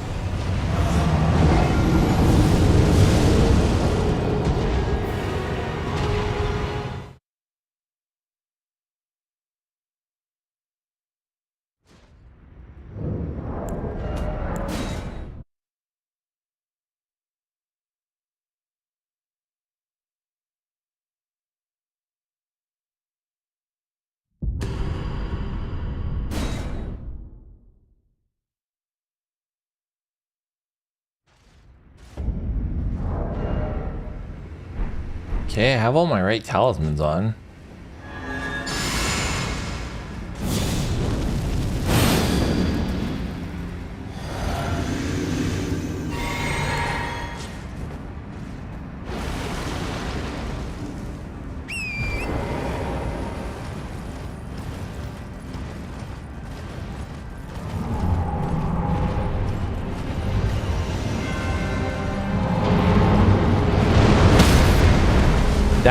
I cannot get out of that.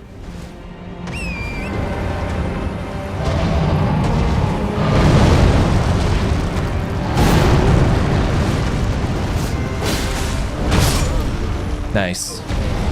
That was a good one. Jimmy's back, baby.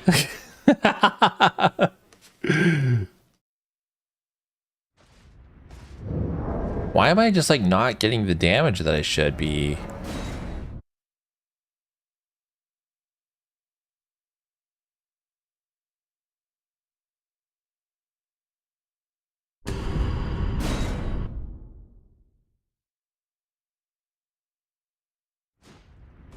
Like how much? I have 52 decks. Like I should be fucking just crushing it.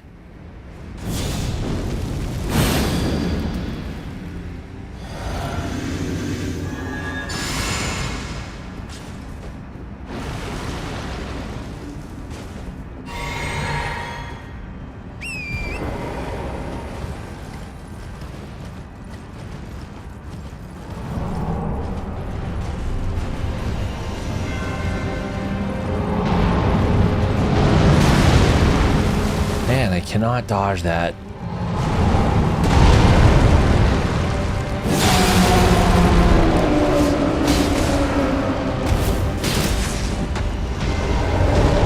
I think it's because I'm hitting his hand too.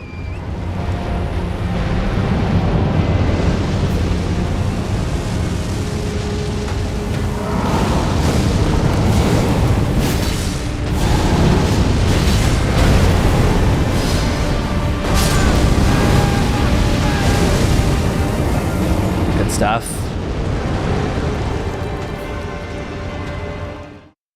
It's the positioning too.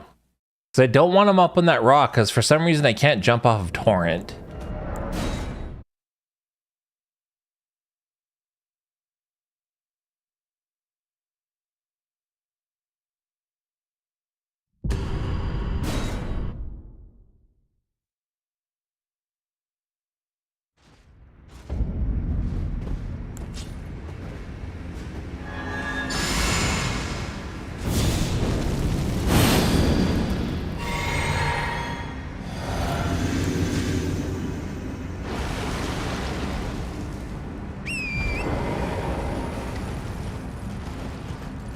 Let's try it from a different angle.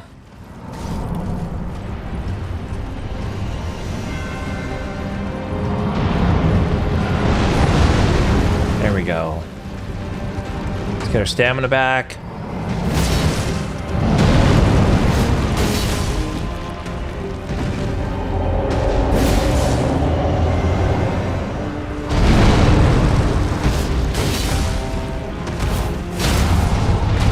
Okay.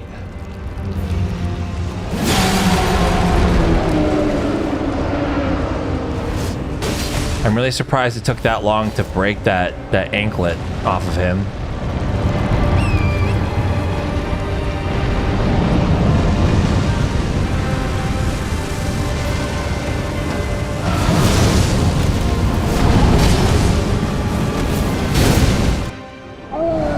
Nice.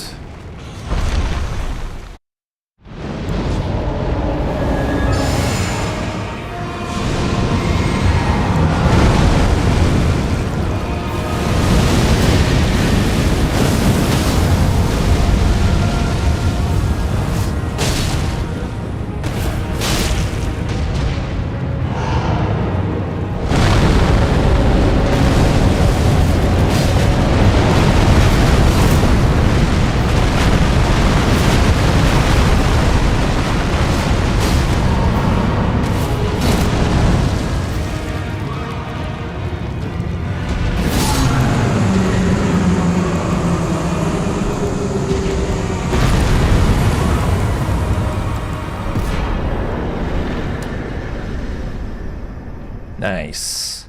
Very nice.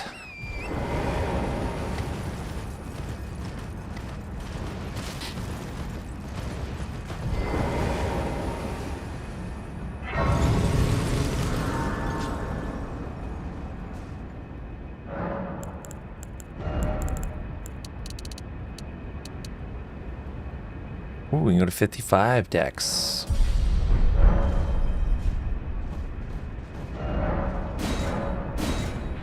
Okay, cool. I want to do Ronnie's quest line.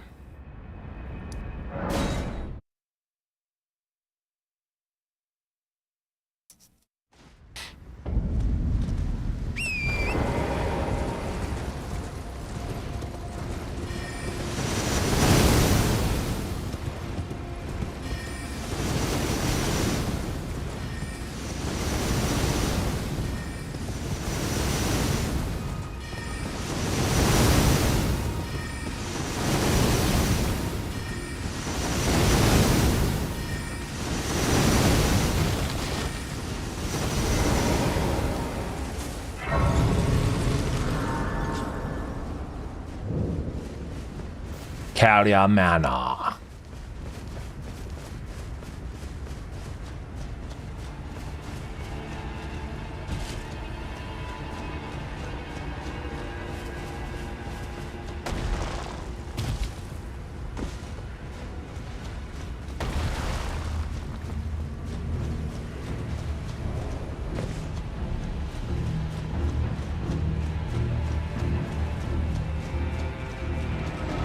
I almost walked into a big hand. Any plans for more challenge rounds? Absolutely. I might do some of the other games.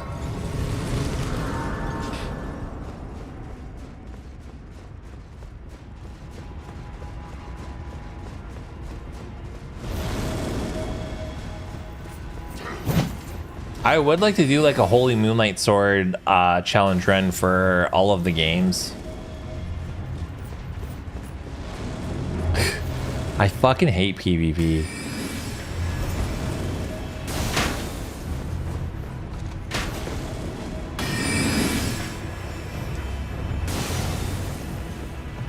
That would be cool. Like if I like one thing that I love that Distortion 2 does, and I would hope to one day have a community as large as this to be able to do that, is he does viewer runs.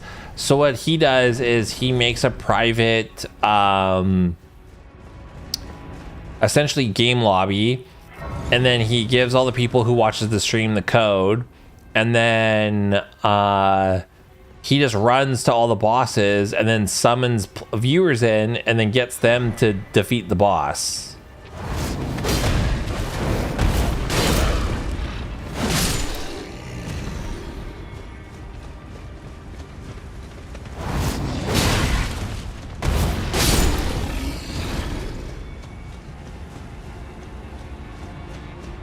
And it's really cool just seeing like a bunch of viewers talk shit and then you bring them in and then they just get rocked by the boss.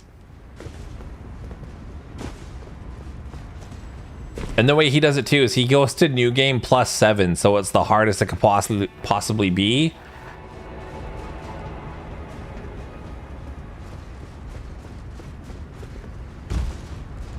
Randomizers are cool, but I don't know for like a community thing like that, because like you never know what you're gonna get. And I guess that's the fun of it too. Like, you go to an early area and you get fucking millennia.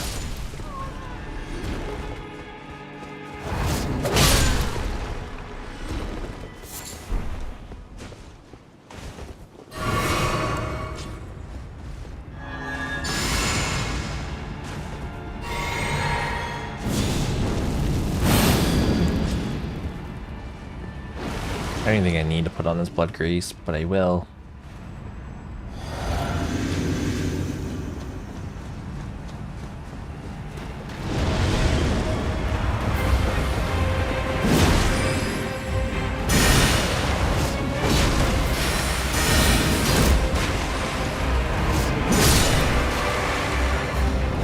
Oh, and I still have the gold scarab on.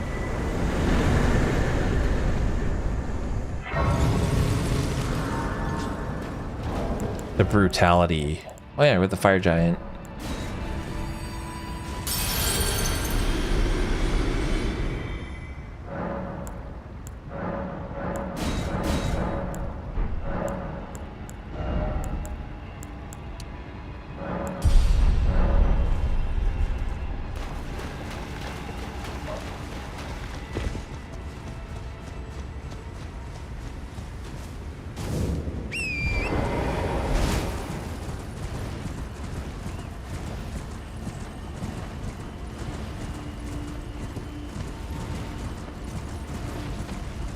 Alright, stupid ass dragon.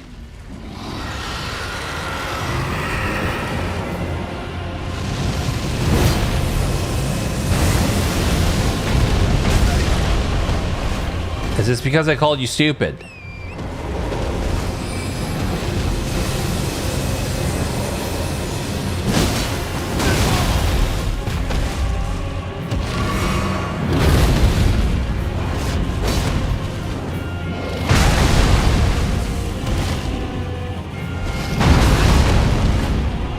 Wow, I'm doing really good.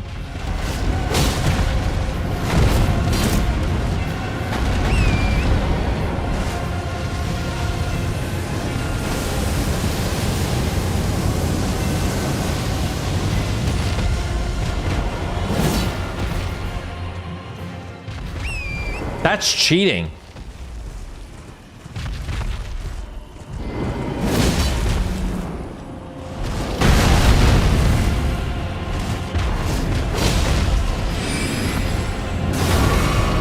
Bitch. After I just got stomped like 8 times, I'm like, bitch.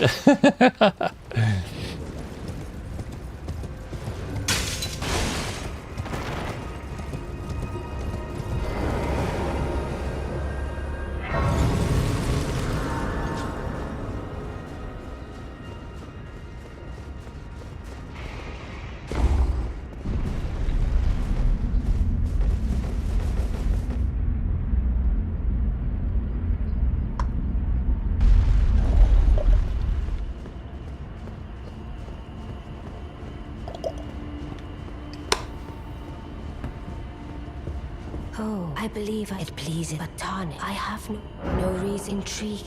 Wilt thou? I am the that I might well. Thou word, but I require. I anticipate. Good. Art thou aware of this? It left to go there. Yeah. Like thee, heed not. I'm sure.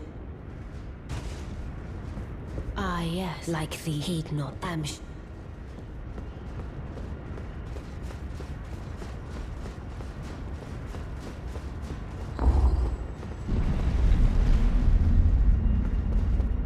Celavus is his name.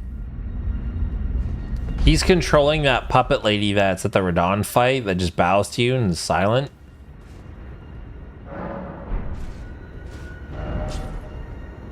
Oh, do I have to talk to them? You've a grand pleasure, the Carian eye.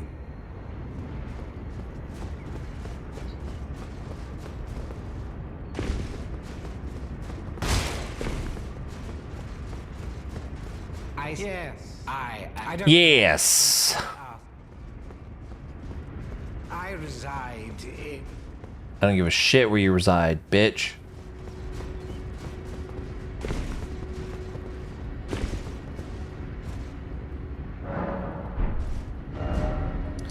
Okay, now let's go here.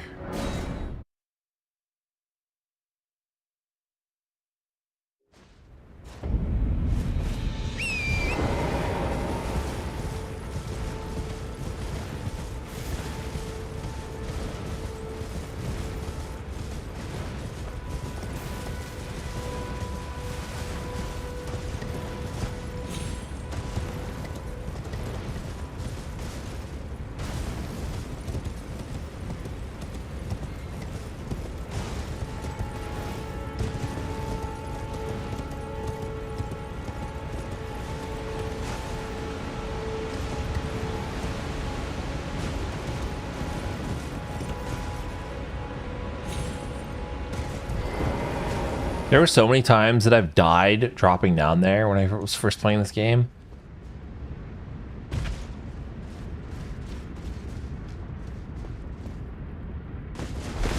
We beat Fire Giant. I'm just doing the Nokron stuff.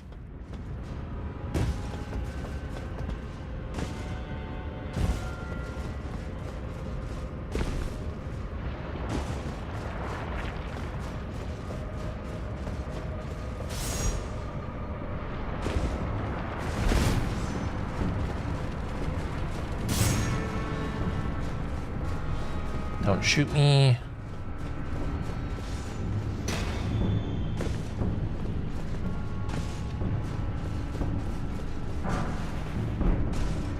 Useless item. Well, that was quick. I died a couple of times. But I was just getting shitty placement. I'll blame it on the placement. You guys are like, he died because he's a bitch.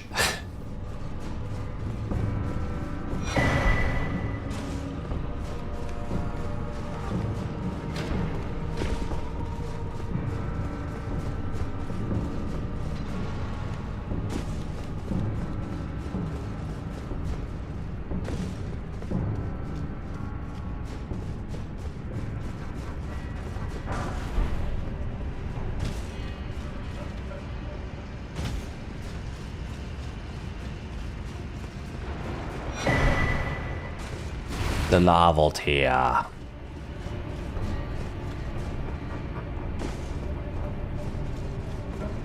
You can't get the Mimic before you fight the Mimic, though.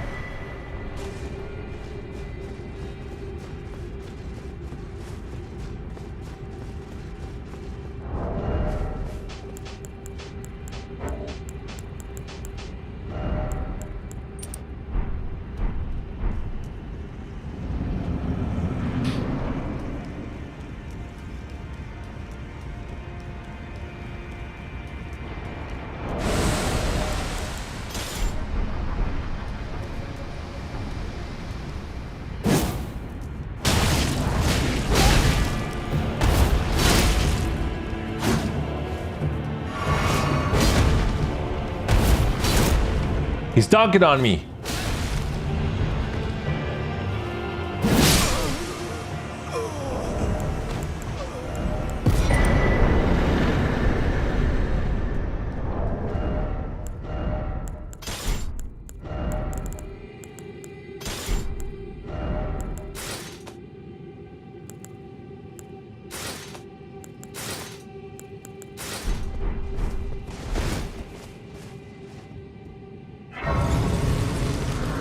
Oh yeah, I guess.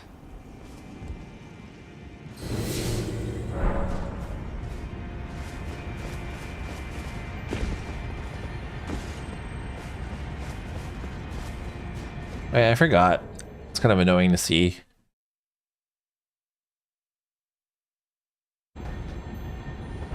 Just to prove a point that this game runs fine and it barely uses any of my resources. For a 5, right? Yeah. Oh yeah, I can use my horse here. I can use Torin here.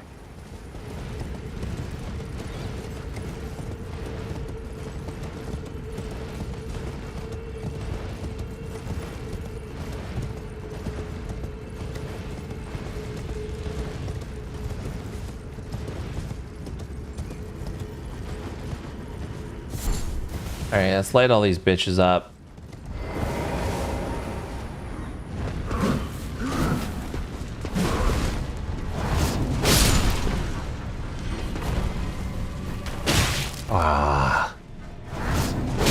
Thought I could roll that.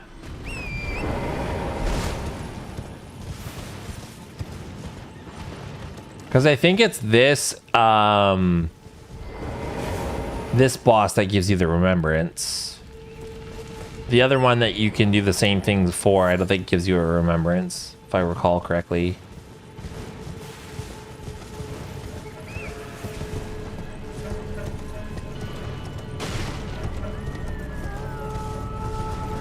Yep. Radon's Great Rune is good because it gives you the bonus for for health and endurance and equip load.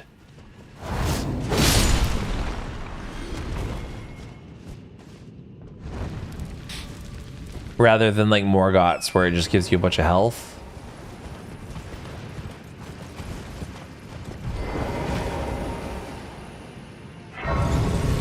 And Godric's is good for the beginning, but just having like a flat 5 in all stats is just like not particularly helpful.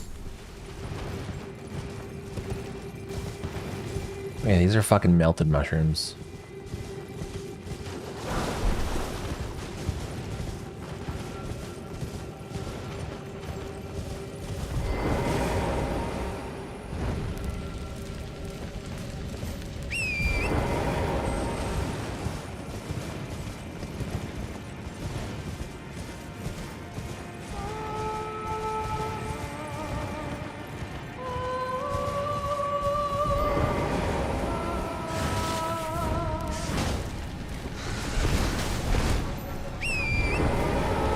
All right, Wara. Have a good one. Thanks for dropping by. I appreciate you. Wara the G, everybody.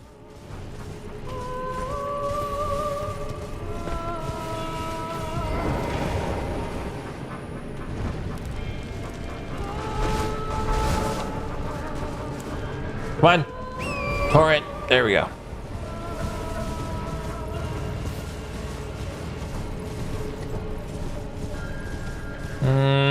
Not that I recall.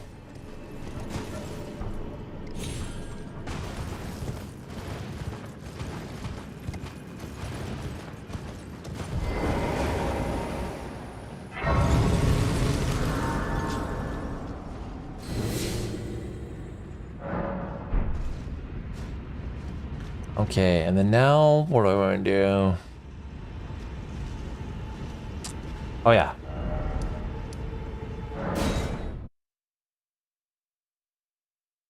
Oh, let's go.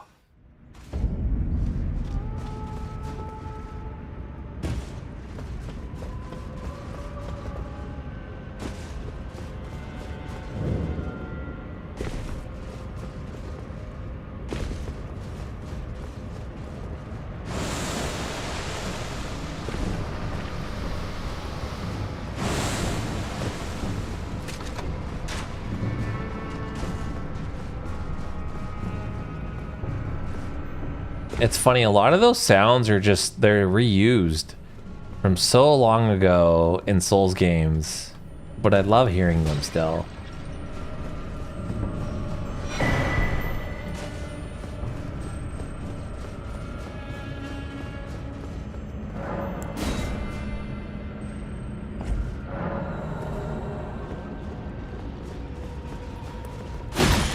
I'll try and sneak a backstab. Here we go, everybody.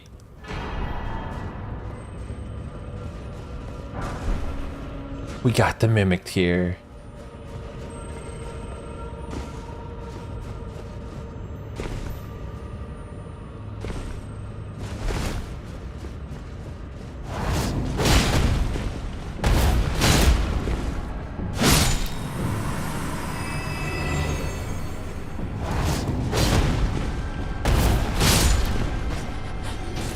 Trying to fucking nimbly bimbly me.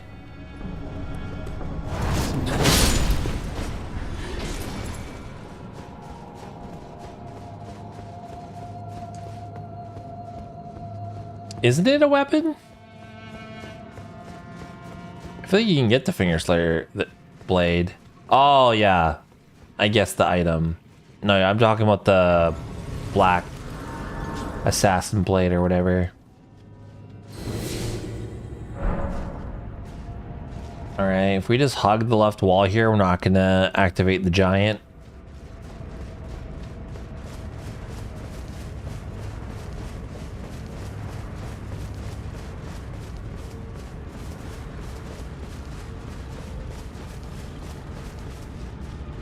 Easy mode.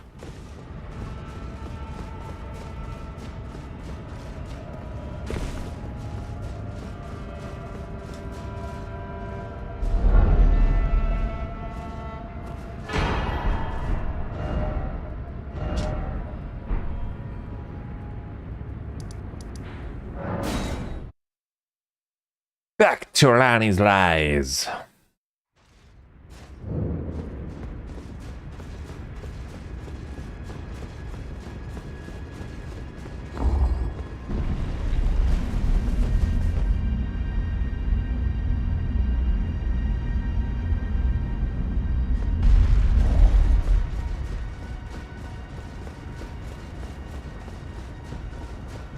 Not even in my. It is in my thighs soon.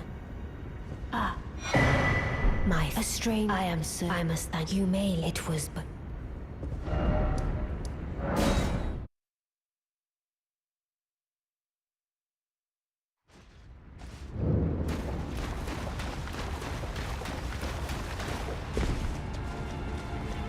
All right, now we're gonna go kill Blythe.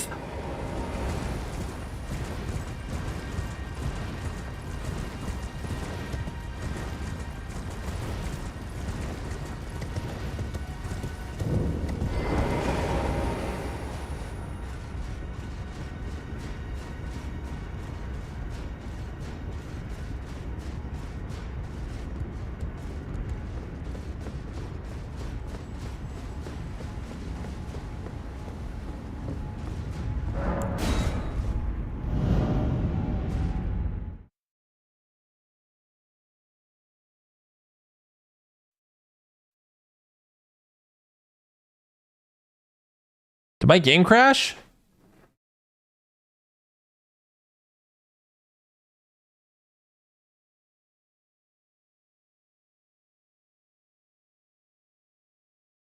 That's fucking crazy. I've never had an Elden Ring crash on me.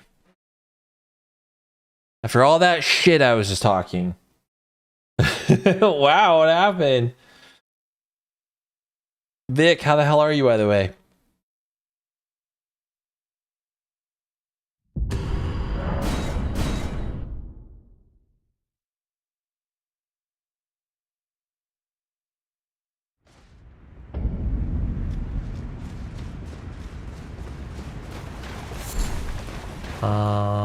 Yeah.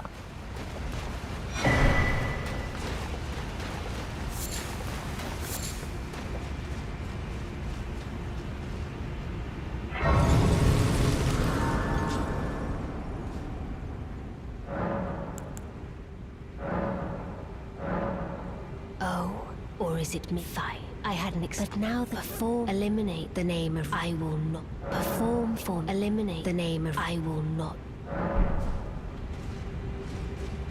I will not tolerate disobedience.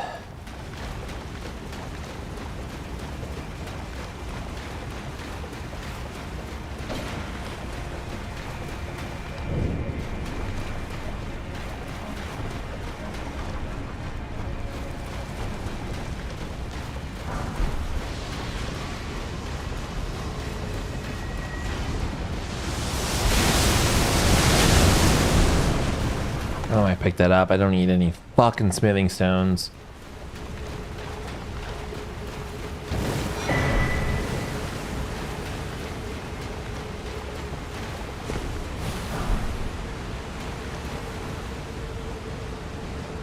I do want these ghost glove words though.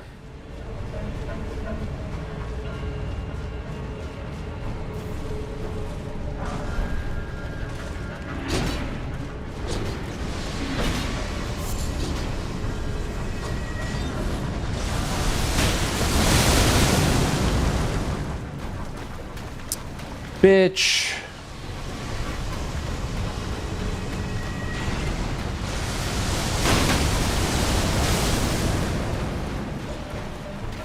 This is where I really wish I could use torrent.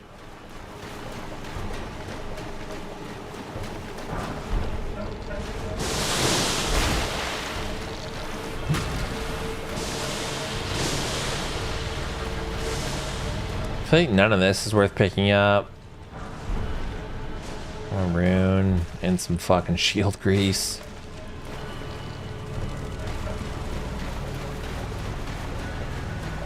I do want this ghost glove wort down here though.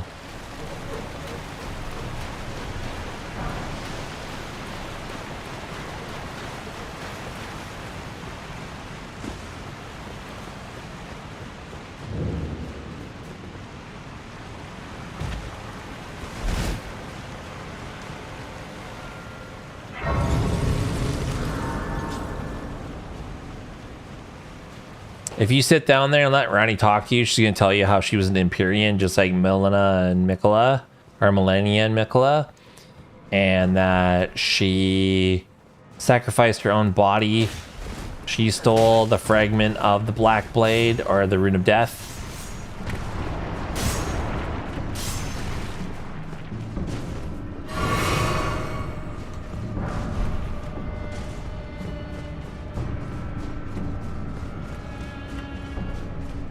And you're like, why, Ranni? Why? Because she didn't want to be an Empyrean, or she didn't want to be a god. She didn't want to be controlled by the Two Fingers.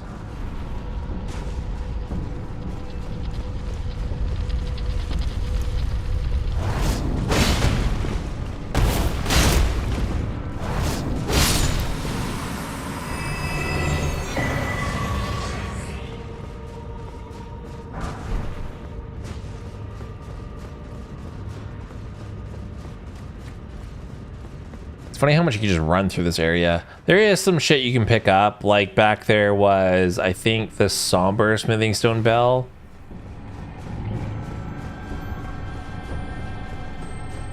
Can you visceral the ball? I wish.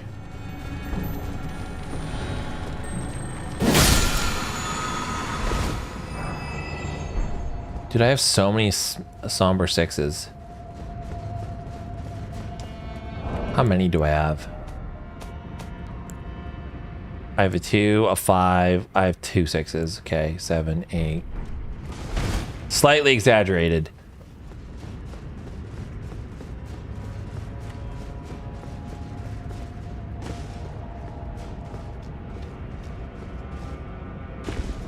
Isn't there like a graphic novel for Elden Ring? I can't remember. They made like a comic book or something about it, but I would really love to read George R.R. Martin's outline that he wrote for Elden Ring. I think that'd be cool.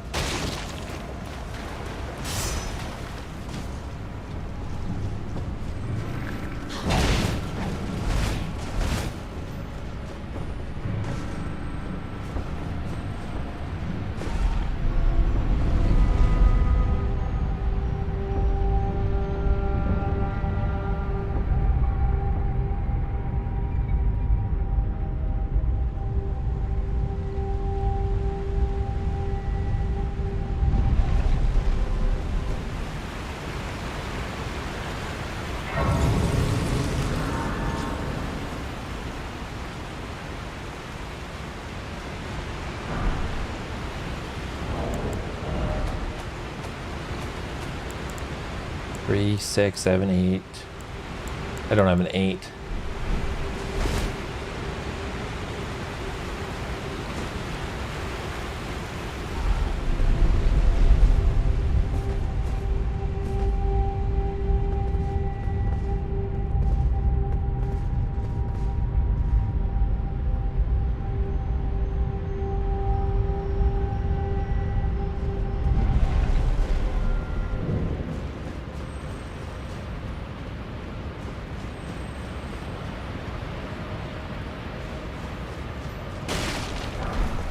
There we go.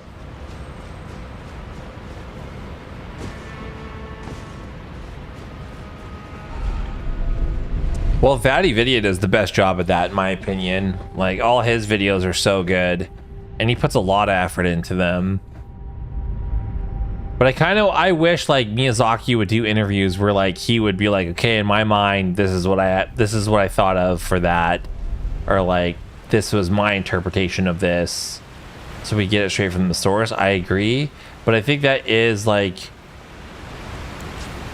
kind of like the beauty of his way of writing is there is so much left up to the individual player's interpretation, but there are some hard facts in the game.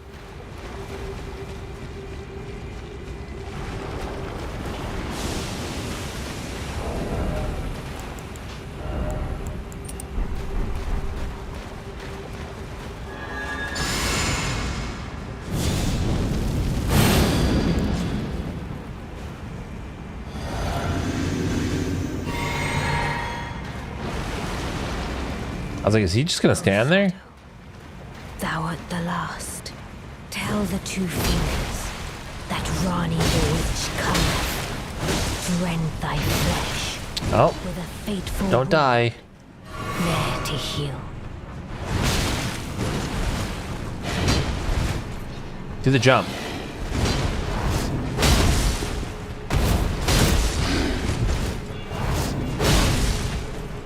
Beautifully fought. My thanks. Dunked on you, More bitch. of a challenge than I envisioned. Now I can finally stand before them. This is farewell, my dear.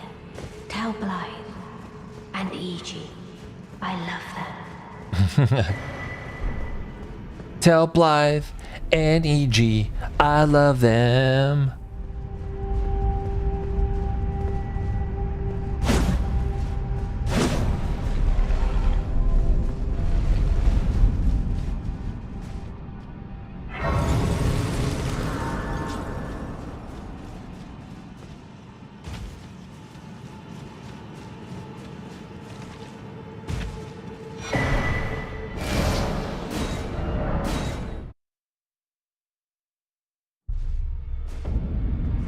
Alright, let's fucking do all this. Greetings, my name isn't this around. I never knew, although I'm still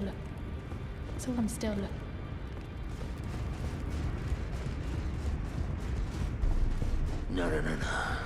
Oh, don't pay me any. Just lay out your... No, I didn't want to do that. Look how she's crazy. She has... I saw her now. Their eye. I see nothing special. I'm trapped. That's all there is. Well, no crap. My being a priest. Besides, despite my sides, it holds...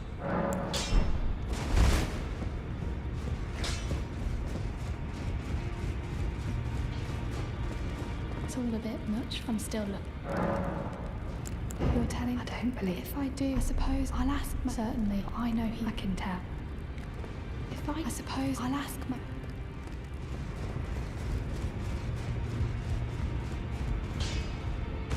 Back over, no matter.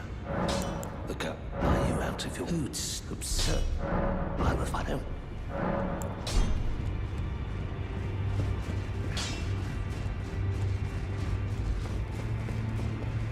Is that all the dialogue I have to go through? Yep, okay, we good.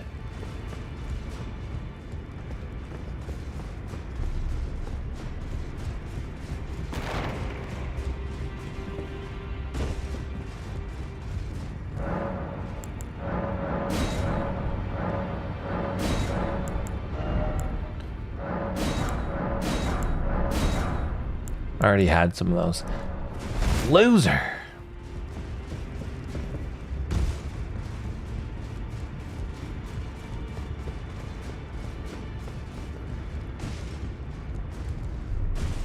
Good to see. I have you to... I can have... I'm as yet, but... And if there's... Well, I search Roderick.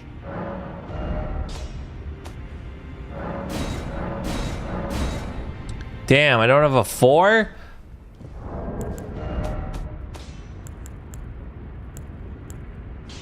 I need a 4 and a 5. All right. Okay, I'm pretty tired, so I think that's where we're gonna call it. Thanks for hanging out, everybody. Hope you're enjoying. It's kind of like a casual playthrough, but I'm just kind of like figuring out the best route for my next easy mode guide, and I want to see if I can go all the way with Bloodhound's Fang. Like, I know I can, but I have another build that I want to do that I kind of switch halfway in my other easy mode guide. And I want to know if I should still do that or if I should start with that. I'm just playing around at this moment, so we're just kind of being creative. But I don't know. Anyway, thanks for hanging out. Have a good one, you savages. I appreciate all of you, and I will see you same time tomorrow. So cheers. Yeah. Holist Joe, thanks for coming by. Appreciate your presence. Anyway, I'm out of here, guys. Cheers.